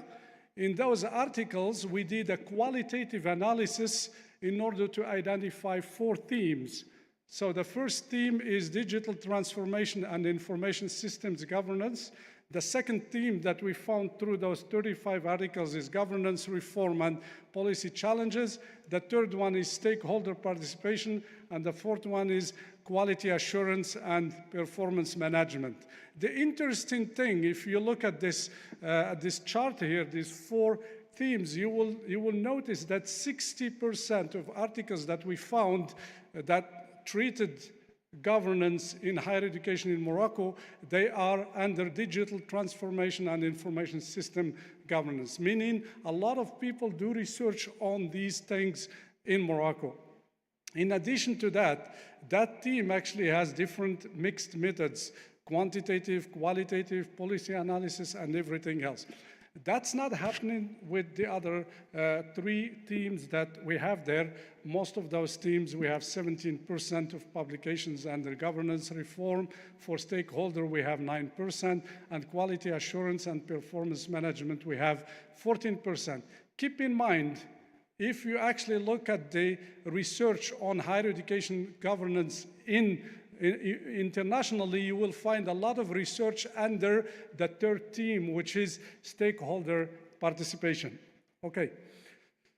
So the other interesting result that we found is, if you look again at the theme 1, digital transformation and information systems governance, you will see that most of this research, that 60% that I told you earlier, it's actually published in engineering and scientific journals, not in education journals.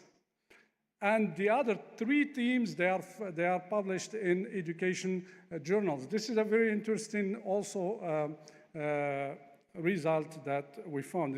It's quite surprising. The third finding that we have is most papers on governance of higher education that were sent to international conferences, most of those that actually accepted in those conferences are digital transformation and information systems governance in Morocco. So this tells us that there is less research in stakeholder participation and other things, and there is less research in those 5 pillars of governance of higher education that we know internationally.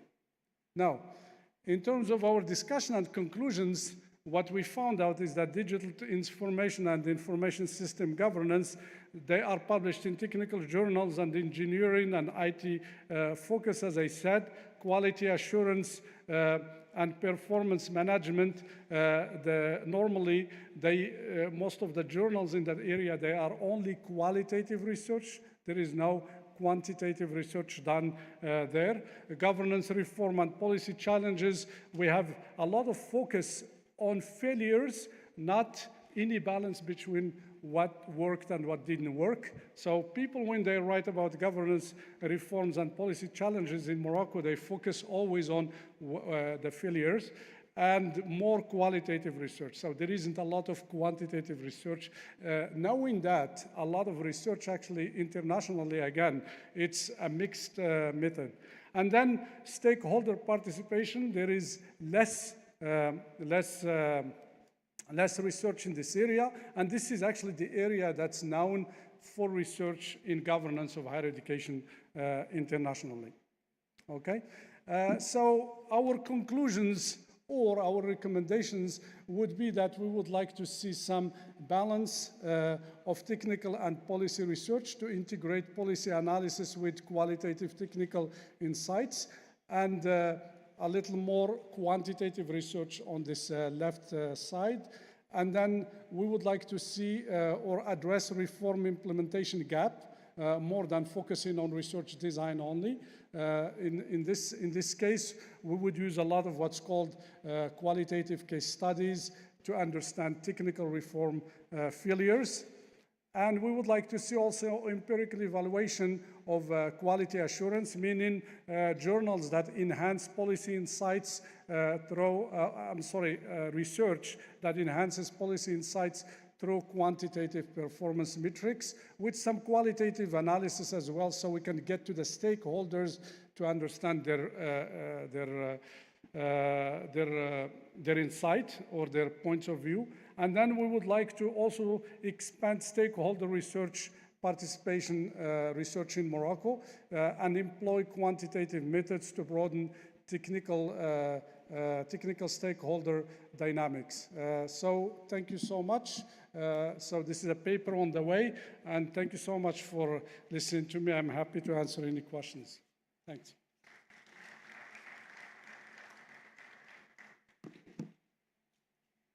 So thank you, Dr. Ali, for highlighting the importance of understanding how governance works across institutions and national systems. Now our final speaker is Professor Ikram Shaeri, Assistant Professor at UM6P's College of Computing. Her research interests focus on data analysis and machine learning, especially in the development of new algorithms of training able to overcome the limitation of data in terms of quality and quantity. She first obtained an engineering degree in statistics and data warehousing in 2010, and then she got a PhD in machine learning and data analysis in 2014 from University Abdelmalik Saadi. In 2015, she was among the 2 persons from North Africa selected for an Erasmus Mundus postdoctoral research stay at GIAA, Laboratory of Applied Artificial Intelligence at University Carlos III of Madrid, and participated developing intelligent conversational agents for the railway company Renfe. She is currently collaborating with ORC, a research group at MIT, to deploy AI models for medical applications at Hartford Hospital. She led different applied research projects with industrial partners and was involved in the organization of different scientific events aiming to leverage AI in African continents like AMLD Africa and NESMA. In her presentation, she will explore how AI is transforming teaching, learning, and research, and what this means for the role of educators and the future of higher education. Please, Dr. Ikram.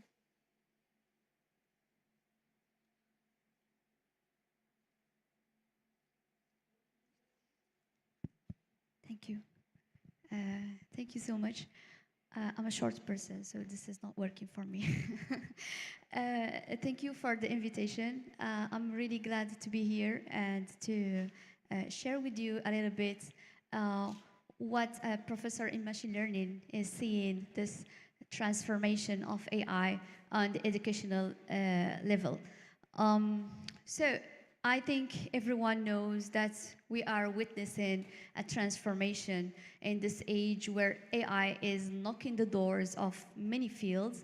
We find AI in the field of agriculture, in healthcare, culture, governance, and for sure in the educational area also. So what I would like to share with you today through this presentation is to drive you through three main transformation. So we're gonna talk about the pedagogical transformation that we are all feeling and witnessing today. Also, we're gonna talk about the changes that AI is bringing to us in the research level. And then I'm gonna share with you some let's say, real-world impact project that I had the chance to participate on it. I think in some before it was important before starting talking about AI to define AI. So having this kind of slide was important, so you can define what is AI. And I feel more and more that the public has already his own idea about AI. So no need to really define what is AI, but just to mention that AI is not only what we are seeing now, but actually it's more general than this, because having an artificial intelligence technology means that we are creating a technology that tries to mimic the human in a certain level. Okay, so now we started to have some things like ChatGPT that is able to have a conversation with us, but actually what researchers in this field are aiming for is to create an intelligence that is able to mimic decisions of a human all over different and across different fields. So for the first transformation, which is the pedagogical transformation, let me start with something that probably the public here are aware about, but let me start to talk about it, which is Bloom's to Sigma problem. And this Bloom's to Sigma problem is actually a research that was made in the early centuries by Professor Bloom that is showing the curves that we are seeing here. This is a normal distribution. The orange one is a distribution of performance of students without any tutoring, I mean in the classical way to teaching in a classroom. And then what he was trying to do is that he experimented applying a specific tutoring system on every student, and he found that the performance is switched by 2 sigma. Sigma is the standard deviation. So what we are trying to say here is that if we are able to have a system that is able to tutor every student, we are able to scale up the level of the whole class. But as you see, it's called problem, and it is a problem in the time that this was found, because the problem is economically not possible to have a specific tutoring system for every person that tried to learn something. So that was a problem. And today, when I see this transformation that we are witnessing with AI, when I see the students that are able to reach out some resources, to ask questions to ChatGPT, to use some platforms to learn coding or other skills, it seems like I'm not gonna say in an optimistic way, it's not anymore a problem, but it's a way to approach a little bit to this model of having a tutor for everyone. So I'm kind of seeing this transformation of AI a very good thing in the way that it's given to our students and given to any learner a sort of a virtual tutor that is available and can give a specific a way to help the learner to go on his specific and adjusted in his specific parts of learning, which is a sort of not really possible with the human teacher and especially in a large scale of classes. So this is the first intuition that we got when we see how AI is trying to enter to our classrooms, and this is a very good transformation in order that it's adapted to every specific learner. So what we can find, what we can have through this transformation is having a sort of tailored content depending on the way of learning is able to learn. Sorry, can I come back? And also the automatization of certain tasks, which is something that we are not mentioning a lot, but actually through learning, we have a lot of tasks, like, for example, giving feedback to students, which cannot be realistically possible at a certain level. We can have office hours and many possibilities, but we still be a human. So having a teaching assistant, a sort of AI that is able to take in consideration your course and give real-time feedback to your students. For me personally, I see it as a real and a huge transformation in our educational system. And also, we should not forget that AI is allowing accessibility. I'm giving you here some screenshots of tools that is transforming or describing the content of an image for people that are not able to see. Those tools that help some students to take notes if they have some problems in the motricity and are not able to take notes. So we can see that this transformation is allowing a bigger accessibility of materials to our students. So now we see this transformation and we know, yeah, we have this transformation. This is great. But what is happening to a teacher, I mean a professor or a teacher? What is happening to our role? So what we have to actually take a moment and ask ourselves, okay, now that we have this, we should be adaptive. We should adapt ourselves to this new way of teaching. So I'm saying here that we redefine the role of a teacher, and the teacher is not anymore the one who is transmitting the information, because now the students are able to get the information, and I've got some cases, and I guess a lot of you, for students that are able to get some resources from internet and they come back to the class and they are discussing with you, and this is great because we are scaling up, because I'm not the only one, the teacher is not anymore the one who getting the information and try to transmit it, but it's having another role. What is this role actually? The role actually is that sorry, I should come back. The role actually is that the teacher should help the students to use better these tools. And how is going to be this? This is going to be by interacting with the students and increasing the time of person interaction and discussing the content that the student is able to find through an AI, which is in the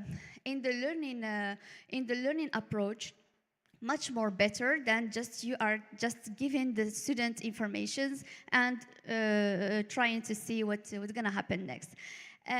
What this means also for us is that that means an adaptation of the professors in this era in the way of evaluating the knowledge. So traditionally, we just do a test and we see what is happening, but now, and maybe here I'm biased because I'm speaking specifically for my case when I'm teaching engineers in computer science, and we have tools like Copilot that is able to program, so the students are not seeing anymore what is the interest to really code as the Copilot can code for me. So what we should do as teachers is to adapt our way to evaluate the knowledge, because I don't want to create students that are able to create code, but I need a brain, a human brain that is able to see the code and to optimize the code and to have a critical mindset of this code. So for example, an adaptation can be to give to the student a code generated by an AI and ask them to make it better and find what is not working or find errors and so on. So this is another way to adapt education to this era of AI. Okay, I'm gonna switch to the research. I think everyone knows what is the circle of research. We start by an ideation. We do research on the level of literature review, and we collect, we design, we collect the data, we analyze, we evaluate, we share, and then we storage and manage. And today, in this era of AI, the AI actually is able to intervene on every single step of a research project. And this is actually very important because Hiba mentioned that we had this day where we discussed if AI hype or a hope, and it was more focused on the research. And today, every PhD student is using those tools that is helping the students to go through the steps. And we should know that having this new technology in every step is scaling up the research rather than trying to block it. But what is important, again, is that we have a lot of tools. So here I mentioned the new one, Google Co-Scientist, where you can do the ideation with the co-scientist and ChatGPT and Perplexity and so on, so on. This is important. Those are tools that are really, really helpful in the research area. But what is more important is that you know how to work with it. Because as you don't know how AI is working, you know that you are dealing with a model, you are dealing with a mathematical model. So you should have this critical mindset and to verify the results and to make sure that hallucination is always happening. So this is really, really important, and I think we should teach our PhD students to have this critical mindset when they see any results generated by AI, and also to have this reflex to disseminate and to talk about what they have do exactly with AI, so that other researchers are able to reproduce the same result. One last thing about research is that the AI allowed us to have intersections between some fields. For example, computer science and, well, I'm saying AI or computer science, and for example, medicine or chemistry, where we see some startups or we see some products like in silico that is able to do a lot of experiments and simulation in order to find medicaments in a really short time, rather than taking many years to have a confirmed medicine.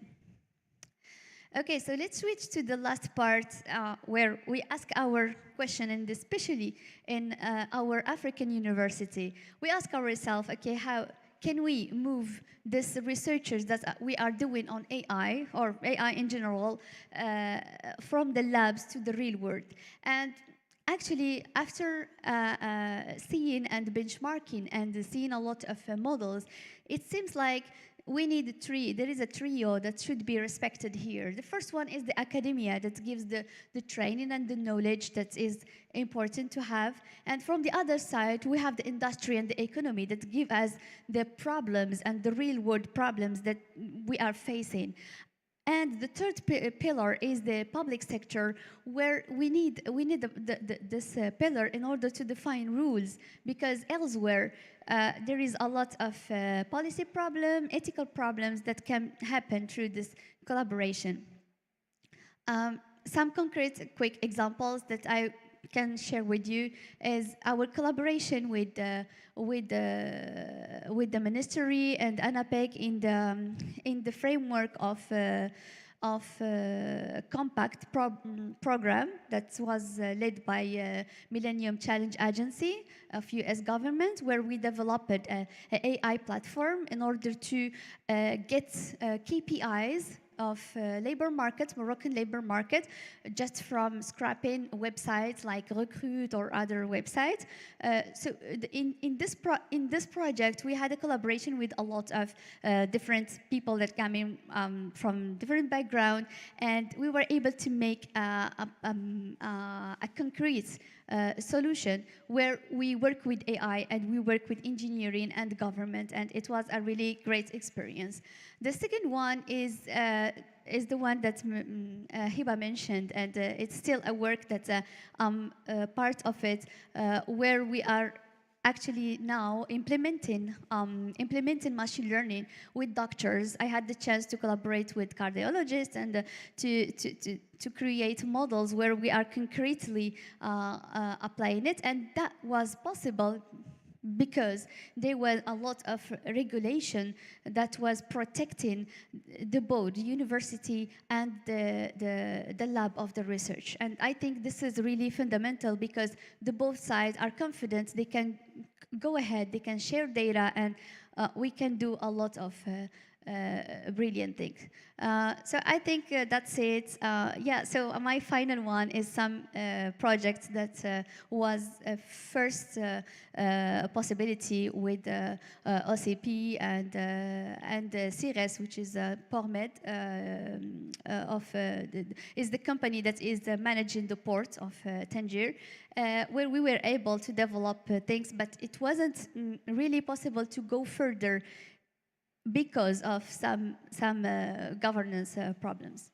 So thank you for this time, and I hope it was interesting.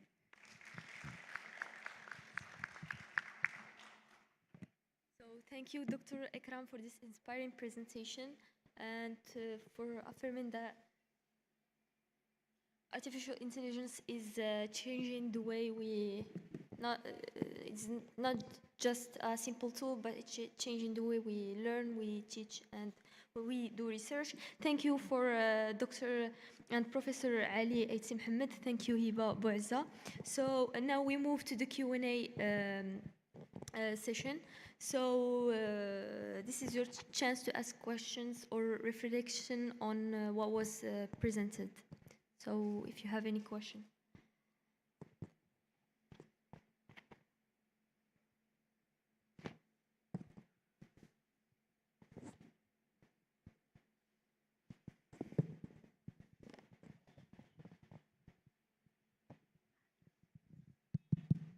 Yeah, just to get the ball rolling, as they say, on some of these topics. Thank you very much. Actually, it was very comprehensive between all the three presentations. I would like just to pick up on the last presentation from Ikram on the AI. Out of my ignorance, basically, because we're all by now using one or the other of the chatbots, or the ChatGPT, or DeepSeek, whatever. But when we talk about how AI is going to reshape higher education, for you as a specialist, what is your understanding why? I mean, you showed some applications that are applied, but what's behind all that? I don't know if my question is clear, because for the public, when we use ChatGPT, chatbots, we say AI, but I guess that's just the apparent side of the iceberg. So when we're talking about research and coding and all that, what's happening behind? Yeah? Yes, thank you for your question, Dr. Sarish. I actually, as you mentioned, the part of the iceberg that everyone is seeing is a cool tool that we are using so that it appears like a human. And we had some stories where people are like prompting, please, ChatGPT, can you tell me? And are you happy? Tell me. Yeah. So it's a bit normal because it's getting like confusing the way that the conversation is happening. So what is behind? Behind, as I mentioned, it's a mathematical model that is trained on a lot of data. So we should, when I mention a lot of data, that means that there is a lot of collected data from internet, your data, maybe some personal things, maybe available things that was trained on those models.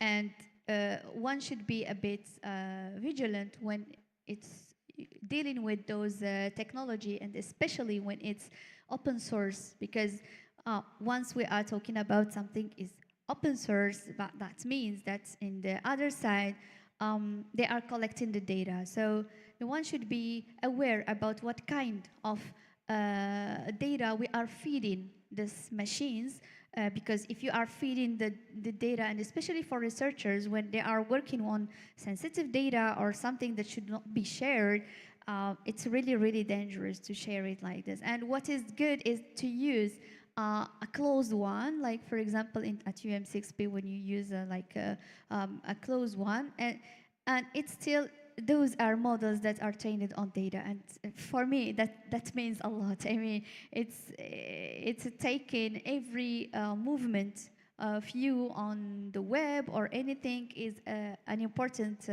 information that is collected and used to train more the models. I hope I responded to your question, Professor. I have another question. Sorry, a second question to Ikram. You demonstrated a use case for education purposes, for teaching of AI. I think you showed us some, but is there a use from your recent experience in UM6P? Is there a possibility for use in the business processes of the university? You know, the first presentation was about making policies, governance, you know, quality standards, things like that. Is there a use for that particular, you know, side of the story of a university, not science, but? Yes, I mean, you mean in the policy or law in general, a lot of initiatives was trying to train a big LLM that is like specialized in laws and policies and is able to generate for you a sort of ethical guideline or specific guidelines depending on what you are trying to create. So in my little knowledge, this is really possible, and I know a lot of researchers working on that and concretely working with companies to create their own tools that's gonna help them to go through contracts and to negotiate better or to create policies, and this is all really possible. Yes.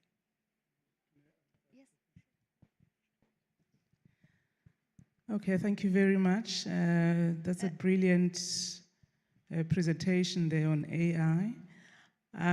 I just wanted to find, sorry about that. I just wanted to find out something quickly. Currently, the way we are set up as institutions, we have ICT departments. And secondly, you know, we have maybe certain areas that we treat as projects. What is your opinion around the role of ICT going forward, given this dynamic change on IR and virtual reality, do you see it as something that should form part of the ICT department and changing its role completely? Or are you seeing it as a project that institutions should be leading in a different way as a project for you to achieve this? Thank you. I think I'll try this question. I think the question is about the whole strategy for ICT in institutions. I think my answer to the question is, I don't think we have a choice right now with technology generally. I think what we need to do is to start creating different infrastructures and governance, like Hiba said and you said earlier. I think we need to start creating the platforms and governance policies for how we are going to control and conduct these kinds of activities. And I wanted to let you know that some of those that are created at UM6P, and this is also answering the second, adding to the second question that we got earlier, is that we created a platform that's very interesting right now at UM6P, which is the Center for Teaching Excellence.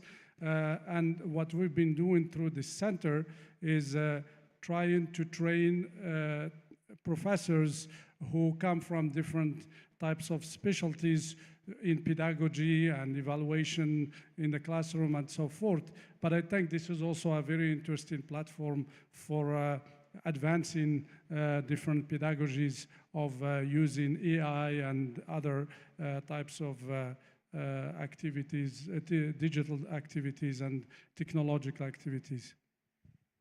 Thank you.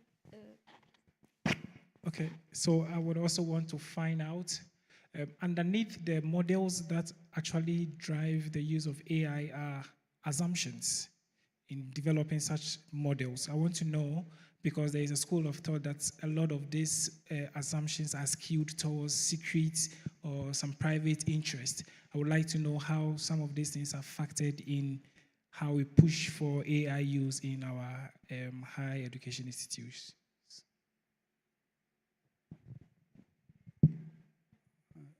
I'm not sure I got the question personally. If you could just rephrase the question, that would be great. Okay, so most of these AIs have models, and then these models underneath are assumptions in terms of the mathematical models. So I would like to know that if there are assumptions that are skewed towards a particular interest other than what we see or use for the outputs, how are we able to manage or even identify them in the first place so we don't forcefully go to benefit somebody's agenda against what we want to do? I can probably give some element of response. So the typicity of machine learning models, contrary to the traditional mathematical models like our simple regression, for example, you take the assumption you should have normal distribution and blah, blah, blah, blah, blah, blah. In data-driven models like machine learning, for example, you have a neural network where you don't have a specific assumptions on distribution or the data. But what is important is that you should know that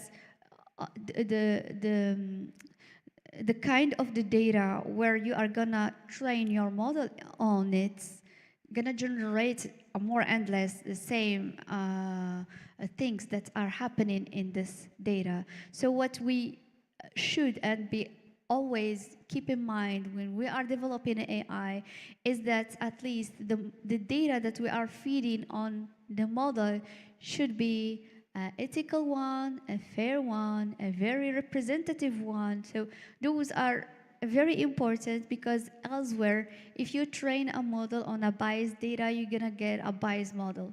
And I think there is some articles that were published in this way, where it's now maybe 10 years ago, where people started to say, oh, AI is very bad, look what is happening. But actually the data was not good. If you feed bad data, you're gonna get a very biased model. It's a sort of a kid that you teach a specific rules. I hope I responded a little bit on your question. Okay.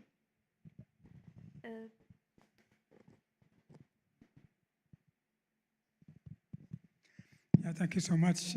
My question is to Ikram. When you said definitely we need we need to transform or change our way of teaching, and our role, and this is what probably I will not agree with you, said our role would be just to show students how to use AI for different purposes. So probably that could be for computer sciences, for stuff like that, but for life science, I think the teacher will still have a big role to play. Of course, in explaining mechanism, in doing a lot of practical stuff, learning by doing, because that's what I would say 50% of the teaching should be practical. Otherwise, if we rely on PowerPoint stuff, I don't think that to me that's useful. So in my opinion, at least 50% should be practical, and practical AI will not do it. So the teacher will have to be playing a big role in that. So depending on the areas, yes, probably in your area, the teacher will be really showing the student how really to navigate, I would say, with AI systems. But for life science, that's a different ballgame, I would say. Thank you. So yeah, I thank you for mentioning this, because this is a point where we got always this reaction, and actually the transformation is going to happen to all the fields. That's true that we at the level of computer science, maybe fields, we are feeling it more, as I gave the example of coding. But actually when as I mentioned, I'm now working with doctors implementing models. So the new maybe generation of the new students of medicine gonna be doctors that gonna use AI. So it's gonna be a sort of a twist or a switch, and I'm 100% with you, because there is some fields where you need the practical to practice. You need to do some labs and to do stuff, and this is really where I see the good point of having AI, in the way where you have some institutions that cannot afford to do practice to the students. I came from a university where chemical students were suffering to not be able to do labs because the substance were too expensive, or sometimes the teacher need to do the experiment and the students should look at it, because if the students do a bad manipulation, it costs a lot of money, and there is some institutions that cannot afford this for the students.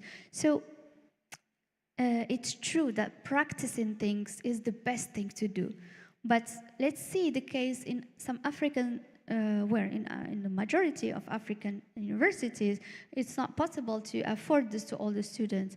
And AI is now able to do a sort of simulation, a simulation for those students, where they can imagine that they are applying this and that, and the AI is interacting with them using those generative models, and able to generate the real result on a real time. So this is where I see the little contribution, not little, but it has a big impact in some context. But yeah, for sure, never AI will replace a real world application. Okay, thank you, Dr. Ikram. Our session comes to an end. Thank you to our speakers for their deep insights. Thank you for the audience for their engagement, and see you in the next session.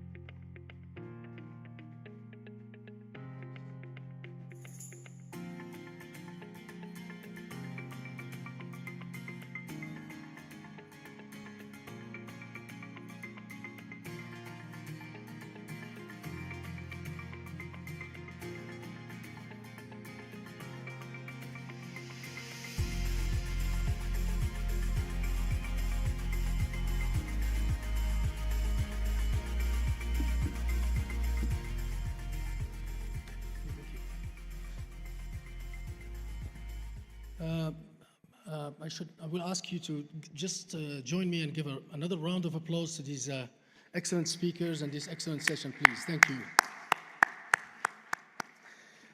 We're going to stay on this inward look within the university in terms of processes and business, moving from policies, governance, and the like to switching a little bit to the critical importance of certification and of quality assurance, and one seeking academic excellence beyond just for reasons of compliance.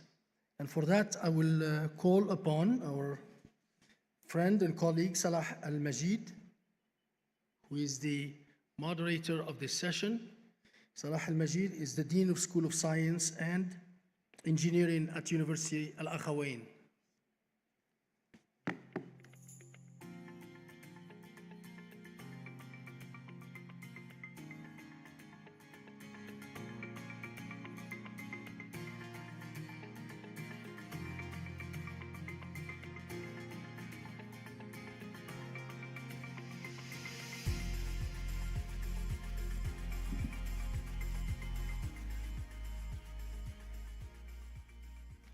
A very good afternoon. Hello, everyone. I'm Salah, Dean of Science and Engineering from Al-Akhawain University.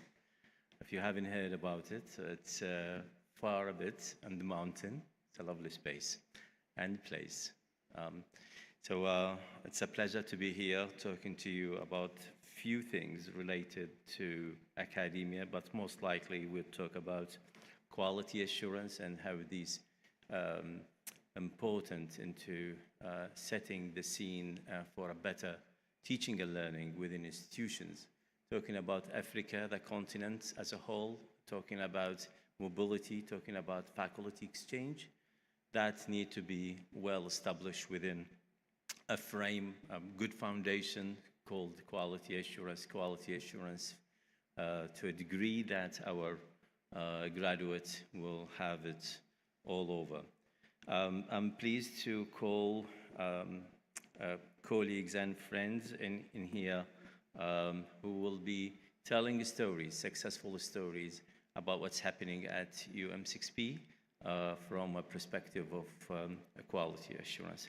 My good friend and colleague, Dr. Ali, please join me in here, as well as Dr. Dunya, please join us.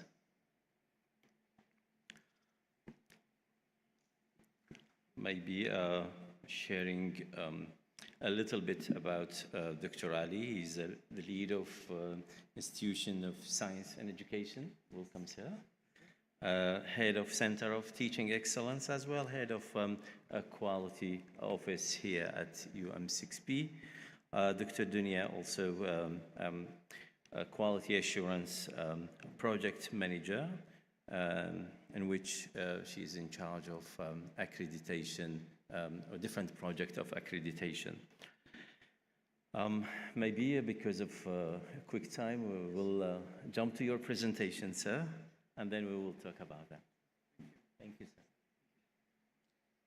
sir. Good afternoon, everybody, and thank you for being here this afternoon. Thank you, Professor Salah, for your introduction. So my name is Ali Bouhabid, and I'm at UM6P Academic Quality Office and also Institute of Education Sciences. And with my colleague Dunya Sqali, we are representing the Academic Quality Office that we are developing at UM6P. And as we're going to present this afternoon, quality assurance is very important in higher education to provide first, a framework where programs can grow and thrive, and where students can feel confident for the quality of the education that they are receiving. So we're going to share with you the experience of the Quality Assurance Office that we have initiated at UM6P, the framework that we are developing, and also some projects that we have initiated in the past year. So UM6P is a young university rooted in the African continent and open to the world. And it's also an emerging research hub that aims to solve real-world challenges, mainly African challenges, and its strategic mission is built on three main pillars: excellence in education and research, innovation for transformation, and a societal impact for sustainable development. So basically, in terms of quality assurance, we have witnessed an evolution from the rigid control, compliant, focused type of quality assurance programs in higher education to more proactive quality assurance model with the looking forward approach and value-driven type of model. And in terms of basically driving excellence in higher education, quality assurance aligns perfectly in these goals to transform higher education that generates knowledge, but also drive change and serve our communities, our societies, to be more relevant, more innovative, and trusted by the stakeholders. In terms of quality assurance in higher education, the global trends and statistics that we have witnessed recently, basically implementing a quality culture in a higher education institution is very important because it achieves a commitment from the stakeholders for quality enhancement, continuous improvement, and accountability at all levels. To achieve this, it involves embedding quality in daily practices of the members of the higher education institution, empowering staff and students to take ownership of the quality, but also building trust, communication, and collaboration across the institution. And as I mentioned, basically in terms of evolution of the quality assurance in higher education, we have seen a shift from audit and compliance-focused type of approach to a more capacity-building, student-centered approach, internal quality assurance systems put in place, trying to benchmark with international frameworks, and finally, at the end of this journey, we can try to achieve global accreditation that in certain way recognize the work done by a higher education institution to achieve basically a global recognition of the quality of the programs that they offer. Some data about quality assurance, again, worldwide. For those who are familiar with science and technology programs, the ABET organization provides accreditation for science and technology programs. And there are about 4,500 programs worldwide, about a quarter of them outside the US, in 40+ countries that have obtained accreditation by the ABET organization. In terms of business schools, the AACSB organization has provided accreditation to more than 950 business schools across 60+ countries. The French Organization for Engineering Accreditation, called CTI, is also involved in many accreditation programs, mainly in Francophone Africa. And basically, all these institutions are seeking global recognition and achieving a benchmark with peer international institutions. And obviously, by achieving this type of recognition, it can facilitate mobility of students or researchers. Another important aspect of the quality assurance evolution is that it becomes, as everything, data-driven, and use of quality tools are very important to facilitate the work of stakeholders involved in managing quality assurance, using quality assurance dashboards, analytics tools, and automated processes can facilitate the work of collecting data to evaluate the learning outcomes and other indicators that basically helps to address the gaps and moved for a continuous improvement process that helps to achieve the goals of the programs. So in terms of Morocco, we have a national framework that is led by the National Agency of Evaluation and Quality Assurance, ANIAC. So the ANIAC is an agency that was founded in 2014 under the Ministry of Higher Education. And the mission of the agency is to accredit any higher education program, whether it's a public or private institution. And then after the initial accreditation, it evaluates their programs to provide them with reaccreditation. It helps also to ensure alignment with the national standards and promote a culture of continuous improvement. This notion of continuous improvement obviously is something that we see with all different type of organization that provide certification or accreditation. It's at the heart of quality assurance. So this is something that really is key in the culture of quality assurance in higher education. The 5 key domains of the National Agency, Moroccan National Agency of Evaluation and Quality Assurance are the governance and support function management, the education and training, the programs of the institution, the scientific research, the student support and campus life, and finally, the service to the society from the higher education institution. So these are the 5 key domains that the framework put in place by the National Agency of Quality Assurance has proposed and that higher education institution has to comply with.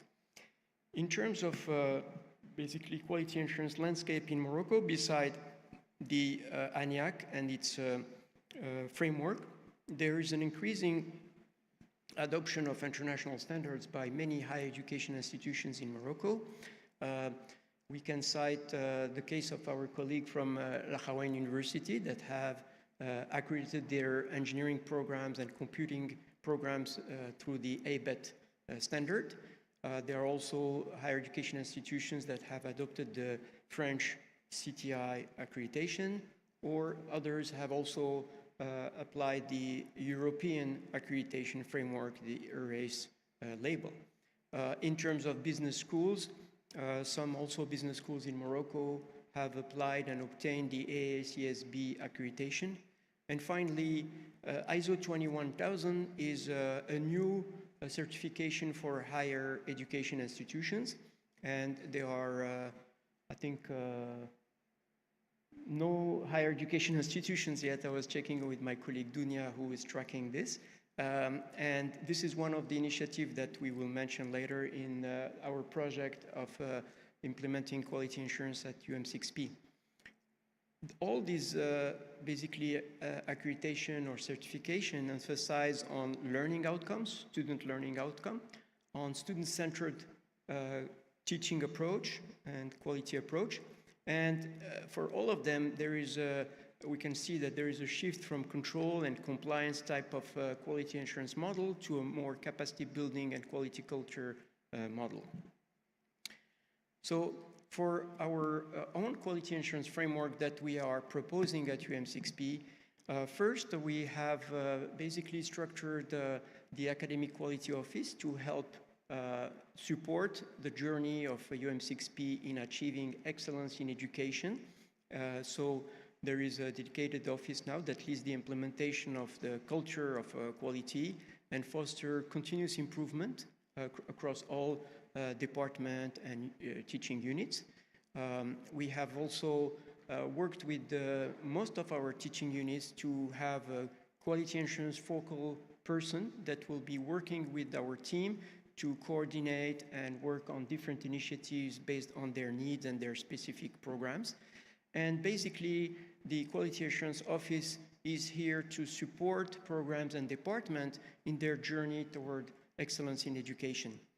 And then in terms of the quality assurance framework that we are proposing, basically it's aimed to harmonize quality assurance practices across all programs and schools and provide a coherent institutional framework to ensure, manage, and continuously improve the quality of education and student services at our university.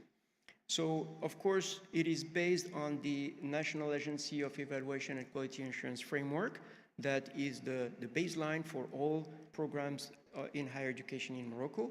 And then we'll adopt some of the European standard and guideline to achieve a coherent model that will help develop and achieve higher quality, excellence in our educational program, So it is also based on the ADRI model, approach, deployment, result, and improvement, which is well known in the quality assurance in general.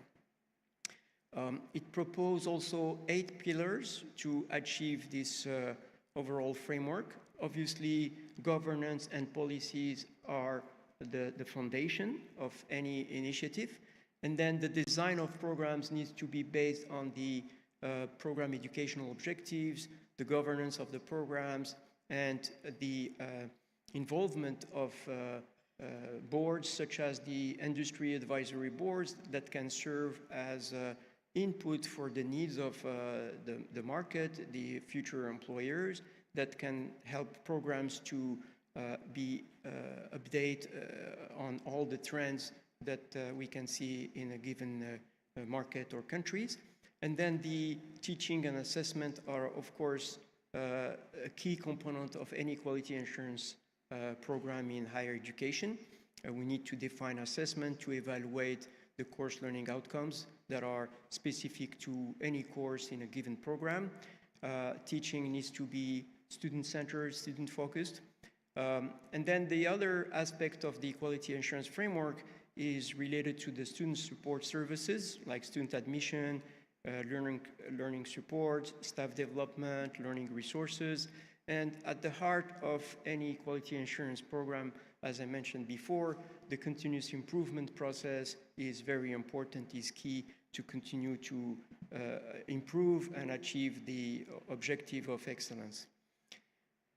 Just some quick words about several initiatives that we have launched at the Academic Quality Assurance Office at UM6P.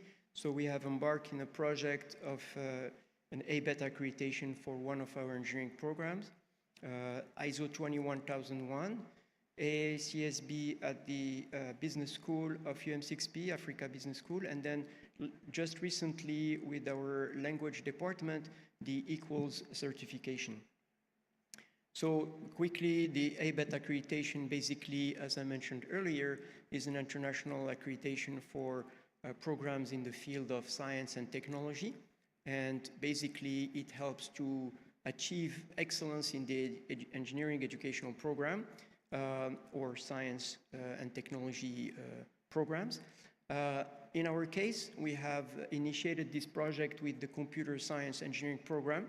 And the approach to achieve this ABET accreditation is basically to define all the learning process through outcome-based that are mapped with the ABET criteria. The ABET criteria are 8, starting from students, how we manage student journey in the program educational objectives that are defined with the input of the industry advisory board and the faculty members of the program. Student outcomes are student outcomes related to the type of commission that will accredit the program, whether it's an engineering accreditation commission or computing accreditation commission. Continuous improvement is very important to demonstrate that the program is continuously improving based on the data from the student outcomes and the decision of the team of faculty members that are managing the program. Curriculum that basically defines the program of study, and that should be, of course, updated based on the trends and needs of the market. Faculty qualifications and facilities of the school and the institution. Institutional supports conclude these 8 criteria of ABET. Another project that we have initiated, which is a more systematic approach to educational quality, is the ISO 21001 certification. This certification has been developed by ISO in 2018, It is similar to the 9001 certification for business. This one is focused on higher education institution. As we mentioned earlier, there are no higher education institutions in Morocco that have achieved yet the ISO 21001. As I said, it's a new accreditation, but this framework of the ISO 21001 helps to structure, organize the entire governance and management of a given educational program. So it helps to basically have a more coherent, scalable quality system across the university, involve the engagement of stakeholders, and align with global educational standards. And basically, at the end, it helps to have an international recognition of the quality of the structure that delivers a given program. So this is basically just a few words about ISO 21001. The next initiative that was launched also at UM6P is an initiative led by the Africa Business School of UM6P to obtain the AACSB accreditation. So this is specific to business programs, business and management program. And they have launched this initiative in 2024. So it's a new basically journey toward this accreditation, and they are all aligned with the same goal of achieving excellence in our educational programs.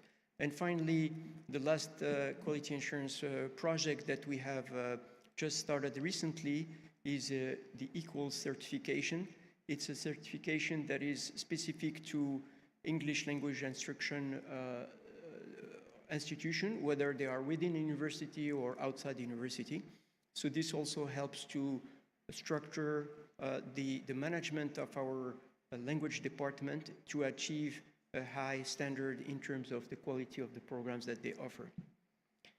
So basically, as we can summarize, is that quality assurance helps to embed in the operation of a given institution the continuous improvement mindset. At the end, we can achieve international recognition when we meet the basically quality assurance requirements for an international organization, whether it's a certification or an accreditation. It helps also our graduates to achieve a better employability by basically showing that they are graduates from an institution that has an international accreditation or certification of their program. Students' confidence, of course, is increased. The fact that we work with these international frameworks helps to benchmark how we conduct our operation and try to achieve excellence through this project. In terms of the institution at large, it helps also the institution to grow and meet these international standards of institutional support to our students. And finally, by having this type of accreditation, it increases the confidence of funding institutions to provide potential grants for the research department or also mobility to students who can pursue their education in other higher education institutions. So to conclude my presentation, at UM6P, we believe that quality assurance is not just a compliance tool, but it's the foundation that connects our ambition with an impact. When quality assurance is implemented as a strategic institution-wide system, when it is student-centered, outcome-based, and data-informed, it naturally leads to alignment with national and international frameworks. And thank you.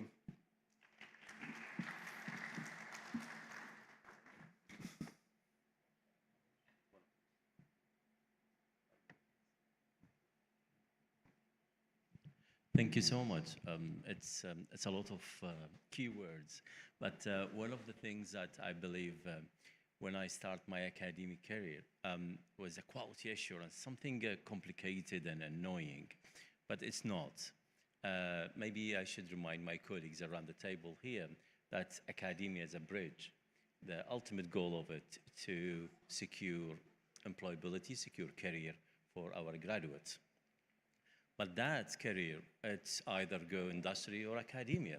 It's always provide trustworthy degree.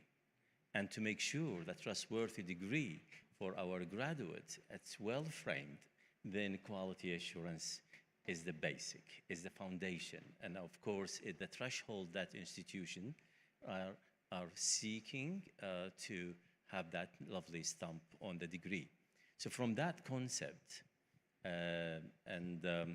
if I would link, you mentioned Al Akhawain University. Al Akhawain started 30 years ago, accredited institutionally, as well as per program, really open up for our graduate to travel everywhere, to have exchange with different institutions internationally, and will brought to us a lot of trust, values, and that's so. But it's a journey, started, well, ages ago, but we want to through challenge. I want you to share with us, if possible, these challenges that you are facing today and make things smoother in framing having the quality assurance framework, please. Yes, thank you. So yes, indeed, for any initiative, we face challenges. So as I mentioned, the UM6P is a very young university. And with the computer science engineering program that we are helping achieve, for example, the ABET accreditation, colleagues are discovering this type of journey toward the accreditation. The curriculum has to be designed in a certain way to meet the requirement of ABET, for example, with a specific number of math, science hours, discipline-related hours that we need to meet, and so on. So, of course, in Morocco, we have a specific framework for our engineering programs, so we need to be creative to make sure that the French-Moroccan engineering curriculum meets this international framework of the ABET accreditation. So these are challenges, but they are, of course, achievable to overcome. One thing that we have also implemented at UM6P is the Center for Teaching Excellence that I mentioned in a previous presentation yesterday. And the center is here to help our colleagues to adopt this mindset of student-centered teaching, of outcome-based education, and that aligns with all the different frameworks of international certification or international accreditation. Basically, it helps improve the learning process of our students, and this type of accreditation basically helps to recognize all the hard work that all the stakeholders have to do to achieve this goal. Thank you. I presume audience have a few questions. Any challenge you have faced in your institution? No? No challenge? It sounds either you have a good quality assurance framework or you are going through. Yeah, that helps implement all these initiatives, and she's doing a great job. I wanted just to add maybe the audience has a question, that the notion of quality assurance obviously has started in the industry 30, 40 years ago, even more, in Japan, and then in the US, and then of course in Europe and other countries in the world. So quality assurance, as you know, in the industry is at the heart of your decision to buy or not a product. Obviously, education is not a product, but parents are looking for institutions that deliver high quality education. And higher education institutions saw this trend and addressed it by developing these different certification or accreditation to basically inform whether the government, the employers, the parents, that a given institution is delivering educational program at the highest standard that we can find worldwide. So I think it's a very important approach that we need to adopt to achieve what we all hope to achieve, excellence in education and employability of our graduates. Absolutely. I would add into this the mobility, for example. when we're talking about mobility and make a use of different good institutions in the continent, we easily do that kind of matching in programs, easy to look at the courses and the credit behind the courses whenever you have a similar framework of quality assurance. And how is it challenging if it's not aligned? I can fully agree with you with that. But let's see if there are any question. If not, maybe we'll... yeah, here we are. We have a question here. Thank you.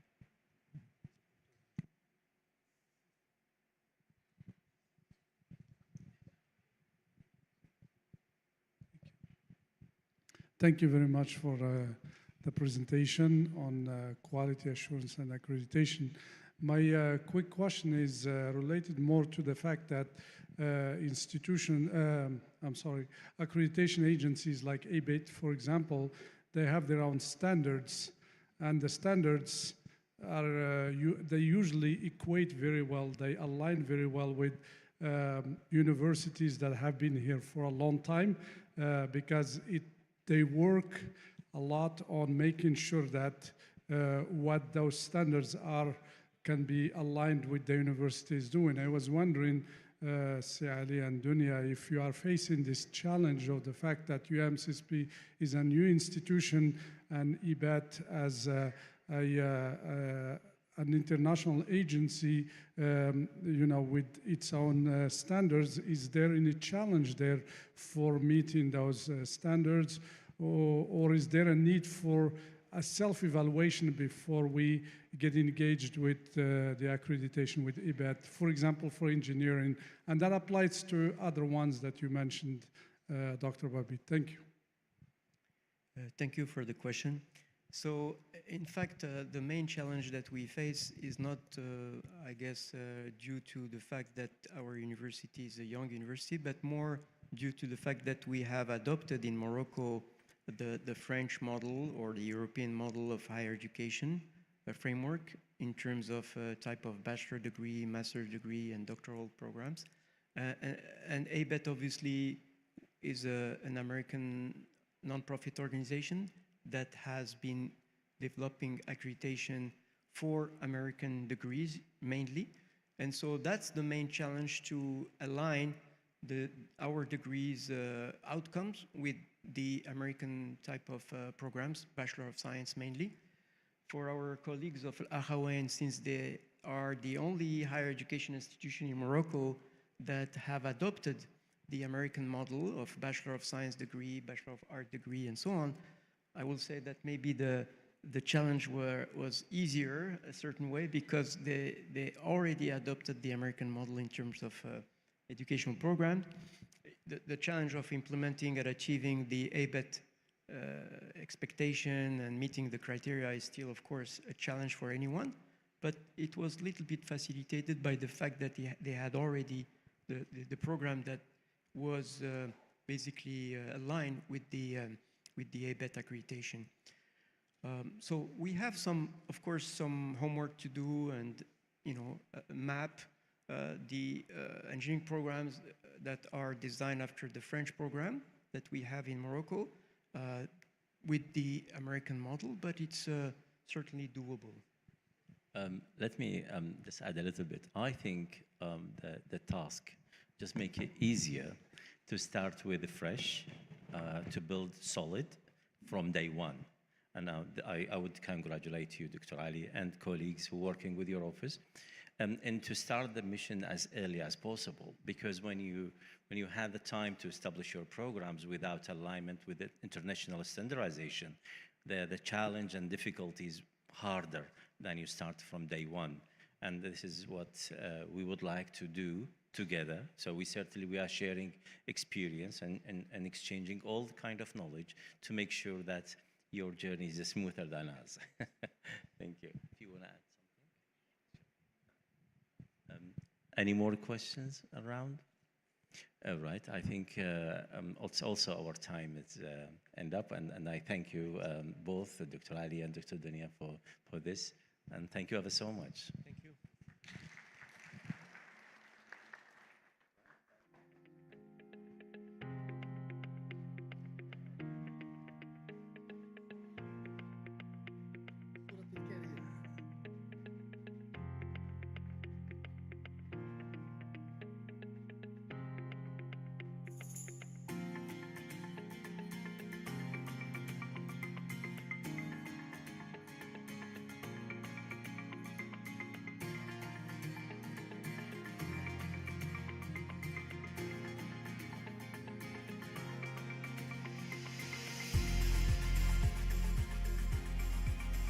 very much. And this, with this brings our session to an end. And